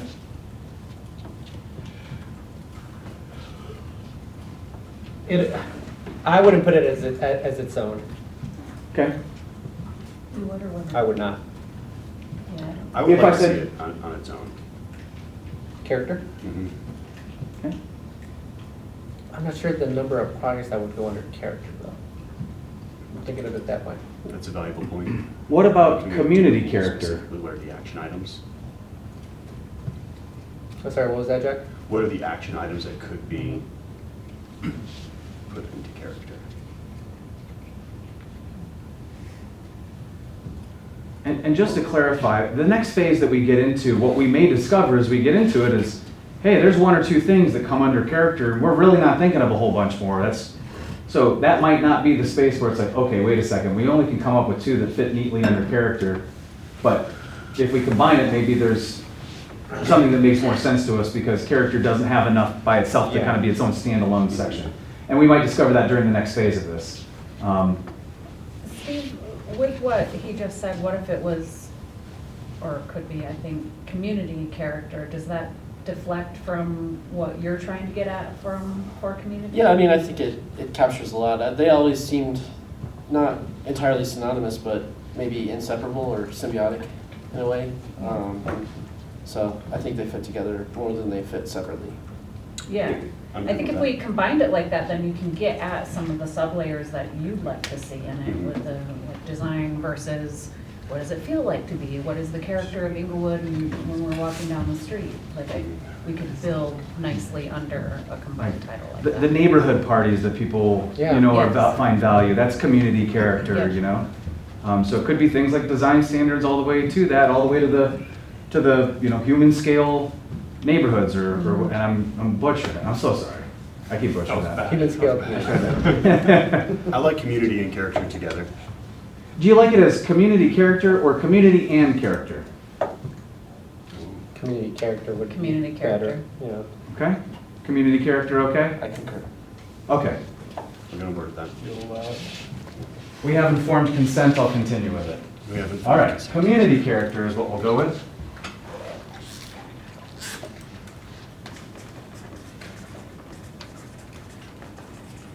Okay. So we've now dealt with the threes, and now we'll get into the twos. We've got, let's see here, we've got small business, affordability, and human scale. Affordability. Affordability. Does that fall under any one of these other ones? Or is it its own? Under economic vitality. Same, yeah. Maybe, yeah. Affordability under economic vitality, maybe? I agree. Okay. Is that okay to? That's one of my dots, and just wanted to call it out though. Can you talk to me a little bit more about that? Like how? No, it's actually kind of to the point that you made earlier, because I've been kind of thinking about it the same way, is that we always talk about affordability as housing, but,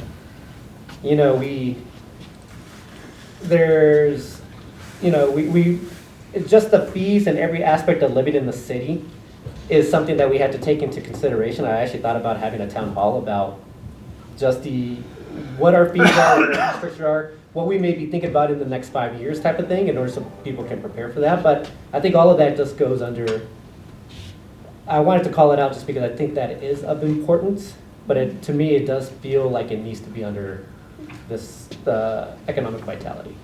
Okay. How do we feel about that? Putting affordability for the moment under economic vitality is something that's called out under there, so that we know to cluster around it. Also, I would, and again, small business feels like it's under economic vitality as well. That's a cleaner fit for me. I'm struggling a little bit with, in my mind, the notion of vitality and affordability, and those being two very distinct things. It's almost like affordability is more like the challenges that we're facing, and economic vitality is more like To me, it's still a challenge too. How are we being transformative and building upon? So for me, economic vitality is how do we encourage businesses how do we encourage businesses to come to Inglewood or stay in Inglewood? That's the vitality that I'm kind of speaking to, like the vitality of an area. But how does affordability fit underneath that? I'm not 100% against it. Yeah, I'm not going to dig in on it. point. I can work with it as long as affordability is highlighted somewhere there. I'm just not sure that it fits there. But for now, for the sake of moving forward. Well, I was going to say, like, housing affordability does impact economic vitality. Okay. Businesses have said as much, so I think that is one layer of it. But How about we start with small business and move that over, because I feel like maybe that's an easier space to agree upon. Small business fits under economic vitality. Does that feel okay? I agree. If we're okay with that, then at least I'll move that one over. And I do think the affordability discussion's worth it because it is one of the most important things that kind of came out of the focus groups. It came out of, what are we talking about? Housing affordability? Is it the overall affordability of the community? So it is worth, I think, a little discussion to kind of be like, okay, is it its own thing or is it something that is, implicit inside of something else here? Or do we need to find another term for it too? Let me try with small business first with this and just get this over. It seems to me that in the context of economic vitality, affordability refers to the types of businesses and the type of economy we're looking to stimulate. If we're constantly, and this is just an example, but let's say there's car dealerships coming in.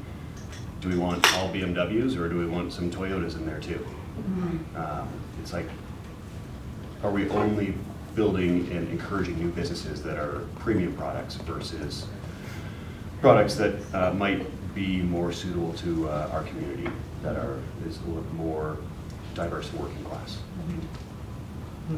Good point. I'm getting there, Mark. All right. I just But I'm with you, like, then how the we- rates and fees piece of it, I don't know how. You got me a few more pieces there, but I don't want to get stuck on that. That's okay. I'd like to just get stuck a little bit on Oh, it. okay. No, it's okay. I want us to be a little stuck on it because Okay. I think this piece is something that was in the surveys, in the discussions, in the focus groups. It is a topic that you've spent a lot of time discussing. Yeah. I think the concept of affordability as asked and requested by the community, what do you mean?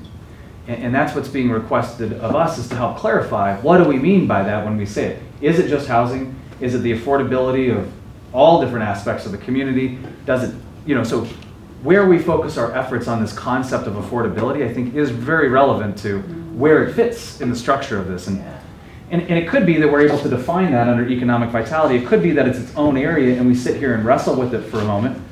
If we move it over as affordability, give it its own topic for a second, and have some discussion, what would fit under affordability? I think I hear Councilman praying with I don't really think affordability fits under economic. When I think of economic vitality, I think of lots of business activity, and you can have a very vibrant economy that just sidelines the the less fortunate among us pretty easily. And so having a place to put that's not economic vitality makes sense. So you think it's own? I mean, let me get a little squirrely here for a second. Sure. Could we redefine how the lens we're using to look at affordability issues and have that be under public service delivery?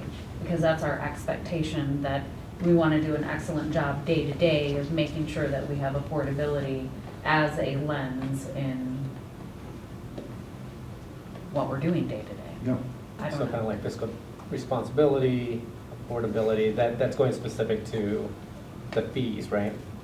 Those- Well, just in general, if we're thinking about public service delivery as what we're getting right all the time, every day, in some ways, if you put affordability under that, then it kind of elevates, short of it being its own specific category in the strategic plan, which I'm also kind of a fan of. But if we weren't gonna end up with that,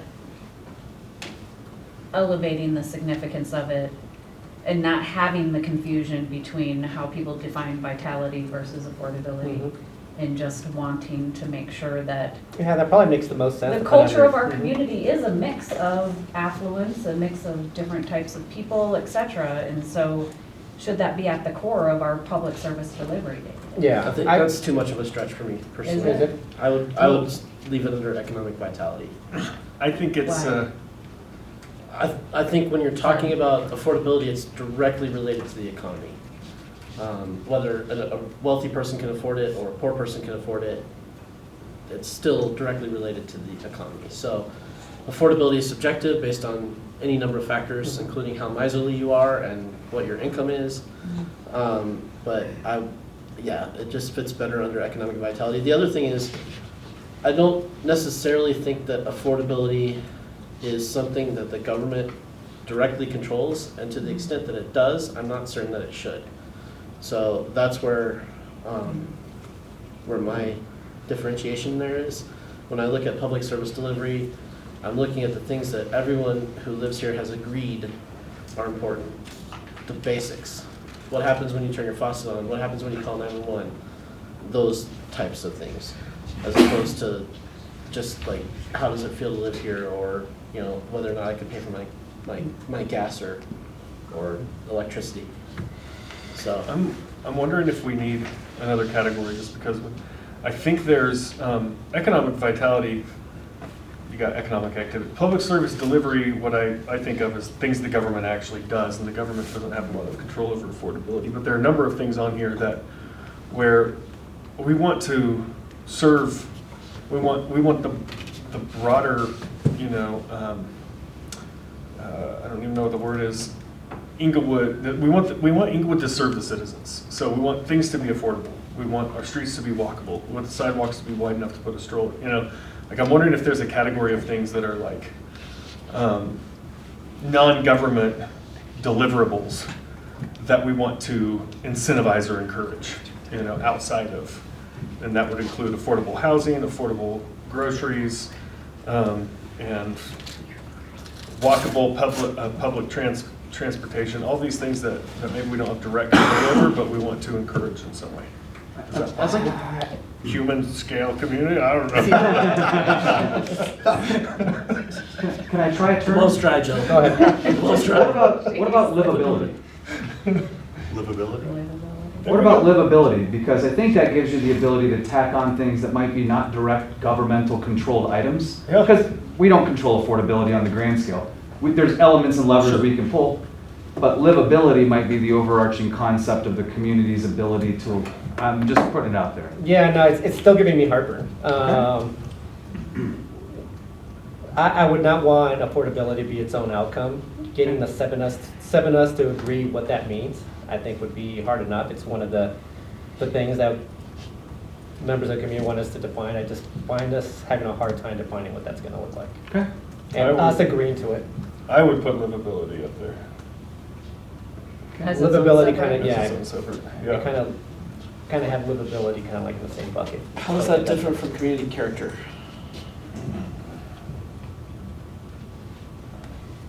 Well, if we put livability, we could scratch community character and put all the stuff we were going to put under that, under livability. I'm okay with that. And then we could also get affordability under it. Mm. And some other things. Yeah. I think It's that entirely fits. reasonable. This Let's is- do it. I got a second. How do we feel about that? So we're, recap that again for me? Scratch community character and add livability. But community character would be a subheading of, or would be Under Under. livability? Yep. So livability would be the word, community character would slot under it, affordability would slot under it as well. Can we separate community and character under livability? Absolutely. Okay. Absolutely. And then, I feel like they're separate things. And then I think livability captures a lot of things I was after with the human scale thing without having to use the word that I burned. I'll use it. You just keep getting after it, you know? Like, Human scale would fit under livability. Yeah, it would be. I mean, so let me just ask this. I'm not adverse to the idea. Do you think that that term would be, understandable? Like, do you think that in the conversations that were had in the focus groups, if you were to use a term like that, do you think that people could get there to put those pieces that we briefly talked about putting underneath it?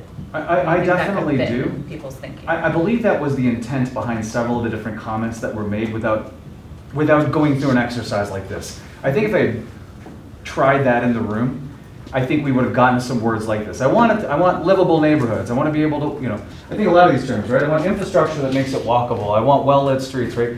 That's an infrastructure item, but what they're after is I want my communities to be livable. I want Inglewood to be livable. So I think there's an element of truth. I think what's most important is when we get down to that next layer where we start talking about the items, like being much more specific about what we're after. As long as we capture it there, we're defining what livability means in Inglewood. And I think that was the real voice that I heard a lot of was be specific with the definitions. When you say affordable, what do you mean by affordable? Are you talking housing or are you talking groceries? Are you talking all of the above? And then we get into how we're going to pull those triggers, which isn't today, it's what triggers we want to pull. So to me, I do think livability probably starts to hit upon some of the things that maybe are a little harder to capture. That's my take on it though, but it's your decision. All right, livability is Livability, we're feeling okay about? We're working along here? I'm actually This is excited good. about it. I think it captures some of what I was after that I couldn't quite get the right Okay. term for. So, Good. Yeah. So let's try this out here for a second. Let's take the cap off the pen. Look at me like a genius. There we go. All right. It's been management in the Lewis room. That's not what happened there. But when I am wrong, I'll admit it. I think that happened before. Community. Hey, Sean, since you're gonna be taking off soon, like, is there anything that you wanna add regarding what we come up with so far, or? No, any it's good. thoughts?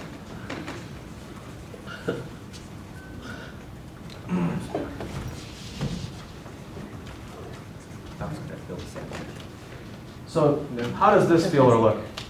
Livability, community, character, affordability, and human scale, all under here. I don't think these are gonna have, like, I mean, we're not talking like 6 per each of these, right? So it's like, if we're kind of talking, does that feel like an encapsulation of what we mean by livability? And then we can get into the details on what that looks like a little bit.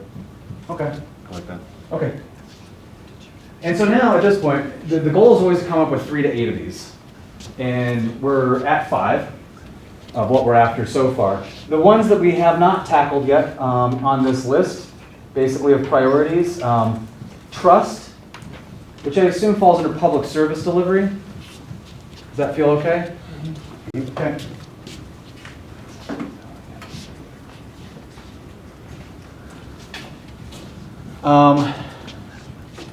And then sustainability is the other one that got a vote. Is that under livability? Or is that somewhere else, or is that its own thing? Because again, sustainability had several different meanings that we were talking about here. So while the term itself was low in the votes, it had several different interpretations. Again, is it environmental sustainability? I don't know who voted for it, so. I did. Okay. So environmental sustainability, fiscal sustainability, yes? Yes. Okay. Yeah, I see sustainability as something that applies to how we support small businesses. It also falls into livability in, how are our spaces environmentally sustainable? Okay. And our public service delivery as well, but that's just because it's a buzzword that means a lot of things to me. So It's a word that has a lot of meanings, so it's Yeah. okay. It's okay. I would be happy to put that under livability, unless my colleagues feel. I think it best fits there, but also now we're already starting to get heavy in livability. We are. We are. Is that okay? It can be. It can be, and I think that's part of what will come out of that next phase, right? Is we get into it. The goal would be to have 3 to 8 of these, and then 5 to 8 in the next section underneath each one of these that kind of define what we mean by these. So it might be that as we get into it, it's like, hey, this is too much for that. It needs to be separated out. We need, community needs to be separated out as a term because we mean something different by it than we get into it. So it could be that we slot sustainability in here, and as we start to develop the next phase of this, we need to shuffle some things around or create the different category. Mostly it's just kind of a starting condition for us. I think it goes under livability then. Is sustainability? Well, it goes under multiple of them, to me. So it goes under livability, economic vitality. Yeah.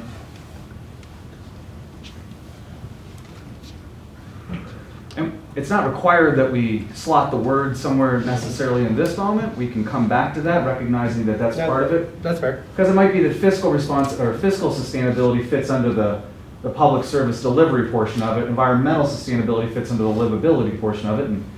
And I think just like anything we've got related to sustainability, there's multiple different areas it could fit under. So it might be that the term itself is put in different areas for different purposes. Okay. Yep. Fine with that. Okay. I'm okay with that. Take a quick look at this right here, because these were the other topics that we kind of talked about, even if it didn't get a vote. Take a look at the non-voting topics.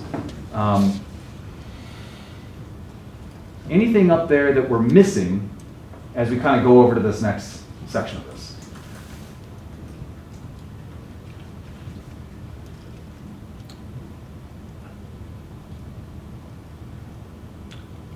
It's not the words up there, but I'm just thinking, where are we gonna slot things in?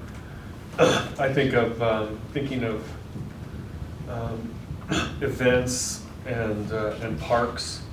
Where are they gonna, down the chain? Falls under livability. Okay, the thing with livability, it's very Very broad. and it's gonna have a lot of different tick marks on it. I'm wondering if we could Separate it out. separate it out into two kind of broader, two categories. One is like the hard stuff, like the, parks and biking infrastructure and that kind of stuff. And the other stuff that's less tangible, like Community events. Maybe affordability, though maybe that could be under both of them, character, some of the things, the intangibles versus the tangibles, livability and community. Yep. I see what you're doing. I kind of think, I'm thinking the same thing. Something like that. Intangible versus intangible, we need a better word, but you're on it, which is to say, there's two aspects of livability. Tangible livability is not intangible. Intangible livability. That's, I think, what I'm going for every day of my life, intangible livability. I agree with that thought. I see it the same, yeah. Okay.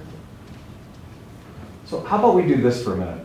How about we take a 10-minute break and just get a little time to absorb, have some thoughts, and come back with this concept of livability, maybe the separation or the expansion. And I'll say this, I think it's okay if we need to violate a traditional rule in this case. If livability is the right word for us and we need to slot more things under there than we traditionally would, I think that's okay because the term itself, I think, resonates with the community. When you put it out publicly, I think it'll resonate. Really, the number of items under each one is just a guiding principle to help us know where focus goes. The idea is we don't want 20 under one, right? But if we ended up with 10 under one, it's like, okay, that's atraditional, but it's okay because it demonstrates the importance of livability to this council for the future of the community. So that's totally acceptable. It's a little atypical, but that's okay too. Well, and I'm really excited about going to constituents and saying one of our top five priorities is livability, and like it made the top list. And by that we mean half a dozen things or whatever. But I think that one will play really well. We're at 25 after? At 35 after. How about we come back and take a next step? Is that okay? Sounds good. All right. Yep. Sweet. 35 after. Some of the things you're talking about, and I'll talk about it when we get there. Some of them are like what you do within your neighborhood, and then the other aspect is like when you leave your neighborhood. Really sarcastic Steve made an appearance today. So, livable neighborhoods versus broader community. Coffee is the solution.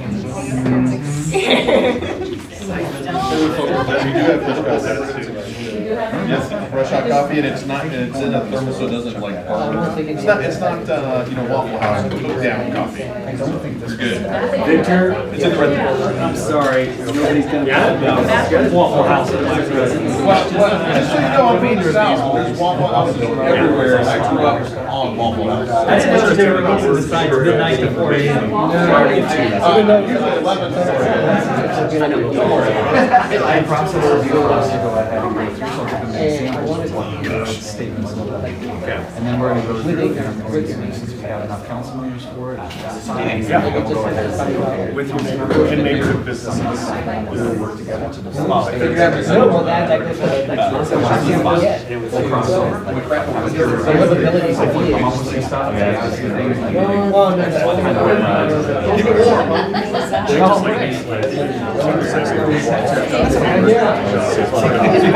Well, I'm trying not to skip it. So there you go. Walk them like it makes you feel any better. I mean, talk to Christine. It's like what, 16 in the library? Somebody's going to have to be better here. Yeah. Well, this morning, but I think we're doing it. So you see what it is. It's really cool. What the right word is. Obviously, this is reflective of. Well, you got the initial comment from me. But I was thinking this. I'm playing something else. So I was going to go up and So the reason why I think I'm not good. Yes, Like this, what it says. Yeah. Okay. Oh, okay. So get this. No, get this. So far, that's why the next finally something to agree. Okay, you guys are about the same. I heard you, and we're on. We're on. I remember you saying that. It's still, and it's still.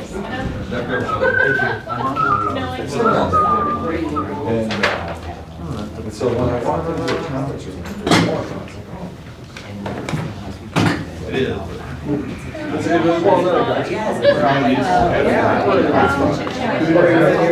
you're fine.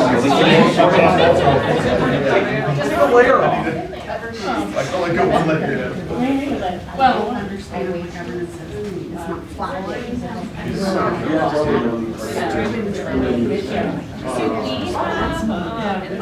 Sure. I have this information.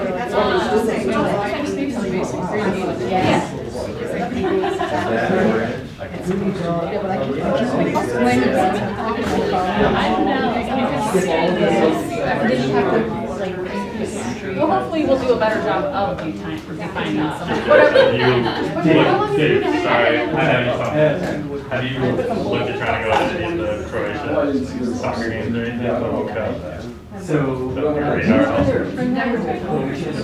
yeah, so we're playing England in Dallas.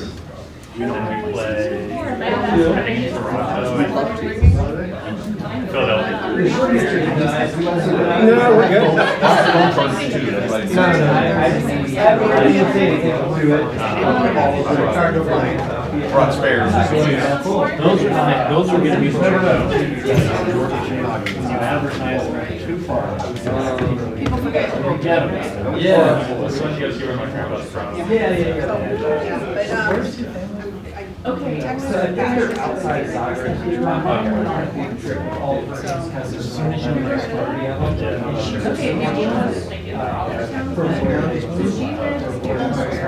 Oh, so I just want to let you know. I text the back and say. Lasted for hours. His father oh, okay.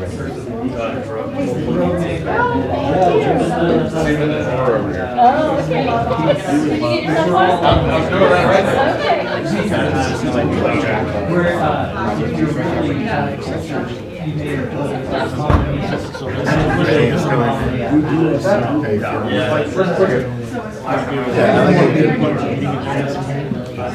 Not just the individual strat, it's the executive I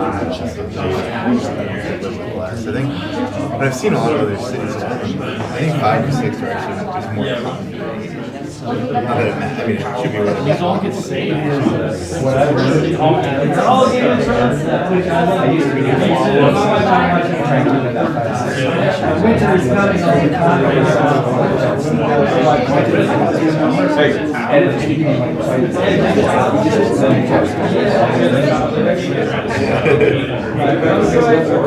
don't always want to be talking more. I think Small businesses really. It's the same as community in the past plan. Governance as well. So I mean, this one's got. Okay, so fun. No, I've got nothing to chime in on that. Solid.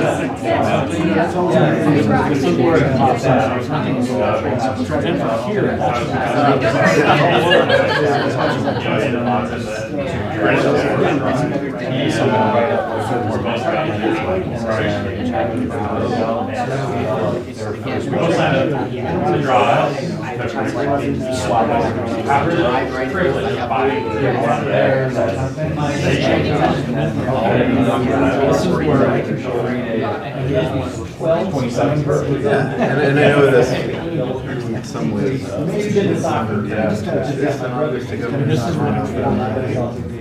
When I try to scaffold this, am I missing something? If like the more the work of these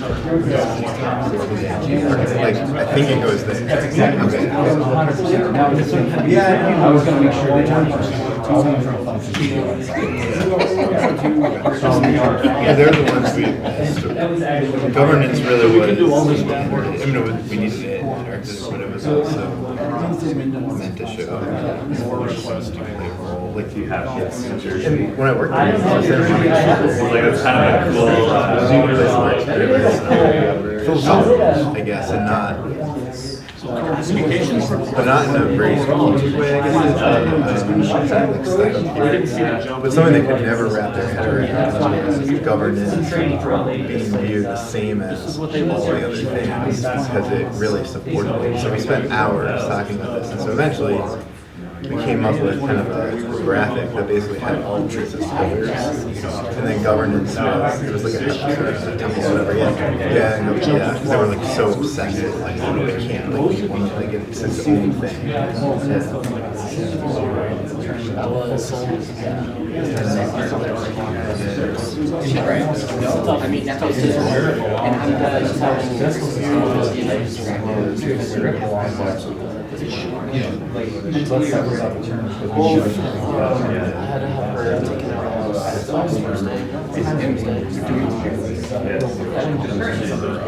Traction all here, second here. I feel good about where and knowing they've got some of these other things, like transparency, making sure there's something in here.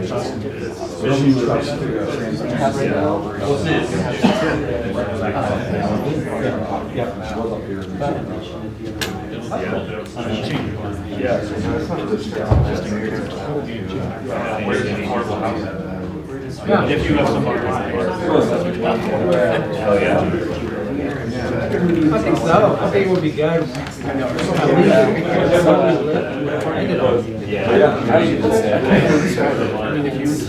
There's still so much that I count on. And even my mom, like when I was in the hospital, visiting her last week, on Monday, we were having this conversation, and she's like, I don't know why I'm here. It's one thing to see someone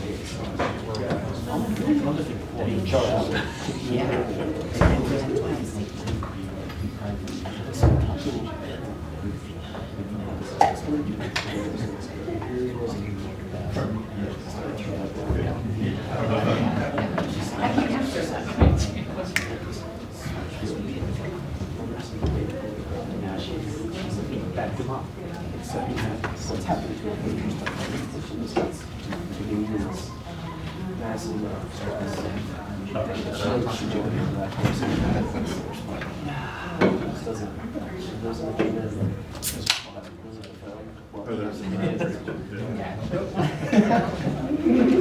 had 5 years all the time on this.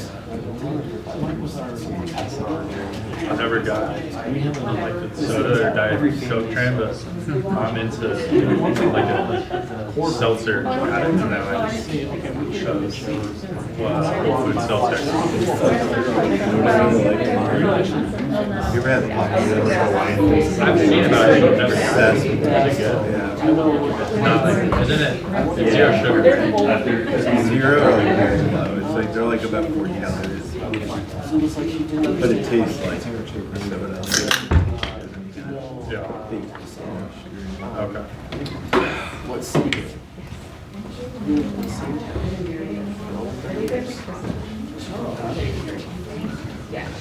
She's like, little town.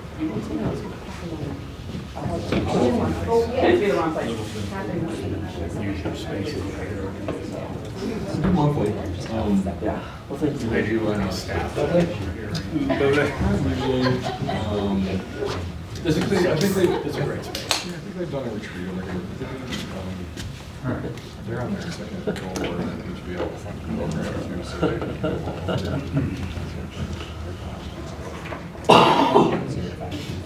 it's what I envision with this one. I think we have. Nice. Yeah. It's a great space for all kinds of stuff. I'm sorry, can you give me this? What? 2 minutes. I'm looking at it. Okay. Yeah. I got enough copy. It's really nice to provide them. I have like, I know this sounds totally ridiculous, but it's like a mental thing, like 3 pounds from over the holidays that I want to be done with, and it's like 3 pounds. Yeah. And I would have rather eaten that than the 2 cookies that I ate, but I ate the 2 cookies instead. I just need a snickerdoodle real quick. Says everybody, every day, like that's never a wrong thing to say. I was gonna say, maybe real quick. Maybe that could be up on the Free snickerdoodle every day. Right. Community snickerdoodles. I'm sorry? Because it goes in competition with ours. If it was under safety, I'd put my whole budget on it. That's a strong argument. Snickerdoodle budget, 13,000. Snickerdoodle hour. My favorite story, she goes, I bought all the cookies for all the things. I've never seen a cookie giveaway program be used as an incentive for proper behavior in the community, but let's give it a run. No, we, you know, that's funny. I just thought of this. That was how my brain works. We could put, every day at 3 o'clock, we'll put 800 snickerdoodles in the jail. And whoever doesn't come will know that they're the criminals. Because the criminals aren't going to come to the jail no matter how they're incentivized, so we'll know that they're still out there. Right, sweep the streets, whoever's not in town. That's what they, so my first agency, the overnight shift was called Dog Watch. And the old-timer said it's because the only thing out at that hour is bad guys and dogs. Graveyards, I know people say graveyards.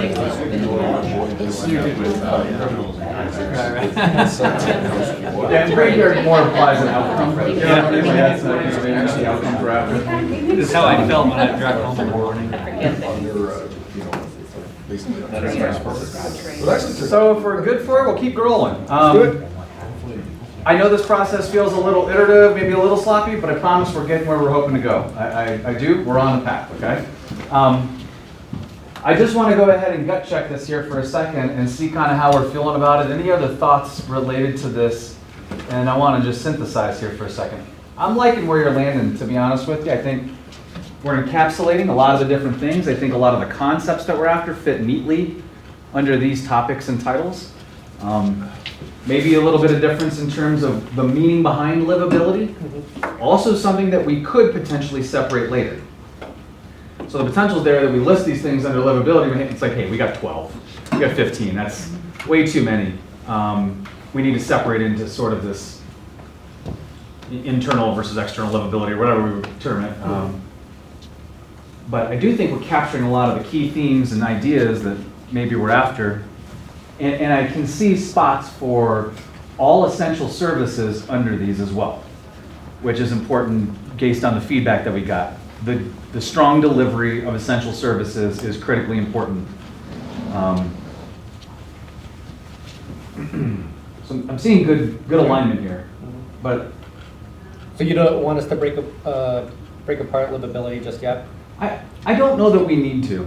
You know, in the next phase of this, the goal would be to come up with between 5 and 8 in each category, typically. Now I'll say this, I do think that there's this really valuable space, in all honesty. Livability as a term is going to resonate with the community, and I agree. The statement, livability is the area where we've placed the most focus because we have more focus areas under there, and saying we had 10 under there does not give me heartburn.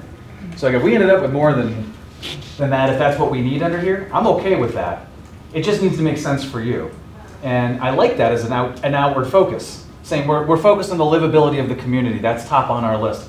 We're also focused on safety, public service delivery, infrastructure, and economic vitality. That's completely in alignment with what the survey said, the public said, and I'm sure what you all have heard too.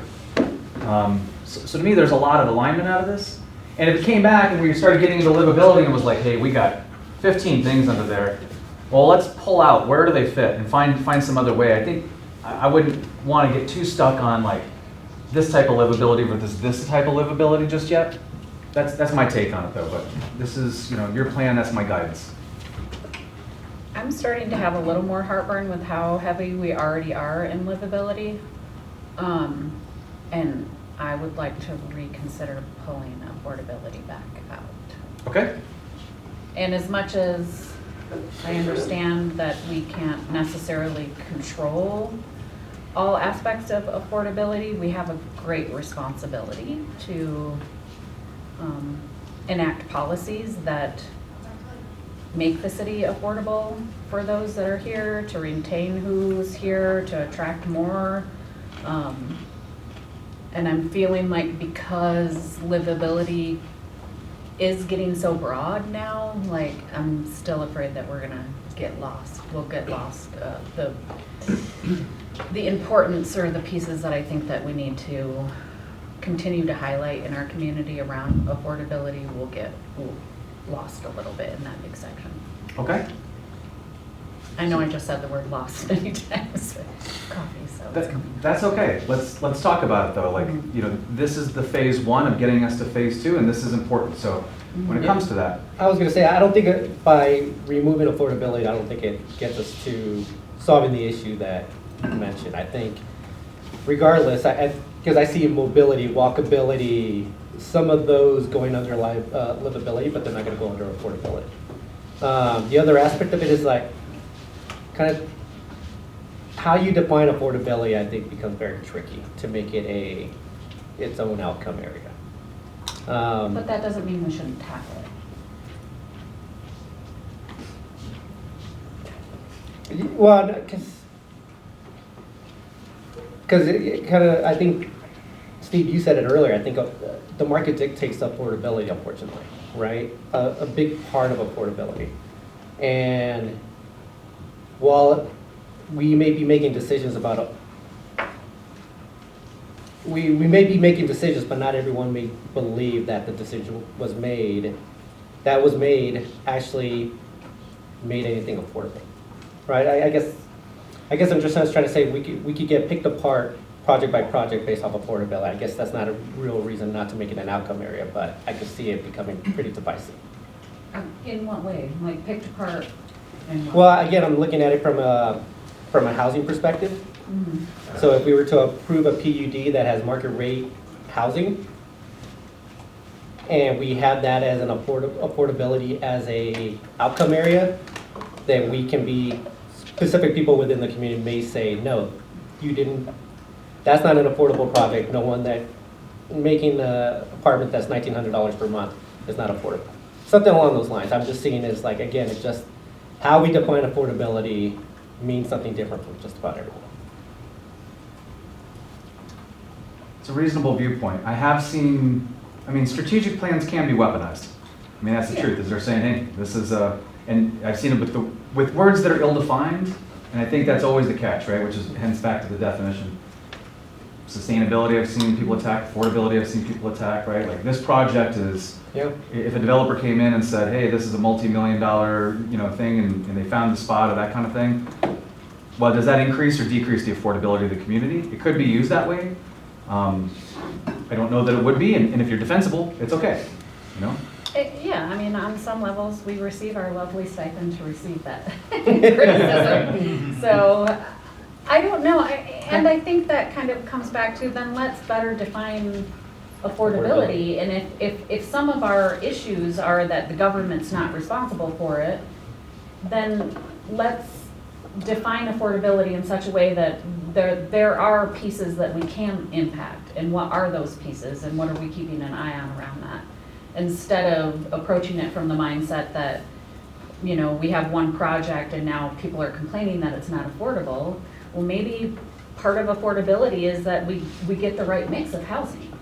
And so we do have affordability at all different price points across the spectrum. And I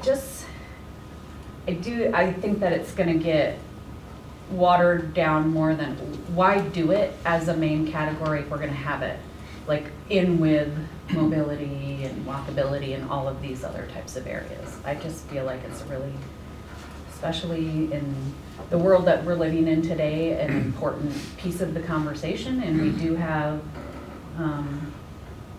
demographics that kind of like speak to us needing to do the hard work to define affordability. What is affordable for a millennial versus what is affordable for a 75-year-old in the city of Inglewood?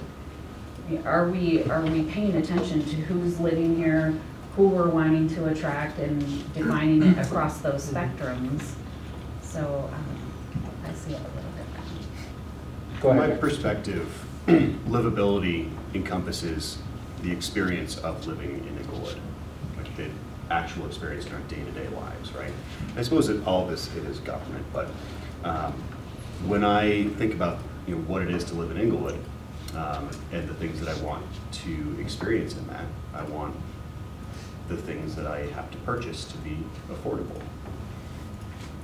And I think that our citizens have that same experience, right? We have to spend money every day, or just about, on basic necessities of groceries or from our utility bills, but as part of the experience of living in Inglewood. And that's what livability means to me. I agree with you philosophically. My concern is like the level of detail at which we get at work around some of these concepts and affordability being too big to fit under livability. Yeah. I think there are a lot of other great fits of remaining words here that we could put under livability, and affordability could still be its own area. So I just like to clarify maybe the next step in the process, so you all can be using this as maybe a gauge post, which the next part of this is to kind of develop these strategic objectives, goals, right?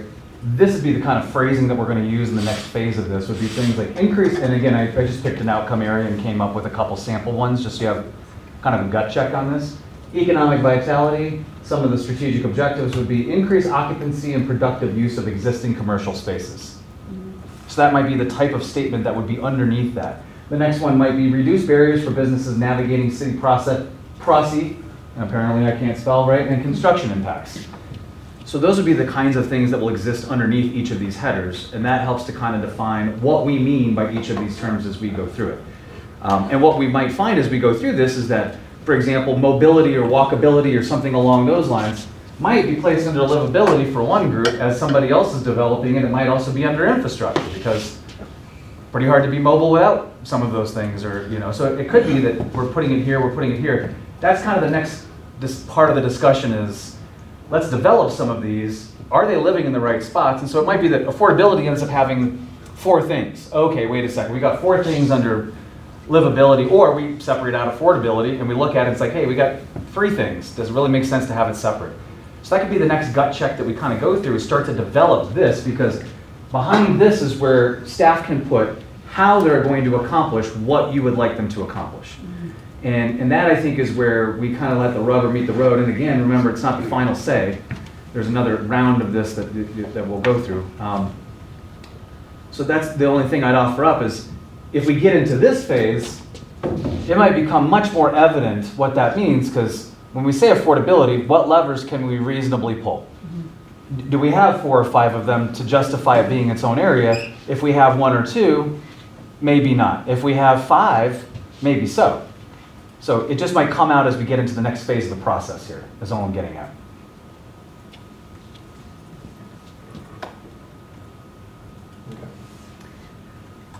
For now, are you okay with trying it under here and then recognizing that we may pull that out of here? If we're seeing a lot of affordability items crop up under this, we'll yank it out and say, you know what, we're seeing a lot of this. Let's pull it out of here.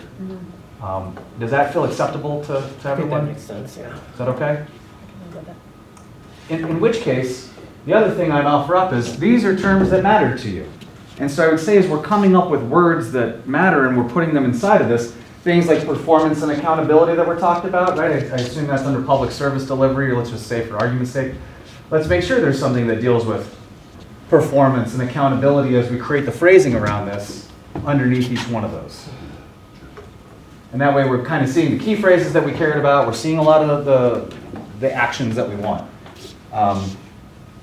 I'll pause for station identification for a hot second here before we keep rolling, but the next phase of this involves staff. So if you're doing other things, just know you'll be participating in the next phase of this. That'll be fun for you. And just giving you a heads up to wrap up whatever it is you might be working on, because you're about to participate and jump in on this. Council members, you will be leading the charge with the development of this next phase as well. So staff and council will work together to help craft these up. The guiding principles will come, again, from the council. So council is going to help this, staff is going to help inform this. Our goal is to help this be not only participatory, but actionable. That's the other piece of this. What we're after in this case, and you'll notice each one of these, increase, reduce, they start with an action verb. Every one of them starts with an action verb. So just know that. It's okay to have more than one action verb inside of this, but you get a sense of the tenor and the tone that we're after here as we kind of go through this. So it's a good time to ask questions about the kind of thing we're after, but I would like for staff to find the areas that might be most relevant to you, and I recognize you might exist in multiple areas. So for now, what I'd like for you to do is pick one area to help brainstorm these as staff and be a participant in that. And then for the next phase, we're going to we'll go through a process of reviewing what was come up for. So for example, we do infrastructure. We spend 20 minutes coming up with what infrastructure might exist under infrastructure. We'll report out. We'll exchange with another group and then go through a process of, does this need to be altered? What needs to be added? What needs to be changed? Should this live somewhere else? And we'll go through that report out process. By the end of this, we should have relatively, and I'll say, draft built out goals under each one of these headers. That's the process I intend to use. Sleep now or forever hold your peace, but that's the process. So if you've got thoughts related to that, I welcome them. The only piece of that I struggle with a little bit is that the public listening can't listen to all of the conversations. That gives me a little bit of heartburn, but for me, it's not going to stop me in my process. My hope is that the process where they're going back, because we have another phase. What's the next phase on this, Tim? Can you clarify that again? Yeah, so after today, the next phase, which will launch next week, is the additional survey with the community. So the plan right now is to take basically the outcomes you've developed, socialize them with the community, get feedback about priority ideas, and also to see if they think things are missing. Then on February 17th, we'll come before council with that data, with this formalized, and with some initial ideas based on your direction today for projects and performance metrics.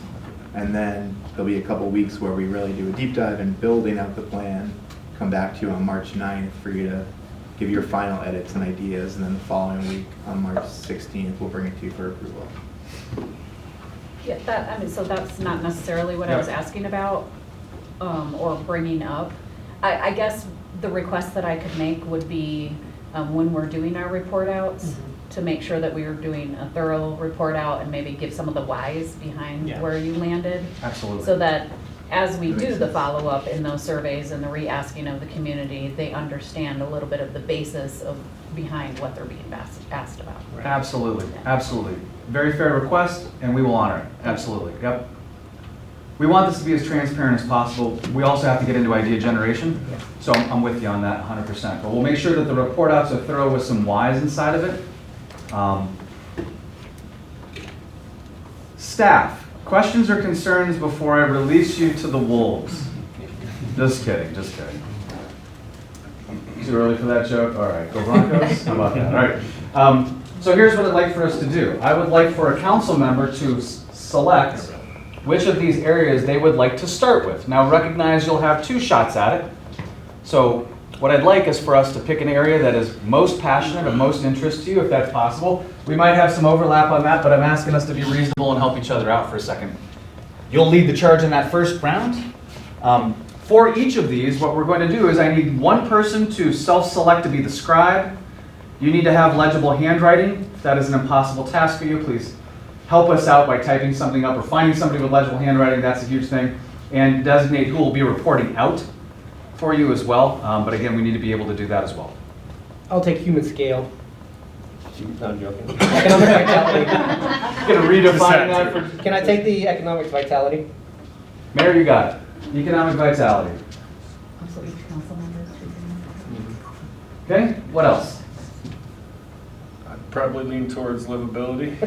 Livability, right? You want that human scale, don't you? All right. That's it. Okay, what else? Proxy word.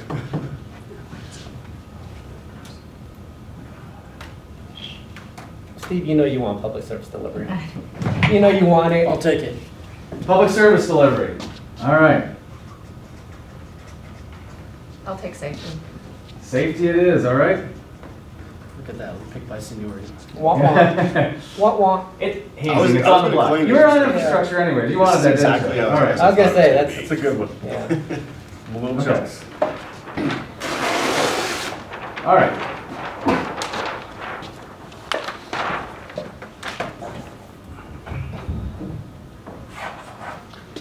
All right, so let's come up here, we can grab a sheet off. What do we got here? We got like 12 sheets, so like, 1 or 2 sheets per section is basically what we're reporting. And again, from a sustainability perspective, let's keep the paper to a minimum here if we can possibly do that. But come up, let's grab a sheet here. We've got the markers over here. Staff, self-select which of these is probably most appropriate, or if you don't have one that's a direct fit, which of these you'd like to slot under and help. I want to make sure that every council member has at least some staff with them to help them on the brainstorming process. And let's do it. We're going to do 20 minutes on this. 20 minutes on this. So here's our expo markers over here.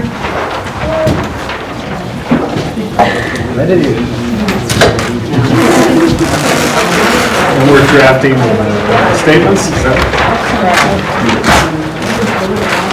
You okay? All right, who wants any other? Are we drafting the statements or we're just getting the topics? We are going to. Words underneath. Yeah, what exactly? Yes, we are going after this. We're going after this right here, which are the strategic objectives. Okay. Okay? So these are the types of phrases I would expect to see on the sheet. Okay. Once we get into order, it's all re-explained to make sure we're on the same wavelength. Oh, I see. You're knowing now. I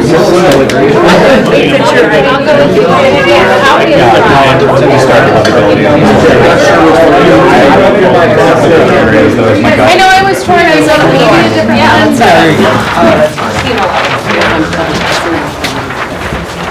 Find your council member, there you go. Before you begin, I'm going to give one more set of instructions so we are clear on this, okay?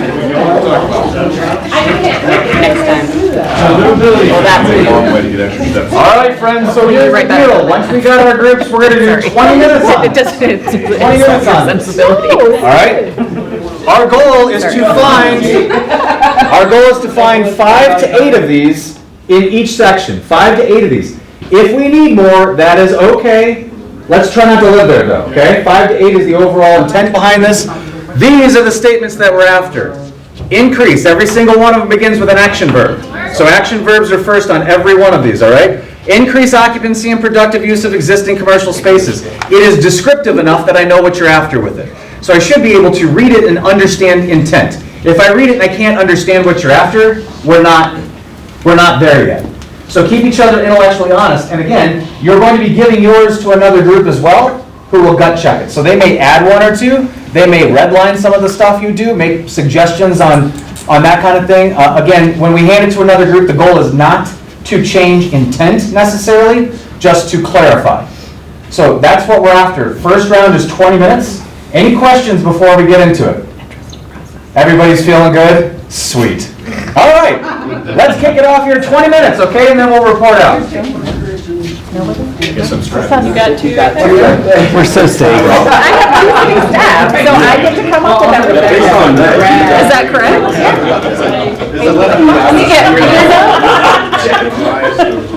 Yes, this is where we're going to come in. So I have nobody but Stacy. That's all they all have. That's all they all have. That's true. Yeah, that would work. Okay. You got only 2. And Dave left. But the 2 you need, let's. We're just gonna, we're gonna create the world. Coming back. I already feel where this is headed. Yeah, questions, grab me, okay? It's our roadways, it's our. Well, let me throw this out there to you guys and see what you feel about this. So, when we projected our crime stats, and that there was a lowering in a lot of the crime categories, the feedback that I got from that was, but I don't feel safe. So this idea of feeling safe, I did a deep dive and watched podcasts, read articles, like, and it's pretty common throughout the country. Like, what do people mean when they say the feeling of safety versus the actual stats, and it's all over the place. I will admit. Well, right now, everybody's stopping. Well, that is, there's some truth to that. But the 2 common, it's kind of like what Tim was saying earlier, and it's two concepts that we talked a lot about this morning. Homelessness and empty storefronts are the two things that people around the country, and it's usually more homeless encampments is more specific than just a homeless person, but those aren't action words, but that's feedback that I've heard as it relates to safety and feeling of safety. Well, it becomes an action because increasing outlet increasing or filling empty spaces or utilizing empty spaces. If it's an empty storefront, it may not necessarily be a store, but what can you do with it? And that may be one thing as far as feeling safe, but there are some other things with, I don't like to say things like increase the ticket writing, because then what officers do is they go to a place that's easy. Well, it's a place that's easy, but doesn't, it doesn't necessarily, again, back to the feeling of safe, like, we write a ton of tickets, but people don't necessarily see it, so therefore, Well, it's like writing a ticket to deter speeders. It no longer deters, because most speeders feel like that's just costly. So around unhoused and or drug use that came up a lot today, how would we phrase something around increasing connections to wraparound So that's a great, I'm so glad, okay, so we just in the last couple of months, we brought our co-responders in. MRU, that might be a great goal, like improving the, Because Court Nav does it too, so. improving the navigation of our unhoused to resources. Improving that navigation. That's not typically how it's said, but that's actually what is needed. I like that. I would actually put, traffic calming. How about improve instead of increase? We're talking about transparency, maybe be measured through Navigation of unhoused. Sorry, I'm going capitals. No, you're to services.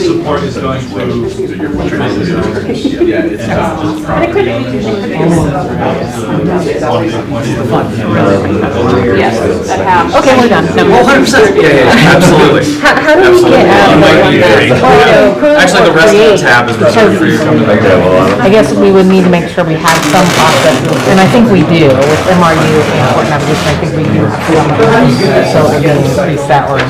And I like this one only because it all just came in-house. We have a manager, we have a project manager, and it's all in-house now, so I think that this is a great. Well, and we have affordable housing program manager too, so if it is more in-house, how do we get that person in? I will say, and I don't want to go off subject too high, but it's been my experience that it's not always a lack of housing that is creating our unhoused population. It may be a piece of it, but there is a whole lot more to it with mental health and all of it. So I feel like sometimes we connect those two things, and I'm not sure that it would dramatically. Because that's what we're trying to build, even in the when somebody comes in, it's like, well, what are your barriers to successfully complete your study? And it may not be housing as a piece of it, but it's because they don't have a job. Well, why don't they have a job? Because they don't have a why don't they have a you know, it's just a whole umbrella. Let me touch it. So let's keep this at more the mental health and substance use and all of those things. I think that's where I would be. And then maybe do something separate for, what is the right verb that we would use for like fully utilizing our existing resources like Bridge House. So that's what I would say. Bringing Bridge House to capacity. But I would almost put that in there, Bridge House being probably better than 5280 because it's more of a. Well, it is, but there, I think there's going to be two separate distinct populations of unhoused. There are some people people that aren't gonna go into a job work program and have a bed to sleep in and be able to stay at that program, they're just out on the streets and you need to get a co-responder connected to them or whatever. And then there are the people that maybe are a little further along in their path that are ready to work into. But let me push you past that for a second, because I don't disagree, but, okay, so they don't want to get the service, they don't want to go to Bridge House, they don't want to do this, but we send the co-responder out there. What's a good outcome of that? What is it, or whatever, like, what is next? Like, what do we see? No, I know, but. So much that But when, MRU doesn't want to get in there. I'll tell you, at city council, a month ago, there's a guy in there, I don't know, I got talking to him, he was unhoused, and he said, and he wasn't like drunk or belligerent or anything, he just said, I don't want to quit drinking. I'd get a job maybe if somebody gave me, but I was paying rent, but it was $1,500, and he goes, kind of against what I said earlier, but he goes, I could think of a lot of other things I want to do with my $1,500, I'd rather just live out here. What do we, like, I kind of like, yeah, like, what do we do with that? Where they're service resistant, I would say, but they're not creating crime, they're not criminals. Right. And just to be on the record of this, we do write tickets, if they're breaking the law, we write tickets and arrest them. If they're not breaking the law, But if they're not breaking the law, that's where the things get more dicey. And we have examples of that at court. We have a couple of gentlemen that work with our probation officer and our court navigator that, in fact, they basically says they live in that sorry house because they don't want to spend $1,500 or $2,500 for rent. They can go in either the YMCA or the rec center or a truck stop or shower and everything. They work, they have full-time jobs. I mean, they make good money, but they just don't spend it on rent. So does that bring us back to, I know at one point in time we were looking at the feasibility of creating safe places for people to park vehicles if they were living in their vehicles. Where has that gone? Is that something that should be revisited? I feel like, and this was before my time, but if I hear this incorrectly, I think that we made ordinances specifically against camping. And that's where like, no. This was more like churches who want to offer their parking lot. So say if you are living out of a vehicle, there's a safe place for you to park a vehicle for the night, and it's not against the law, and you're not making neighborhoods unsafe. Well, that's where I think that the problem is, because I think that that's in some ways, not to that degree, but in some ways that's what 5280 is doing, and then you have a bunch of people there that that's not create. This would be more specifically just for the overnight hours to park in your vehicle. I don't Not necessarily setting up tents. I don't know about that piece. And then there's a whole structure in place. Who's going to clean up in the morning? At what time do they need to be cleared out of there? That's a little bit Do the neighbor, or wherever it is located, do the neighbors approve of it or something like that? Yeah. So do we maybe a Walmart parking lot or that parking lot behind Qdoba or something? Yeah. How would we write that into something, like continue to explore? What it's called, explore alternatives. Where is Joe? He must be on the phone. I'm going to run and ask her real quick, because I feel like that's something that we never really followed through, and I think that gets to some of what you're saying, like, I don't want to go into treatment, but we're going to be here safely for the night. Okay. Phone your friend. We're looking for a word. Good. Okay. All right. Yeah. Like, you can't, as part of there's a city center. It's access to or something. So it's, well, I guess I think what the council members mentioned earlier. This is what the town hall they do actually. Yeah. Yeah, I think I'll put that I think that will. Yeah. I don't hate that. Yeah. Nothing is great. There's always strength and weaknesses to all of these things, but at least we can tell the police where to go to do like a drive-through. At least they're all in the same spot. I've always said when Get more than 3 minutes. and have some of them, if you have a porta potty, have, you know, like, the parks that have like a utility area or something. And I know that's risky, but it's like Safe parking. So, we were just talking while you were gone, and it's like, at least if we had a designated area where they were, at least the police can patrol, and you can set up like a porta potty, and you say, okay, at least we know they're gonna be there, or you could probably put some level of guidance restrictions, whatever I'm trying to say there, but like, you can't be nude outside, or you can't urinate outside, or you can't, whatever. you can't make a cesspool of the. Yeah. And there are some rules, but it's. I think in some locations, maybe in Denver, some organizations like hire a person. They're overnight, so it's kind of having that general oversight. Less of a burden on the police can be called if needed. That's what I was saying too, at least if they're in this parking lot, let's just say the Walmart parking lot, we say, well, you can drive by there, like, at least we know where to drive by, the people that are trying to do this as. Alternative or transition. Yeah, at least we know where they are and we can keep an eye on them, so, I mean, maybe that's. So did we say explore safe parking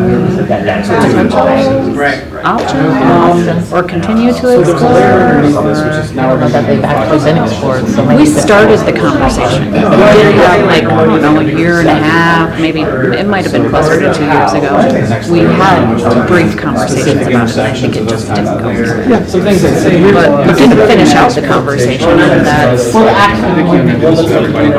whatever services we do have available and those who want it, here's one option. For those who don't want it, but you still need a safe place to be, say you're a homeless person, you know, and you've got kids in your home with you, is there a safe parking option for you to park? They're not gonna raise it, but still jackets. I will tell you one of the, without being, I don't want to betray anybody's trust, but one of the security guards applied for the last round of policing, and he and his husband live in their car. And they live in their car with like 4 dogs, and I'm sitting there going, oh my goodness. They had some other issues that precluded them from being police, but, yeah.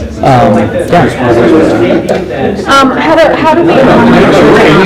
Of course. We just ask about the equitable enforcement across the board. And I don't know how we word that, but I think, you know, she has a lot of concern over just, one, making sure that we are enforcing. And I think that you would argue that we are enforcing where we can. But I think it may be related to underage individuals and their sense of safety. Like, are we across the board enforcing? Well, and so here's an example, I'm gonna be devil's advocate because we have to deal with it, but once somebody is determined incompetent, county and state or municipalities can do a whole lot with them for a certain period of time. And so while we say equitable enforcement, I also want people to be aware that sometimes all of our time, there's only so much we can do. And unfortunately, that's something the legislature is really going to have to address, because when we have somebody that's that mentally ill, they're almost untouchable. And that doesn't make the community safe, it doesn't make any of us feel safe, as far as our jobs of making people safe. And so Let me read, and you can read this to yourself, but let me read, this is from the 21st century, 6 pillars of 21st century policing. This was during the Obama administration, they had come out with this. These are the 6 pillars, and tell me if any of these hit what you're saying. Building trust and legitimacy, policy and oversight, technology and social media, community policing and crime reduction, training and education, officer safety and wellness. Do any of those hit that?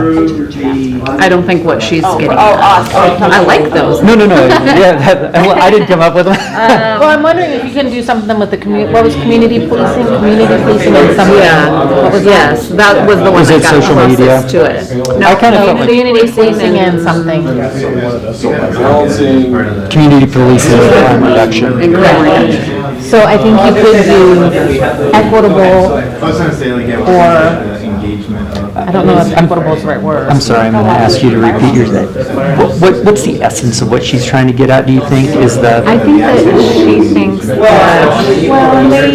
they respond. I'm not positive, but I think that she thinks that probably the unhoused are not having laws enforced upon them the same as if you or I, or when I'm turning left at that intersection that I shouldn't be turning.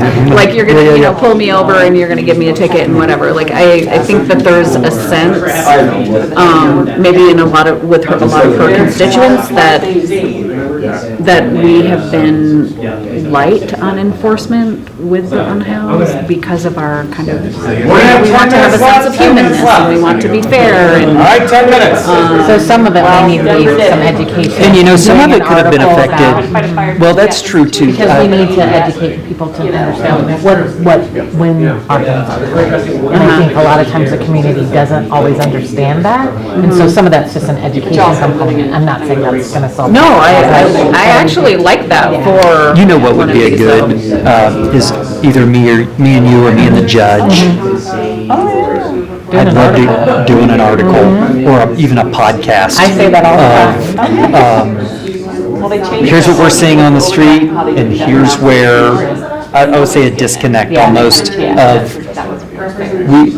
for example, like if somebody steals less than $50 or something, whether or not that's going to go somewhere. Well, or when a homeless person walked in and steals some candy bars from the front.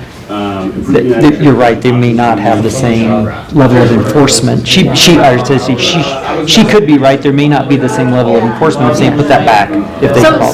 Can we maybe include her words of what she's asking for, but attach it to education? Yes. So increase education about.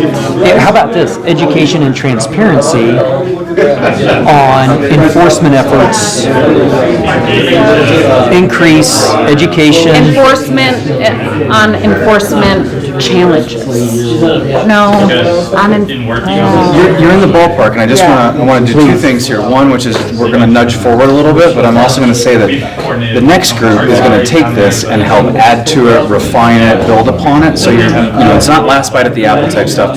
There'll be another opportunity to be able to do that too. Yeah, but this is the police chief. We want to make sure that. 100%. Yeah, but just because I am doesn't mean I know anything. But I'm going to get a time out and say, look, we don't have some critical things for safety up here. We don't have anything about response times. We don't have anything about like true public safety service delivery. We don't not anything. That's how you're defining safety, though. I'm not sure that those are the safety concerns. Yeah, exactly. And we had those in place for. But is there an element, if I see safety and I'm a citizen and I'm a resident, right? Wouldn't I want to see something related to maintain response times or something to that effect related to service delivery? That's on that's on the 5-year plan. Our response times are on the 5-year plan currently. They are pretty good. They're above the national average. Then it might be referenced. To have it, and I don't think you have to just eyeball it every time. I think it's worth referencing it. Let's finish out this one. You don't live in Englewood, shoot. No, and you're right. You're right. I hear what you're saying, but I agree to a certain extent that if it's something that we're hitting the nail on the head with, does that have to be an area of focus in here if we haven't in recent history or the last 5 years? The other thing, with that specifically, is if somehow or another our response time started going up, we're going to hear about it from you sooner. I've plugged this to you too, but just anybody, that's going to come up, and where are we? It'll come up in a council request in the next 6 months. How long does it take for us to get the calls? Increase education and transparency regarding enforcement efforts, and then I like I do think that there should be some. The other one that's in my head has to do with technology, and I understand that that's It's going to be, yeah, so let's just put it here and get it out. It's going to be a thing of enforcement, how about enforcement, and instead of saying police anything, to me it's the criminal justice system.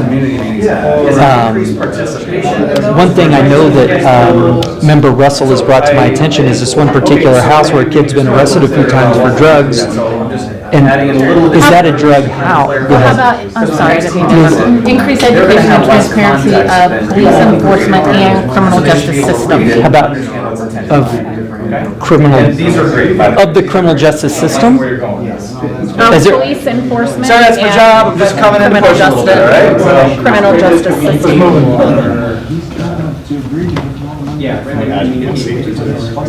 Does that take us to off track or? I don't know. Like he said, we can go back and refine some of these, and she should get her say-so, like, Yeah. in the coming weeks. I promised, and that was one thing that she like said to me really super clearly. Like the rest of it, we were like sharing ideas and thoughts, but. Because I think some of that helps with that overlap and that partnership. Because sometimes when there's an arrest, that doesn't mean anything will happen on the other side because the laws prohibit something from happening. So using, I'm not the person to put you on the spot, that should go the other way, but I'll ask you, does it increase or decrease or explore, what is the word for the technology aspect, like increase use of, increase information of? Maintain safety of residents and police officers through responsible use of technology in data storage. If I were to advocate for something, I would like to be a comprehensive, like institute a comprehensive,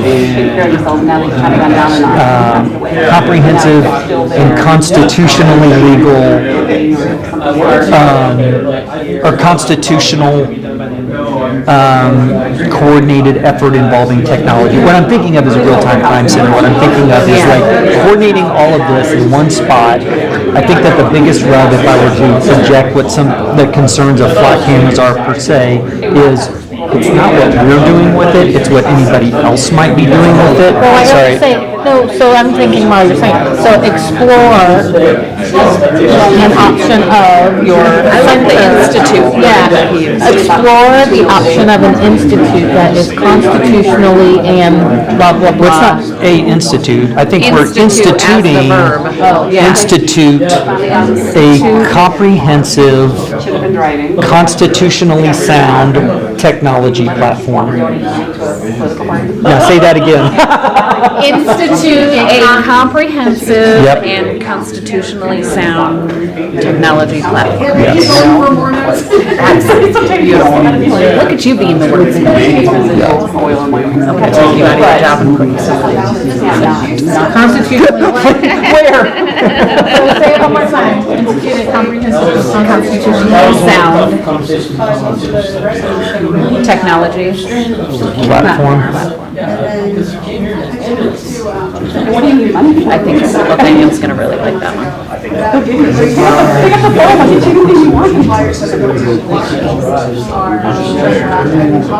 You know, he kind of brought this up earlier, and not to be specific to the response times. What I tell my staff a lot of times is, to me, being great is, it's like being an athlete. It's doing the fundamentals really, really well. We answer the phone when they call, we respond when they call us, we're professional when we get there. Like, what is the verb for that? Like, maintain the fundamentals. I mean. Like focus on Maintain the good delivering. word.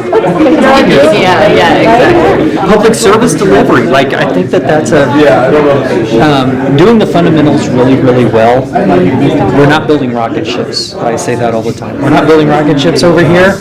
Answer the phone when they call us, respond when they call us, show up, be professional. Like, what is that? Like, I think that's probably, well, I think that's in that legitimacy, building trust and legitimacy. I think that's what you do when you Maintain legitimacy. Something to that. Because the thing is, you're already doing it. So you don't want to, I mean, how are you going to increase your already? Yeah, but we're gonna hire some more people, and it gives the cops, it gives the supervisors, it gives command staff, this is what we're doing. When I tell you, I want you to 1 minute left, 1 out of minute the left. station and go do this. Get that last because it's idea part up of our there. strategic plan that you do it. Yeah. You see what I'm saying? Yeah.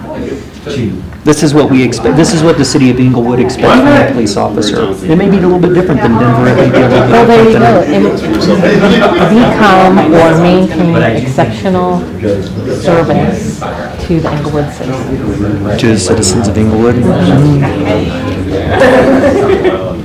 Now, what exceptional means, when you do your metrics or whatever, you gotta determine what that is. Is that 90% or better? Or what? I think there should be something about us doing police stuff. Yeah. To his point. Yeah. I mean, we could just keep it really simple right now and say maintain favorable statistics or metrics regarding police performance. And just see if someone else wants to. We got your vibe. We couldn't step away without. I'm here to push a little, that's all, you know, like, backing off, boss, backing off. All right, time's up, time's up. All right, let's see where we're at now. As was suggested, we need to make sure that this report out is thorough enough that people can understand it who are watching from home or might be out there on the line on the interweb. So just need to make sure that we get enough thought process behind it. Now, just to clarify a couple things, my role here is I'm going to push back a little bit on you, but the next team is going to push back on you more a little bit, okay? So the idea is we're going to hand this to another group. You are going to take something from another group. The idea there is that you don't have all the background. You don't have all the context. That's intentional. That is like a resident reading this. They don't have all the background or the context. So if it doesn't make sense to the next group, the job of the next group will be to refine, define, and help clarify what it is you do. So it's very important right now that we provide that context, not only for the residents at home who might be watching, but also for the next group who might need to clarify what it is you're talking about as you do this. I know we have the challenge and livability of potentially too many, so it could be something where we end up breaking that one up because of the conversations we were having on affordability or that kind of stuff. We might leave it alone as well. All right?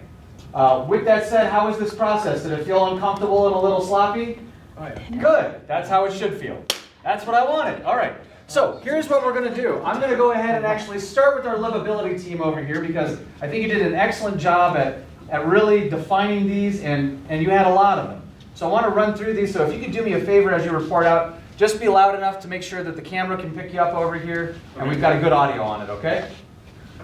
All right, so you just want me to read through them? Yes, please. Okay. Yes, Increase participation in neighborhood resources, programming, right in the livability sweet spot. We already have a whole program around that. 2, increase housing affordability by expanding housing options and preserving existing affordable housing. Second one is housing is increase access to affordable housing to all income levels and ages. We have increased participation in community engagement operations, particularly with underserved population. Opportunities, thank you. Then we have increased pedestrian safety through traffic calming initiatives. Then increased community accessibility through expansion of multimodal options. We have increased lifelong learning across all ages. We have preserve and enhance water resources and natural systems. Next one is facilitate, coordinate efforts.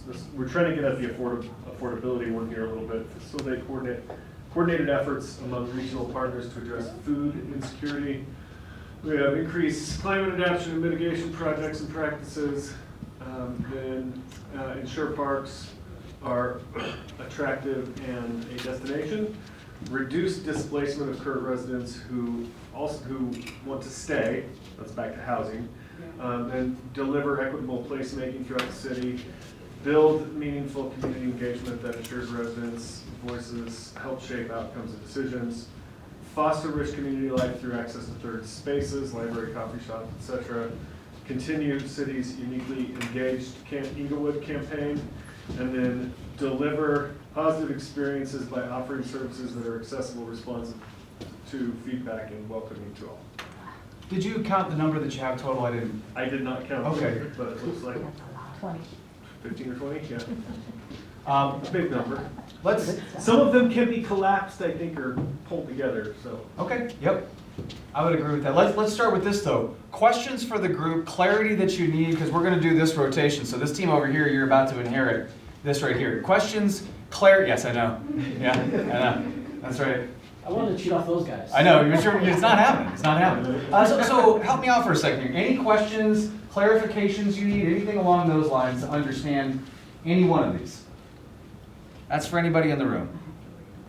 Can I add a clarification to one that I wrote myself? Please, yeah. So this makes sense to me, but I just want to make sure people know increasing climate mitigation projects, that's mitigating against greenhouse gas emissions, which impacts your life in a negative way through climate change.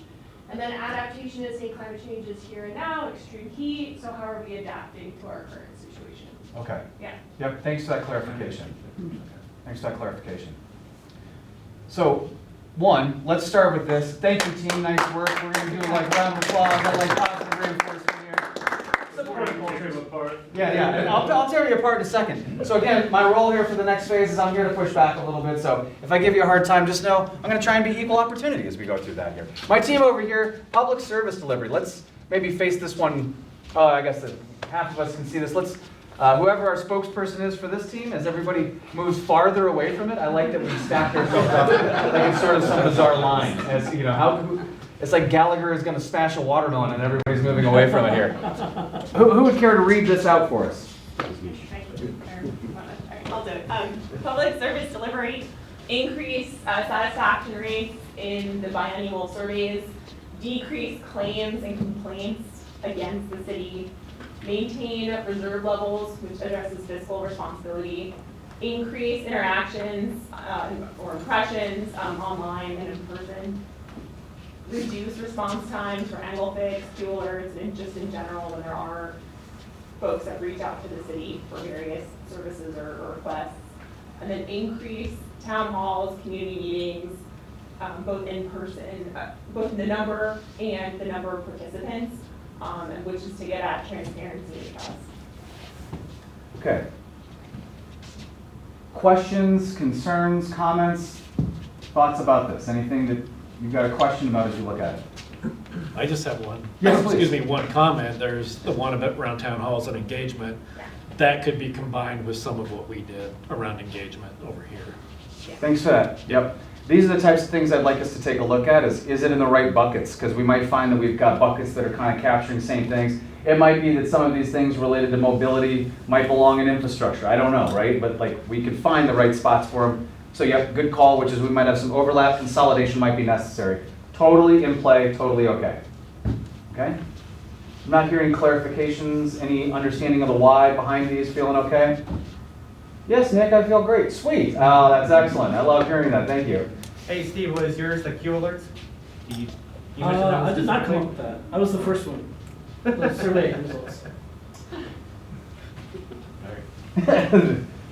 There's a story there. I don't know what it is. It sounds like one we don't have time for. So that's the perfect way to go. All right, my safety team over here, help us out.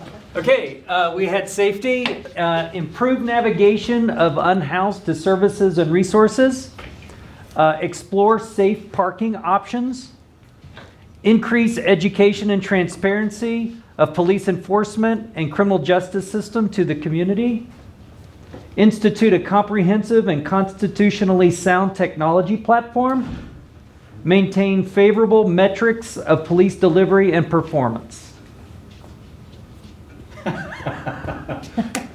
Council members give me a hard time over here. The nod to you. Questions? What was the last one again? Maintain favorable metrics of police delivery and performance. Because we're already doing a great job, so, I mean, can't do a whole lot better, but. You got thoughts, Seth? I can see it on your. I feel like that top one, and was even thinking with our categories talking about housing and access to housing, the top one of improving navigation of unhoused to services could probably bounce back and forth between the safety and the mobility Okay. buckets. Yep. Because we wanted to make sure this included more than just housing. Yeah, Because there's so many absolutely. resources. Yep. I really appreciate that because that's the exact type of thing that might make sense because we have so many in livability. Could it exist better here than it does in livability? And then we're stripping some out of livability, enhancing what we've got in our safety category, if it's the correct reframing of that.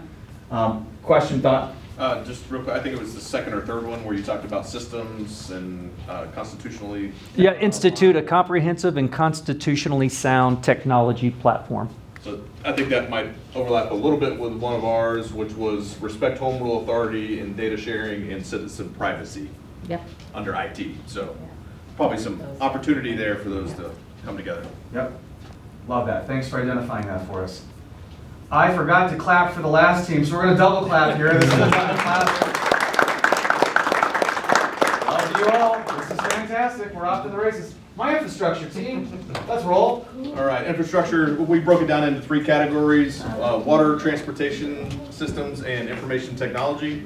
Under water, we have improved resiliency of water systems, including water, wastewater, and stormwater. Next, we have optimized system risk and affordability by balancing system need, customer costs, and expectations. Under transportation systems, we have improving and adding transportation options for all users with consideration to how individuals move throughout the community, followed by consistently reviewing and improving existing transportation infrastructure. Under information technology, we have improving system security through responsible policy development and strategic planning. Next, optimize technology systems risk and affordability. After that, improve system resiliency through geographic redundancy. And last, the one I just mentioned, respect home rule authority in data sharing and citizen privacy. Okay. Questions about this as they went through it? I have a potential missing one. I just want to question facilities.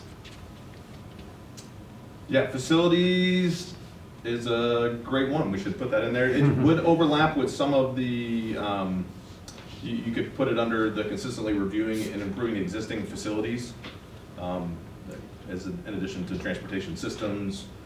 Some of our information technology would fall under facilities as well, and water, but there's probably a facilities component under each of those. So that's a good catch. We can certainly break that out. That might just be one more to add in there, something related to the proper maintenance of facilities or something like that, so we've got the right on that. Yep. Any other questions related to this? I'm just wondering, excuse me, given that our new website is a capital project, should there be something here that addresses? Under IT? That's what I'm thinking. I'm not sure exactly what that looks like.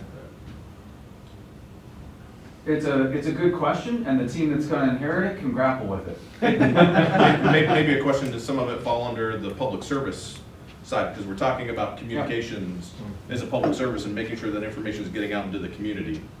But from the maintenance perspective of maintaining a website, making sure it's ADA. And that's what I was That's thinking. where you were going? Yeah. Okay.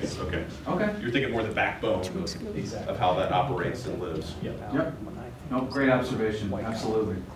Yep, so let's maybe make sure that we've got that. I think that's a really good observation. If it is a capital project, then it probably should have some reflection there. Yep, I think that's a good one. All right, nice work, team. Nice work, thank you. My Economic Vitality Group. All right, so we came up with 6 or so. So a couple of ones that I highlighted earlier. So increase the occupancy rates with vacant properties, reduce barriers to opening businesses in Inglewood, promote the business grants available throughout the business life cycle. So we provide a lot of different grants. What type of grants do they need when they're first starting off versus once they become a business 1 or 2 years down the road to further down, providing that visual about the grants that are made available. Next is increase the placemaking and wayfinding throughout South Broadway and City Center. So obviously we have projects that will increase seating, just a lot of the infrastructure that goes on within South Broadway and north of Hampton. Promote that, but also that generates some economic vitality to the area as well, but do that throughout the entire city at some point as well. Address the safety concerns along South Broadway and City Center. It was mentioned within the surveys about the perception of safety across the areas. Basically engage the public and let them know what we're doing about it, basically. Next, engage the larger demographic of business owners along South Broadway. We're only hearing from specific businesses for the most part. about their experiences in Inglewood, get a larger share so we can get better feedback about where we should be placing more of our resources and just getting just better feedback overall. And lastly, you guys kind of mentioned it as well in terms of neighborhood programs, but leverage those neighborhood groups, those neighborhood leaders, in order to just amplify what we're doing as a city, business-wise. So. Points of clarification related to this, questions for this group?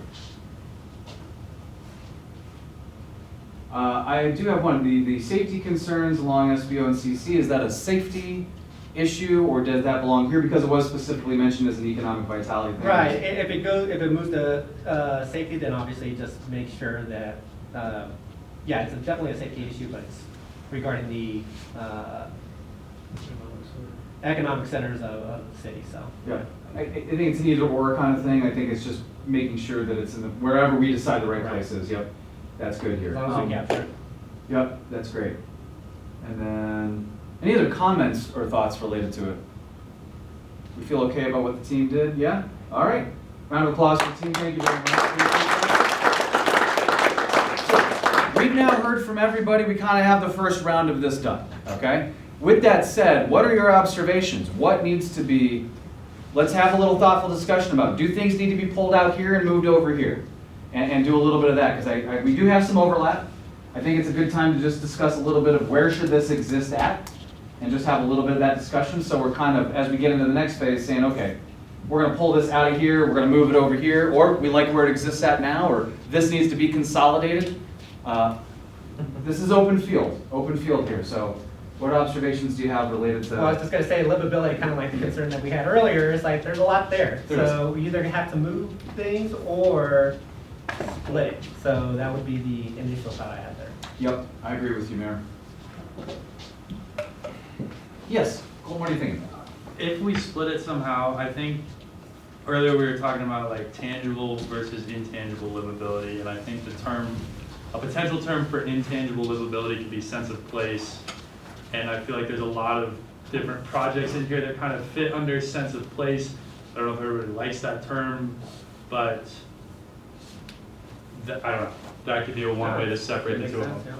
I appreciate you throwing out something to react to on this. Thanks for the straw man on that. You're suggesting something, this sense of place, does it allow enough pull out here to go ahead and actually maybe create two livability thoughts that make a little more sense maybe in terms of what we're after with that?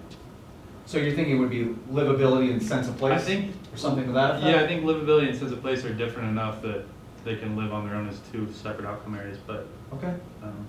Where do you see the engagement stuff living?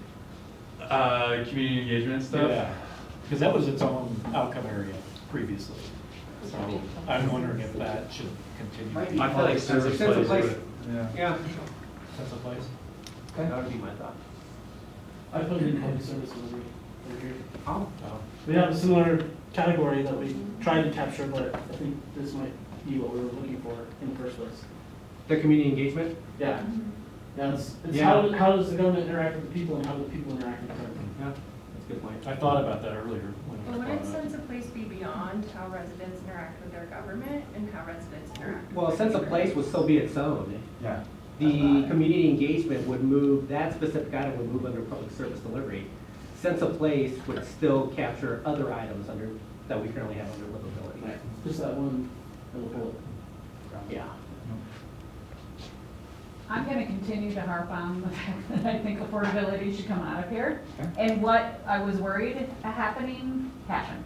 100%. So there's very limited affordability and it's only specific to housing.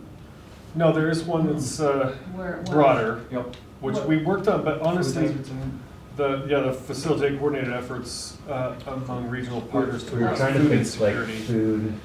Okay. So we're trying to get food affordability. I didn't know what other categories of affordability to try to, because I was thinking about it, like what are the affordability statements, and I couldn't, there's just not. I don't feel like there's a whole lot about affordability that we can directly affect as the government.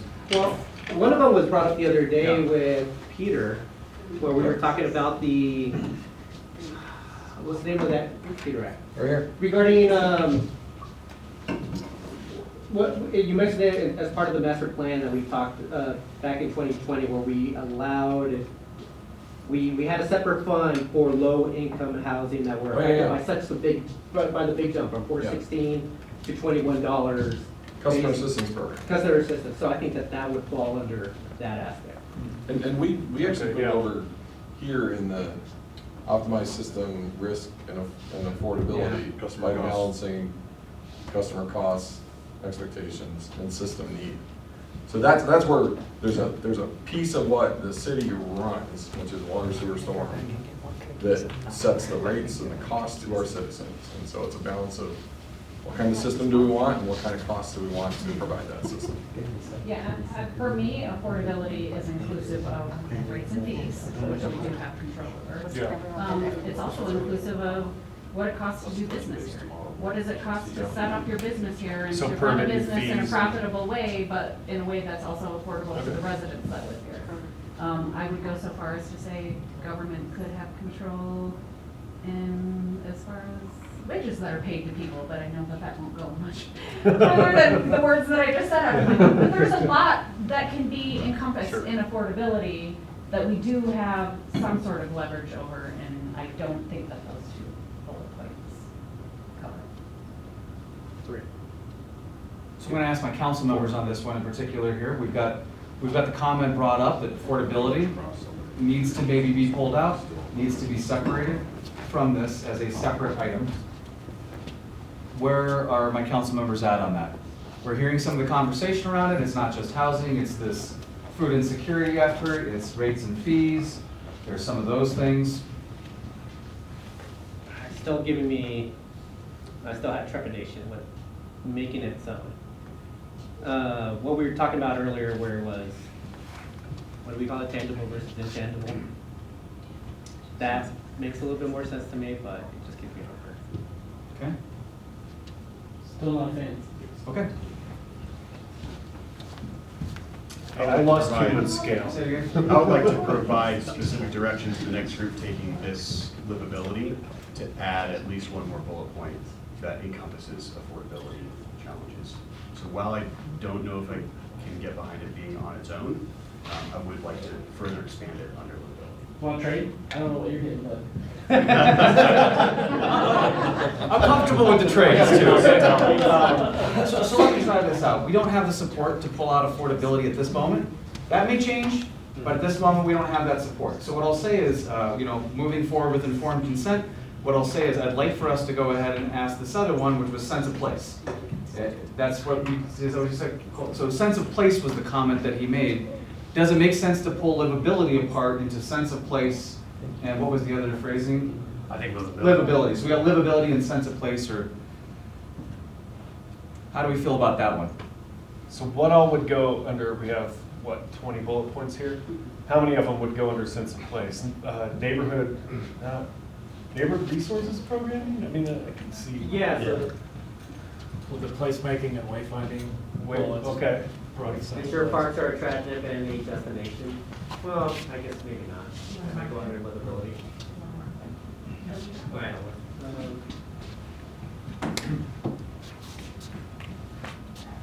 I mean, I think there's a few things on this list that could go to other categories. Yeah. Right, off the bat. And that will shorten the list a little bit. Yeah. Talk to us about that. Which, yeah, go ahead. So, on the left side, when we look at pedestrian safety through traffic calming, the second word is safety. That was safety. Actually, I'd say transportation more. Community accessibility through expansion of multimodal options over the infrastructure. Protect and enhance water resources and natural systems. There was something similar on the infrastructure already. And then there's one on the right side here. Community engagement, again, next door, at top, public service delivery. So I think we can pare it down a little bit just by moving some things to other categories where they also fit. See, those safety ones are all around livability to me. How you engage with the community at large, to me, makes those three that you first called off around pedestrian safety, There were a couple of them where it was around like infrastructure or safety. Those to me are the reason why there's a livability outcome area. Because it's the way that you engage with the community or, at large that doesn't fall into the bucket of infrastructure that is just maintaining the infrastructure. This is new type of safety improvements that we need to make across the city, which enhances the livability of our town. I think some of the sustainability ones could be moved to infrastructure. I could get behind that. I'd like to keep the traffic calming and walkability stuff under this one personally, because I think it just, we're trying to expand livability. But I definitely think traffic calming belongs in safety, but I think I'm in the minority there. I would actually support that. Okay, so let's get an indication out of my council members on that one. We don't have a traditional, we don't have to have a traditional viewpoint of safety. I agree. And as much as I don't want to water down the high quality work that happened over here in our group, I do think that those are safety issues. So let's talk about it. We have a couple proposals out there. Let's just pick one and see if we can't hone on where it should belong, if it's there. But I'm looking for my council members to make that call. We're going to do the same thing with safety. There was one there that could be technology, you know, so we're kind of into a couple of these here. So let's just run through them here. Anybody want to toss one out? We can get into whether it should move or.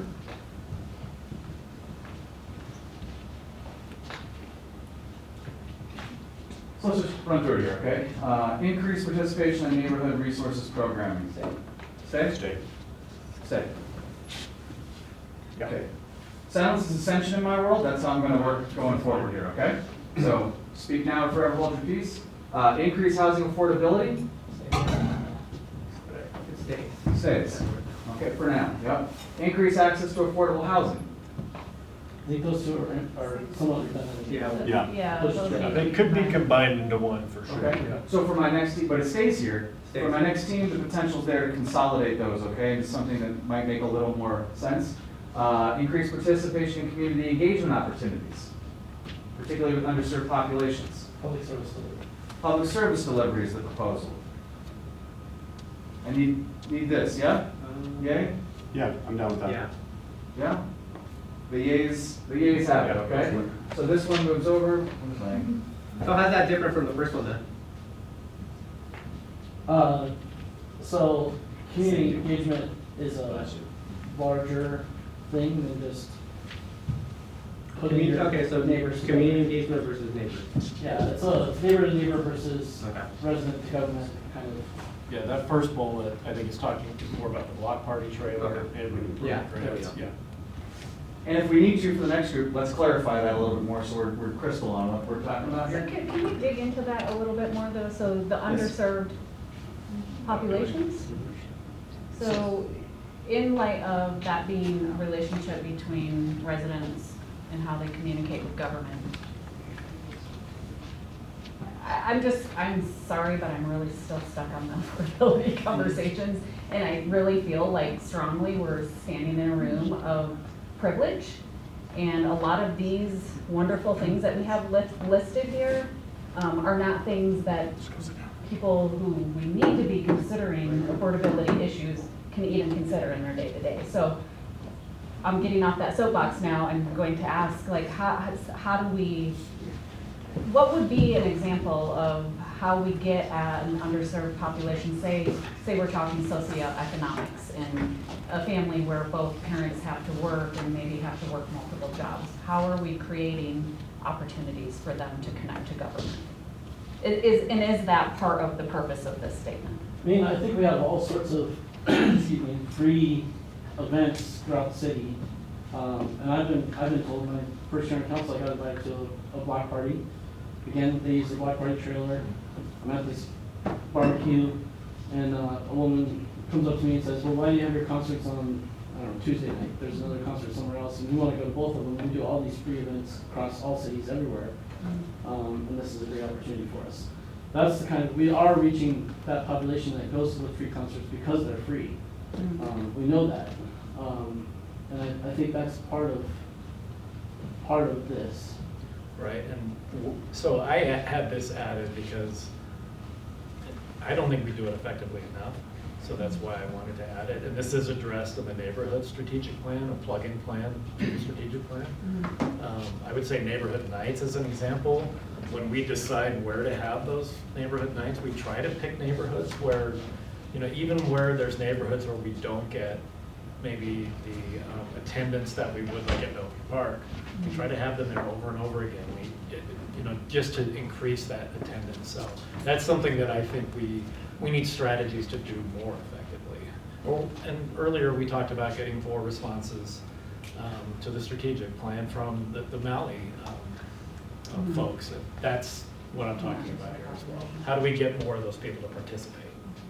Well, in light of, No, go ahead. I was just gonna say, in light of that kind of conversation and explanation, I think then that should live under public service delivery. That should be something that we're doing well all the time. Yeah, and there's gonna be different things under there because I think we are still falling short. Like bilingual language, communications and that type of thing. It feels like it's acceptable for us to move it over to PSD then? Yeah. Yep, okay, great. Increase pedestrian safety through traffic calming initiatives. Is it here? Is it infrastructure? Is it safety? Safety. I would keep it here, and the reason is safety is an intermediate goal, and that the ultimate goal is that the walkability and community life increases, because if you can't cross the street, you're not going to get to know your neighbor. If you can't safely cross the street, you're not going to get to know your neighbors. So safety is an intermediate goal, but the ultimate goal is that livability. You recognize how many times you said safety in that? Yeah, because I was talking about why safety is an intermediate goal. Yeah, I would think that I would leave it here. If it's not here, I would rather have it in infrastructure. Okay. I agree with the mayor that I think it belongs in livability, and if it's not in livability, it's in infrastructure. Okay, it stays here for now then. With this one right here, increase community accessibility through expansion of multimodal options. Infrastructure. Increase community accessibility through expansion of multimodal options. It still stays here for me for the way that I'm seeing this outcome. Okay. Okay. Same here. Oh, crap. It's very similar to the one on the top, or just above it, but it's multimodal versus just pedestrian safety. So to me, it's more of an infrastructure topic than it is just. We have anything like that in the infrastructure side? We do. So we have one in infrastructure, improving and adding transportation options for all users with consideration on how individuals move throughout the community. I think we could combine those two under infrastructure. As long as we don't lose sight of the accessibility piece, and thank you very much, Jack, earlier for bringing up abilities and just making sure that we constantly have our eye on people that do access our community in different ways. Yeah, okay. Absolutely. So help me with this for a second. We have it existing under infrastructure. Does the amendment of the phrasing over there allow us to go ahead and keep the intent of what we're after here? Or should it stay here? The way that I'm seeing livability tells me it stays here. If we move those there, then it no longer is livability, it's more like a sense of place. Okay. Okay. That should be here. Keep it here? Yeah? Yeah, I think we keep livability or keep those items and keep livability for now. Yeah, keep these items in livability while maintaining what exists in infrastructure currently. Got it. It stays here. Okay, yep. Thanks for bringing it up. Increase lifelong learning across all ages. Stays here. Yeah, not hearing objections about that.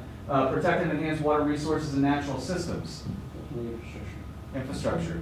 Infrastructure. Yes. Infrastructure. That goes to infrastructure. Okay. Facilitate coordinated efforts among regional partners to address food insecurity. Stays here. Okay, we're feeling that one. Stays. Climate adaptation and mitigation projects and practices. I can see that one going to infrastructure. Yeah, too. same. I'm fine with that. Infrastructure. Okay. I have curiosity, ambivalence, and interest. I can see it here, but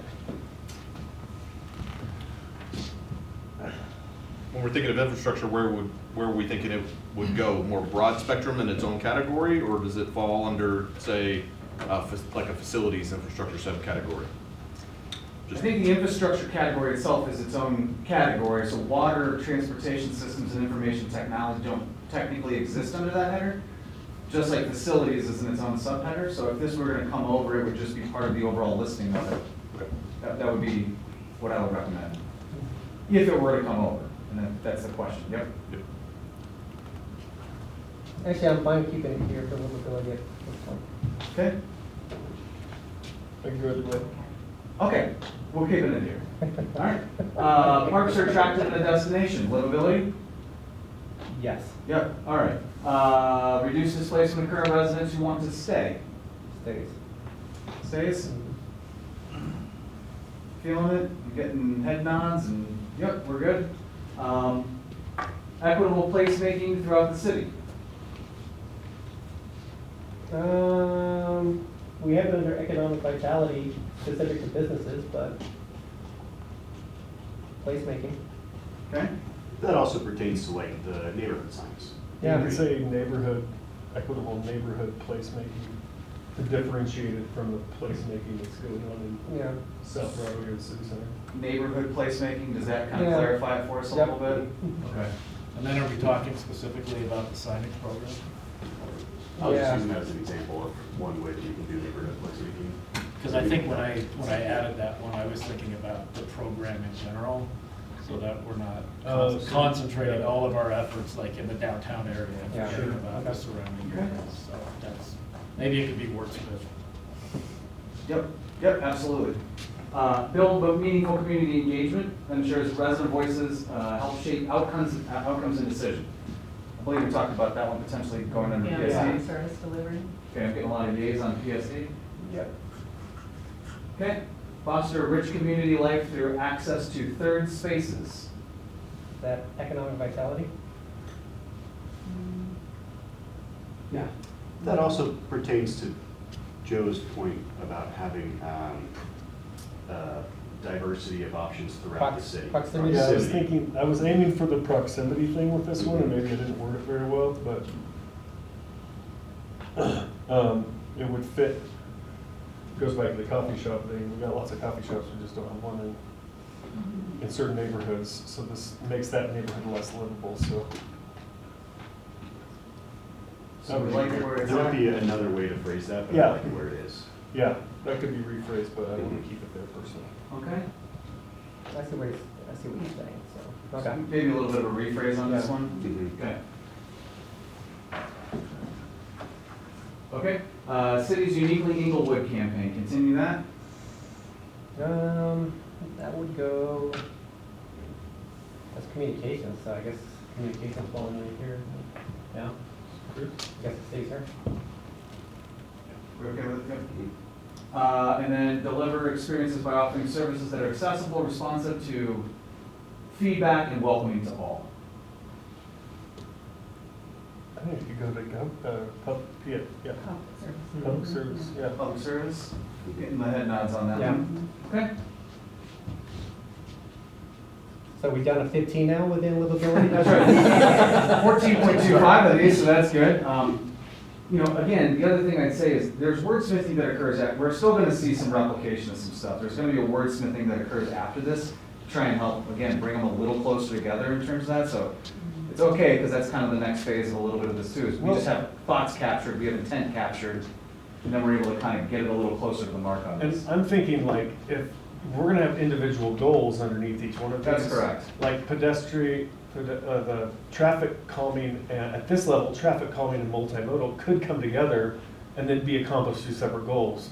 And maybe even all the housing ones could come together and then be broken out into separate goals.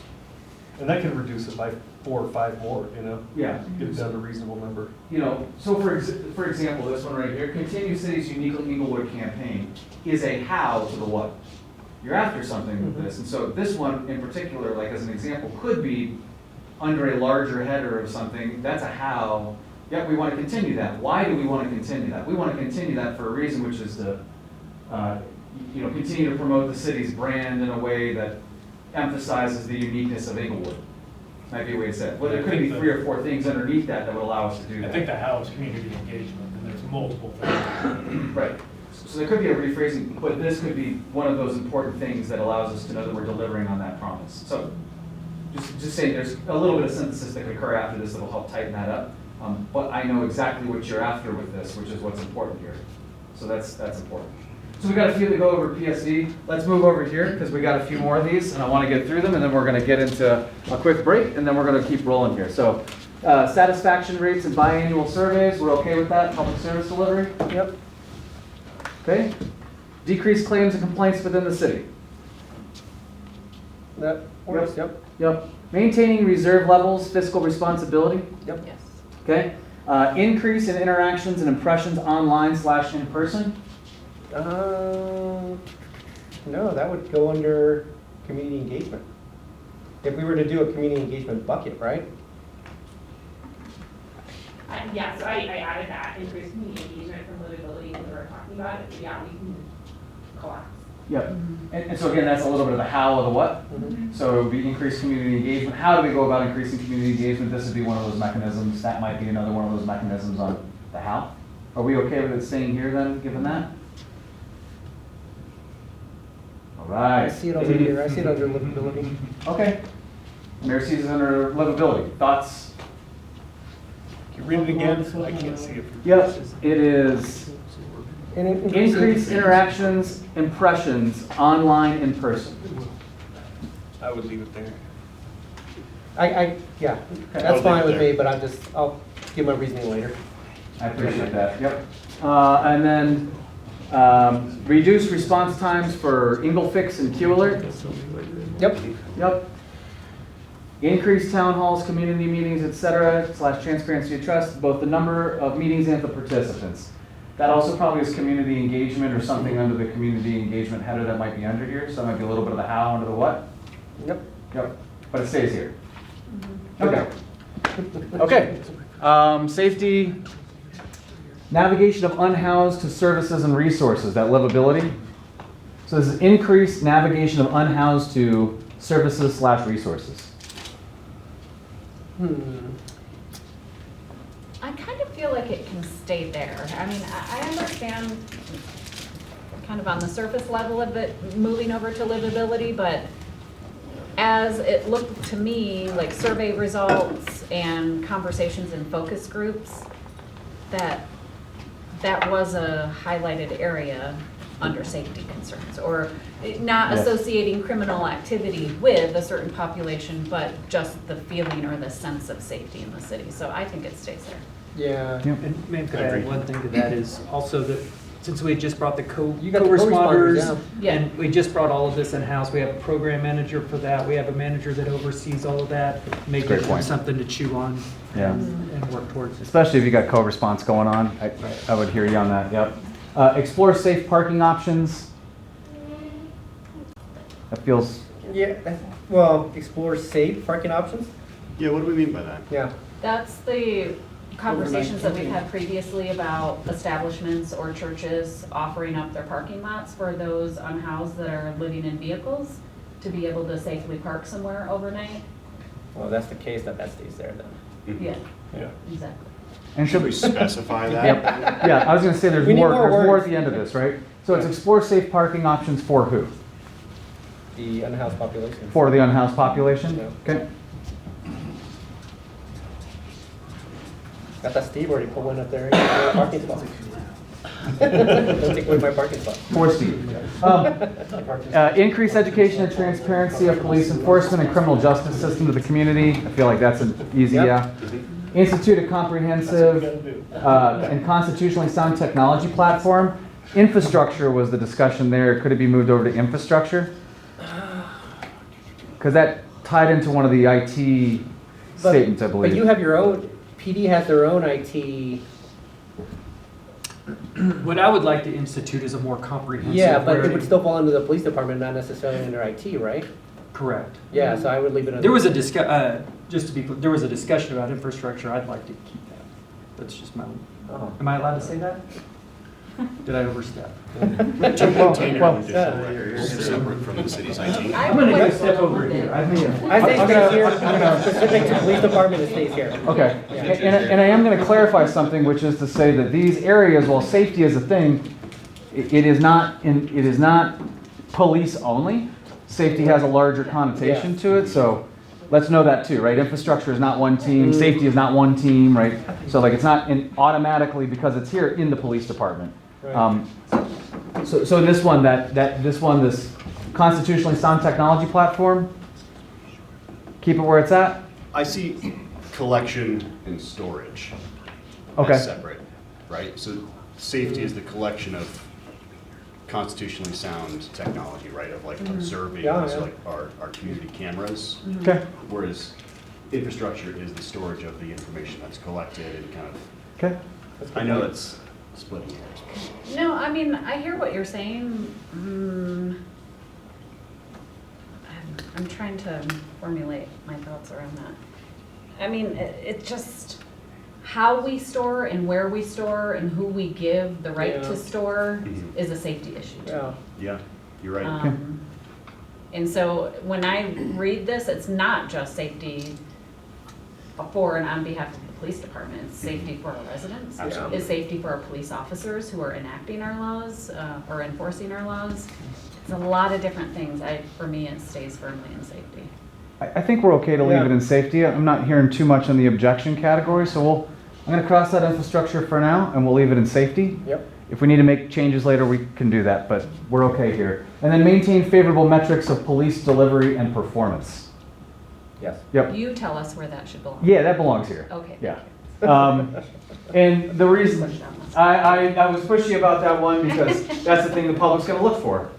They are going to look for response time maintenance and making sure that you're doing the things that a police department should traditionally do. So I brought that up because if it's not in there, I know that people will say something about it not being in there because it's happened before. So we got that one. And then infrastructure, I believe, is infrastructure and economic vitality are what we got left here. We're almost there, friends. Resiliency of water systems, including water, wastewater, and stormwater. And for resiliency, we're okay with that, yeah? Yep. Optimize system risk and affordability by balancing system need, customer cost, and expectations. Feeling okay? Okay, not hearing any objections. Improving and adding transportation accessibility options for all users with consideration of how individuals move through the community. See, this one I would change to just maintaining our transportation infrastructure and have the multimodal stuff over. Right. Yeah. Okay. So separate this one basically, and there's two parts to it. One is the maintenance of the existing systems that are here, and the other one would be the multimodal options or something to that effect, including accessibility, because that came up as something that we would have over there. Okay, so separate this. Yeah. Okay? All right. I'm just going to say separate. Is anybody else in agreement with that besides Joe and I? Yeah, I see your point, and I think that it's valid. Thank you.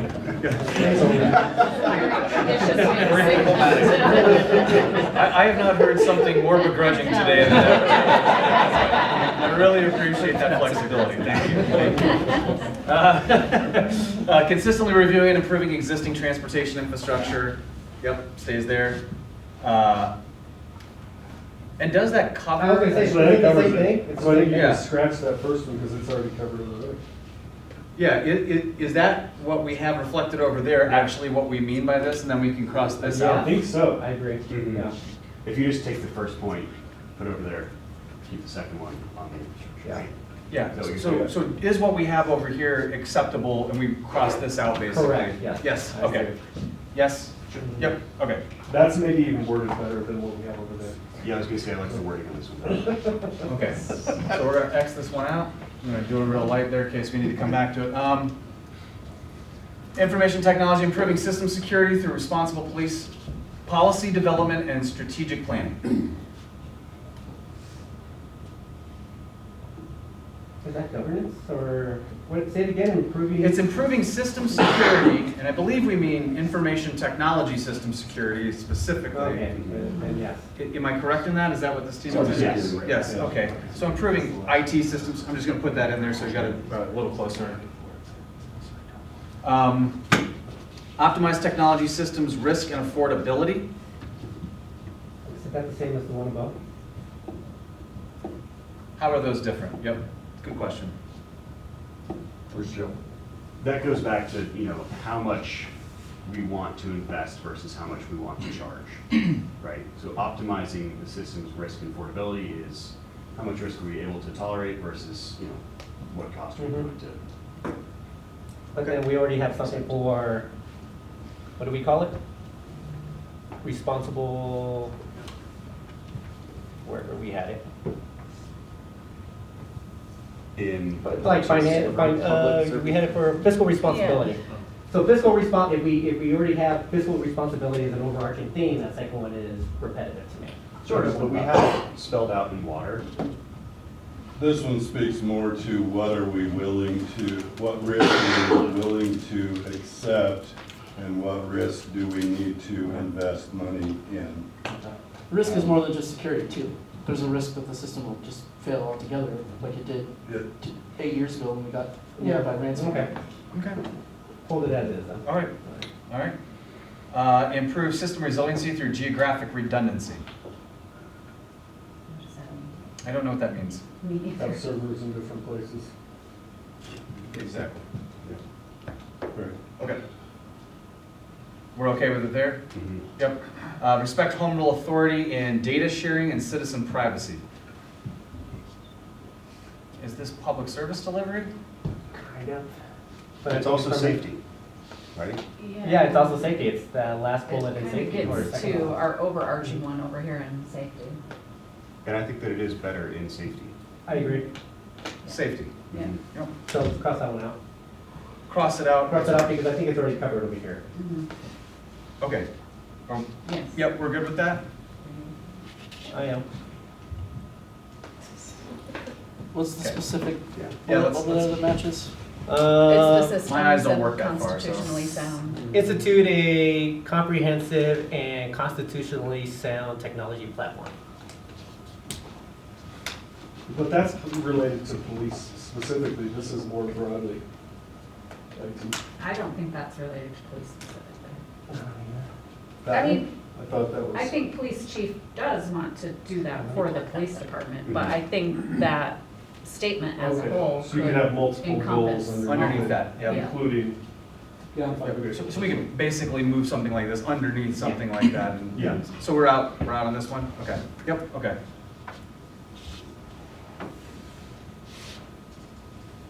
Okay. Economic vitality, increase occupancy rates with vacant properties. Yeah? Yeah. They all stay. They all stay. We did it right the first time. Anything outside of your area. What you got, man? You're like. Yes. How about this? What needs to be moved? Or do we just do it right over here? Go ahead. Anything that needs to get repositioned? Just one thought. Should the last bullet be engagement? Leverage neighborhood groups to amplify city priorities. That gets over the, we've moved Just to a PSD. question. I know, I think so, yeah. Okay. I would agree with it. So this is community engagement under PSD then? Yep. Okay. If that's where it lives. You okay with that? Caveats. Yes, I love it. Still hanging that turtle. Okay. Yep. Yep.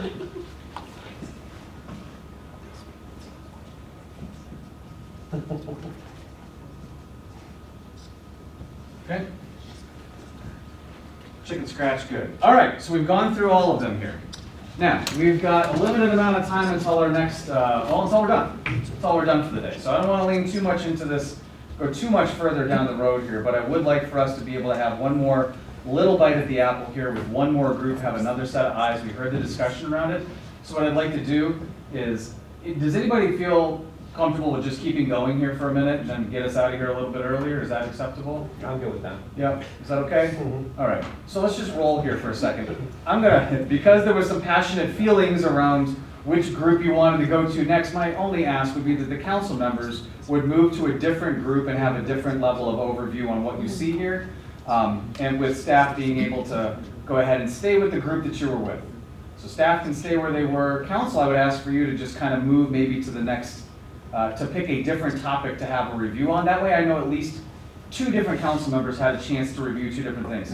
If there's anything that needs to be added, like we talked about facilities potentially being over there, or anything where there's a consolidation opportunity, we talked about a couple that could maybe fit together better. That's what I'd like for you to do. Any clarifications that need to occur. Verb tense needs to be changed, whatever those things are. That's the request I have, and I'd like for us to spend 10 minutes doing this. We're not going to do 30, we're going to do 10 minutes doing this, and this is just a refinement process, at which point we'll have what I'll call the final product for the day, maybe do any initial last reviews that we need to do, and we'll get the heck out of here and go Broncos. Sorry, that was blatantly come on! Gonna win. Going back to labor, very sad. Well, I bet Jack was gonna take a little bit. I'm happy to. Okay. And you want infrastructure, right? I don't care. Massachusetts, like this. I'll take it.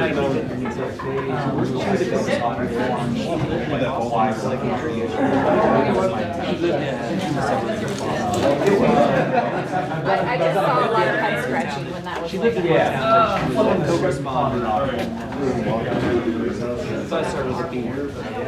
Mayor moved immediately to safety. He's got it. You good with public service delivery? No, I'm just trying to figure out. He loves me. The bucket. You know it, KJ. I'm just trying to figure out. We have, okay, so this Here's is a different color for you, just in case you need to make those edits. improved navigation of unhoused.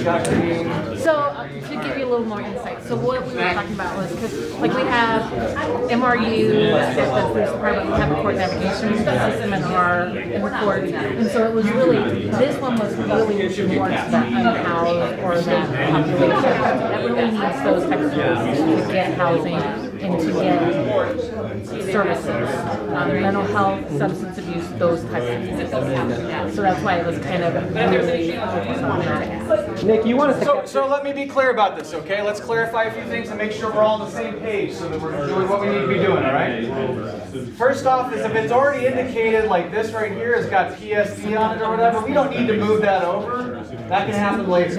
Okay, so we've got that moved over later. So you don't need to rewrite things that are already written. If you have things that could be consolidated, we talked about a couple things where wordsmithing could occur, and let's go ahead. It's pretty good. So we do want to talk about metrics though. So do we want to talk about metrics? All right. Sorry. Just need to get us on the same page before we keep going and everybody's rolling here for a second, okay? So if it's got a label on it, like PSD, it does not need to be moved over to PSD. You don't need to rewrite it down. It'll get moved over later. If it needs to be consolidated, or there was a discussion that these two should be collapsed, or that kind of thing, let's take a run at that, okay? Let's try and take a run at it. And if that's the case, lightly cross out the ones that you consolidated or indicate that in some way so that it's not lost in the equation, okay? With that said, try not to change intent as you go through this. That's really important, that we not change intent as we go through this, because we just had that robust discussion. Any other points of clarification that we need before we move forward with sort of this final round of cleanup, at which point we'll take some pictures, wrap it up, and roll. Are we supposed to focus on metrics at all? No. Okay. Okay. Yep. Thank you. Yep. Any others? All right, 10 minutes, let's do it. Do our speak of the house, this is criminal justice laws. And so, and what came of this was, some people are just misunderstanding, like, in fact, some of it came from cities, like, how are we enforcing the laws? Are the police officers arresting who they should be? And it was also, well, you gotta know that the legislature changed some things. Yeah, And so, like, somebody that's got mental health issues, we can't keep arresting them and doing them. Or what can you arrest for? Or what- You, yeah. being under the influence or using drugs is not necessarily arrestable. Well, it's not necessarily in custody arrest, but maybe a ticket that's written. And And so they're gonna remain on the street and it'll look like nothing happened. They're not being taken. Okay. Anything about nuisance that we should be adding? Like I'm just trying to think about the Lincoln situation. Is there anything that we can add there about? Well, I think you guys are already doing a study session on that. We're doing a study session on that, but is But I there? think that would be part of this, wouldn't it? Well, actually, it might go under this. And under education about educating the businesses and stuff. It might go under this. Do you mind if I just put first tips in here? Please. Because again, If sometimes you you spell have to. nuisance correctly, yeah. Because some of it, when you look at nuisance, it's what constitutes nuisance and what can be Right. done. Because just because somebody's doing certain things doesn't mean it's an arrestable offense. Sean told you I want to have a public town hall on that, right? I don't know if he said I don't know if he did tell me that, but maybe he did. Maybe he did. I mean, it's like moving in next door to Red Rocks and Red Rocks having concerts. It's a nuisance to you, but you can't now complain. Your wisdom. Okay, well, is there anything else? This one captures a lot. This one captures a lot. Well, I think there's two things that come up a lot, and like this, what kind of started this discussion is I did a pretty deep dive on our crime stats are good, but people don't feel safe, and this is happening all over the country, and the stats don't necessarily reflect what some people are feeling. I don't know, but unhoused and empty storefronts are the two, vacant buildings and unhoused are the two things that drive that. So that's what kind of drove this. And then all of this transparency talk, like, I don't say that dismissively, I'm just saying they're scared of technology. Most people just don't know. Well, yeah, well, this one's also very, it might be an educational piece, which we should be doing. And to me, that you capture so much when you do this. Even when we were talking back and forth, it's just if you can educate them, because they just don't know or they just don't understand. How many times have people, even the cops, well, the judge isn't hard on crime, and it's like, yeah, he is, but the city is running certain. So it's a whole understanding. And we hear from citizens a lot, it's like, I keep seeing them do the same thing over and over and over again, but, and it's still out there. Okay. And some of it is just the state legislature that's creating things that we all, and if we don't know. Which is why I think that this is a good idea, and I would be supportive of this, is because, like, we have people that are using drugs in a house. That doesn't make it a drug house. That means, or that doesn't mean they're selling out of the house or whatever. And then there are some people that it's really not that big of a deal, but they are manufacturing meth. You know, we've had that kind of stuff come up before, and Or there's domestic violence happening every night, but there's only certain things you can do about that. That doesn't mean that the house can be taken because it's happening. We have to figure out some of the other resources. And when you arrest somebody for drugs, like, that's our part of it. The judge, like, this is why I really like this, like almost a podcast or a article in the magazine. all of that, but also a town hall is like, we each, in the criminal justice system, which is why we do this criminal justice system, it's all different parts of it. So should this be these two? Should this be more of a comprehensive unhoused? We're kind of doing that with Tri-Cities, and so I'm just wondering, like, should this just be like a comprehensive homelessness? I could totally see that. I see where you're saying, but the rules and member frame is pretty specific about this particular thing. Specifically underneath the comprehensive plan, we've done this one. Oh, you know why? Because this one, I go back now, because this is people that are unhoused due to like mental health substance abuse. So it's kind of, these are people that are choosing to be outside. They're living in their car. They make money. They have jobs. They're That's very right. fully functional. They just choose to live there because there's no rent. And so, and so it's what do we do to give a safe place for those persons who are choosing to live there? No, it makes sense. I understand. Yeah. Yeah. So it took me a minute to remember why those were separate. Yeah, they were two separate. Okay. All right. And you could say chosen unhoused population. I don't know. Well, they're just nomadic in nature. Yes. Yeah. No. Well, and some of them is, that's what you just said, it's a choice. And I was talking to a guy at city council, and he goes, hey, anyone like me, I don't want to stop drinking. They require that at Bridge Housing. He goes, I was living in an apartment, and he goes, I was paying $1,500 a month, and I was like, I could do a lot more with my $1,500 a month. I could live outside for a while. I guess everybody gets to make that. So we'll leave it as is, but yeah. Did that young man who's 19, do you remember a few weeks ago that came to council to talk about flock stuff? Yeah. Do you know him? Did he talk to you? I went out and talked to him for like 20 minutes, and I gave my car, I was like, let's go get a cup of coffee. Like, I'd really like to sit down and talk to you about this, and I haven't heard back from him, but I just didn't know if you knew him. He lives right down the street from me. Okay, if you see him or if he mentions it, like... Just based on the address that he was like... Okay. Right down the street. I felt like he was a pretty... I would put him in the top tier of our public speakers, as a matter of fact. Like for 19 years old, I was like really impressed with what he said. He came and he had his points and made them, and no profanity. He didn't flip anybody off. But also, he asked, he provided us, like, this is exactly what I want city council to do. He provided us an action or a solution to it. Like, I thought no, I liked him too. Okay. Anyway. All right. Anyway, I guess we should sit down so we can show. Joe sat down. Look at him. He loved my list. That shows what you're doing is good stuff though, because it's like, it's not, it's like, but it's also fun. We got a whole month apart. Entirely. Whole family, over dad, daughter, so it's so nice. Oh, it's still works. You know, it's just funny. Right, so. Capture. It still works. Yeah, that's awesome. All right, about 2.5 minutes left. 2.5 minutes left.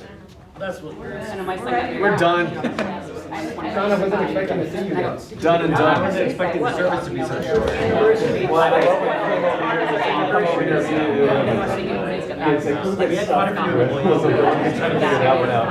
Oh, you're around the block. Okay, cool. You know, like. He's got sisters. Throw an industrial dryer or do a little hazing. You still okay about this hardness process and everything? Yeah, I think it's. I think honestly, it's like. Whether we split out affordability or. Yes, and I think that's gonna be like the commissioners come in or whatever. There's always like either boldness or defensibility about them, right? Like, and it's like they're either like over the top and know nothing, right? They're super strong, and everybody's trying to correct the person. They voted on it. Or just well, yeah, well, for me, it's just like how you engage with everybody functions like you all function. in a way. Like how it looks, that staff. Looks, feels, how do you get around? Do you have the resources?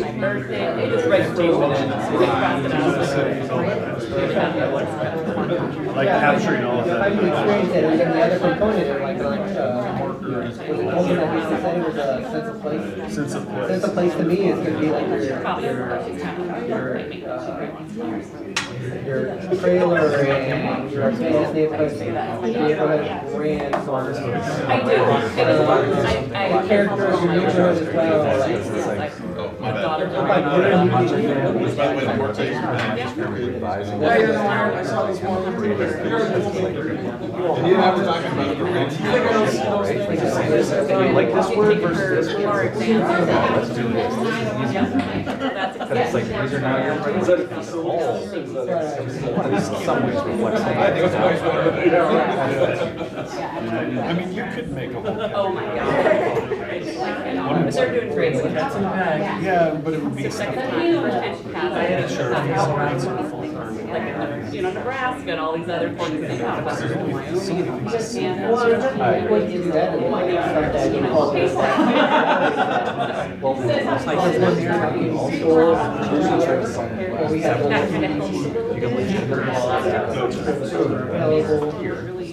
And the way they score, Colorado is one of the highest.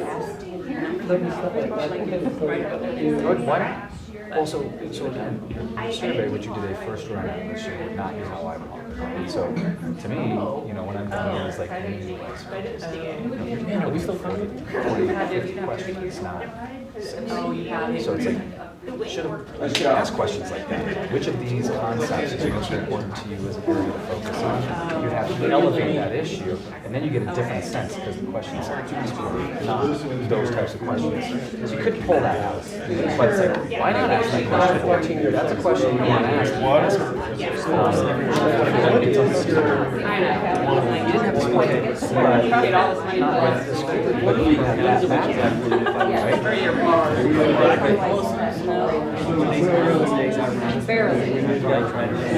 They asked me to be a class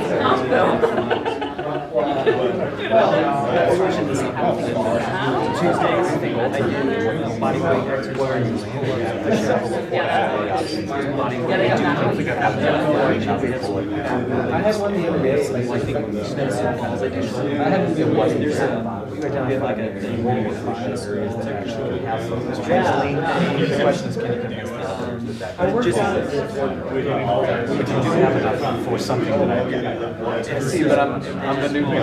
Let's see where we're at. Right. All right, friends. So we're going to run through the alterations that we need. We're not going to run through the ones that we've already agreed upon, okay? Just the alterations that we need, so we're good on those. I'm going to start with livability because they had the toughest task here. So help me out real quick. Did we make any modifications to livability? No. So just change. No. A lot of discussion. Livability is, as we've all acknowledged, a very large category. And if we want to expand this thoughtfully, I think it would take a little bit of time that we had to do wordsmithing and clarify. One clarification we did make is moving one word, which is increase housing affordability by expanding housing options and preserving existing affordable housing. And that is with the intent that we're expanding the options available for housing that people are able to build. That includes courtyard communities and different types of housing that, basically can be more affordable than the standard projects that we see. Okay. So the swap was we moved options after housing? Exactly. Okay. That was the change. Other than that, we have some that are going to be moved to different areas here. So it'll get cleaned up a little bit in post-production. I feel like I'm a movie star right now. This is fantastic. Thank you for You are not a movie star. No, I know. Thanks for just leaning in on my shame, Mayor. I appreciate that.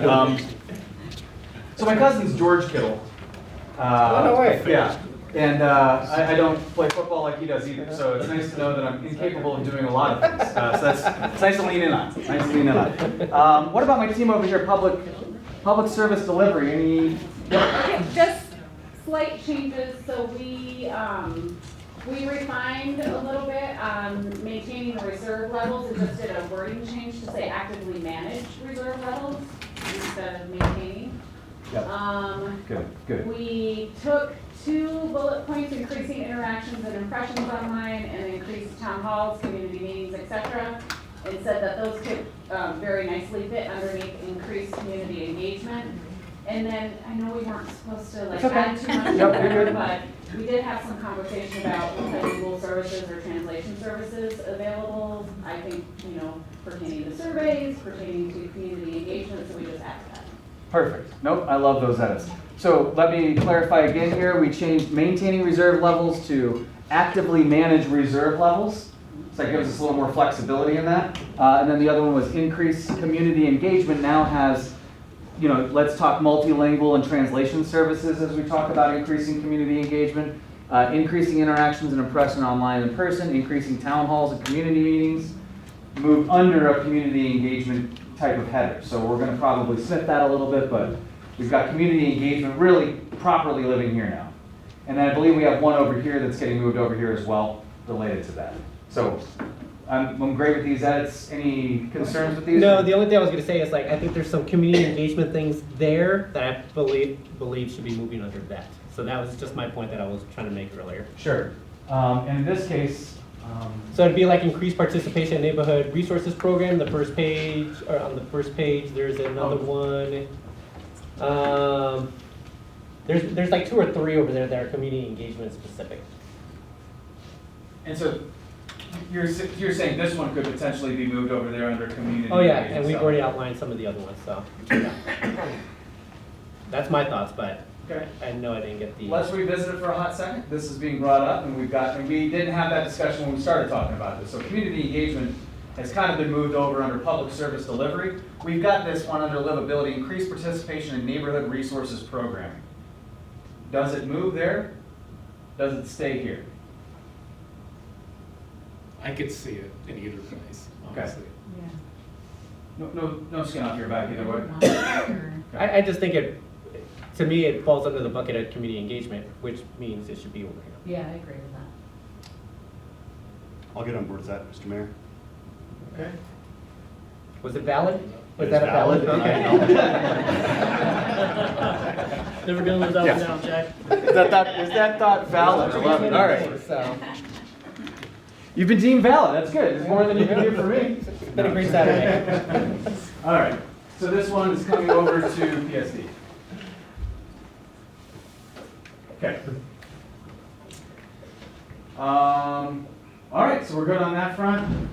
We're good on that one. Public safety. Did we do anything with public safety? No, the only thing just to make sure that we covered it was under increased education and transparency of police enforcement and criminal justice system to the community. I wanted to speak about nuisance, but we agree that it should just stay under there. So Okay. it's just been an issue that we've been hearing quite a bit about. And so when you say, when you're talking nuisance, just to clarify? Nuisance law or nuisance Okay. code, so. Okay. So we just agreed there was no need to create a new one, just keep it under, because it is more of an education piece. Yeah. But maybe a little more focus here, which is great because when we get into that project and initiatives level, there's something here we need to turn our attention to related to nuisance. Yep, that's understood. Any other, we're okay on that? Everything else? Stay the same? Okay. What about my infrastructure team over here? Fantastic. So we added an item for facilities, proactively maintain facilities to provide safe and accessible spaces for citizens and staff. Perfect. And we talked a little bit about the website. Okay. Valid. I like it. You see, you're valid. That's great. So that's good to know. You know they've been working? Yeah, I just had one last question, I think, for council about the survey we plan to do starting next week for the community. So we were going to put out the 5 areas you've come up with, ask community members to prioritize them, and then have a second question about, open-ended, did we forget anything? This sub-level that you came up with, is there anything you'd like us to socialize with that? Like, would you like us to ask the community to prioritize within each of the 5 areas? Is there anything you'd like us to test out as part of the survey with the community to get feedback on? Maybe affordability.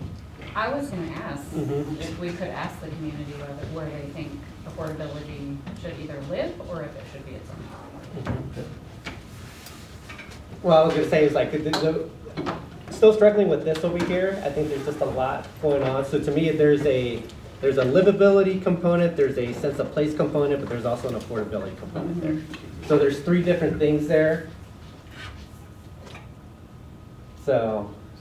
Sorry, affordability, sense of place. Sense of place and livability and affordability. Livability, affordability, and sense of place. My brain's still working. Tim, we're good? Yep. Okay, good. Okay. I don't know if we need to adjourn, but I just want to say thank you, everybody, for your participation today. Hopefully you find the process valuable. As it goes into the next iteration, you'll see something continuously polished and refined. And thank you for your input and feedback, and again, paying so much attention during a Saturday. I really appreciate it. Thank you, Nick. Yeah. So round of applause to you all. Thank you very much for everything. Thank you to staff as well. Really appreciate your input on this. So thanks. Thank you, everyone. Cheers. Have a great day. I'm going to use my hand. Hey, oh man, you want to come vote on something else here? Go. I took pictures of you. And thank you to South Park for doing Oh, you're like, what huge skill got trouble. Actually, yeah. Oh, yeah. I wasn't going to because I haven't tell.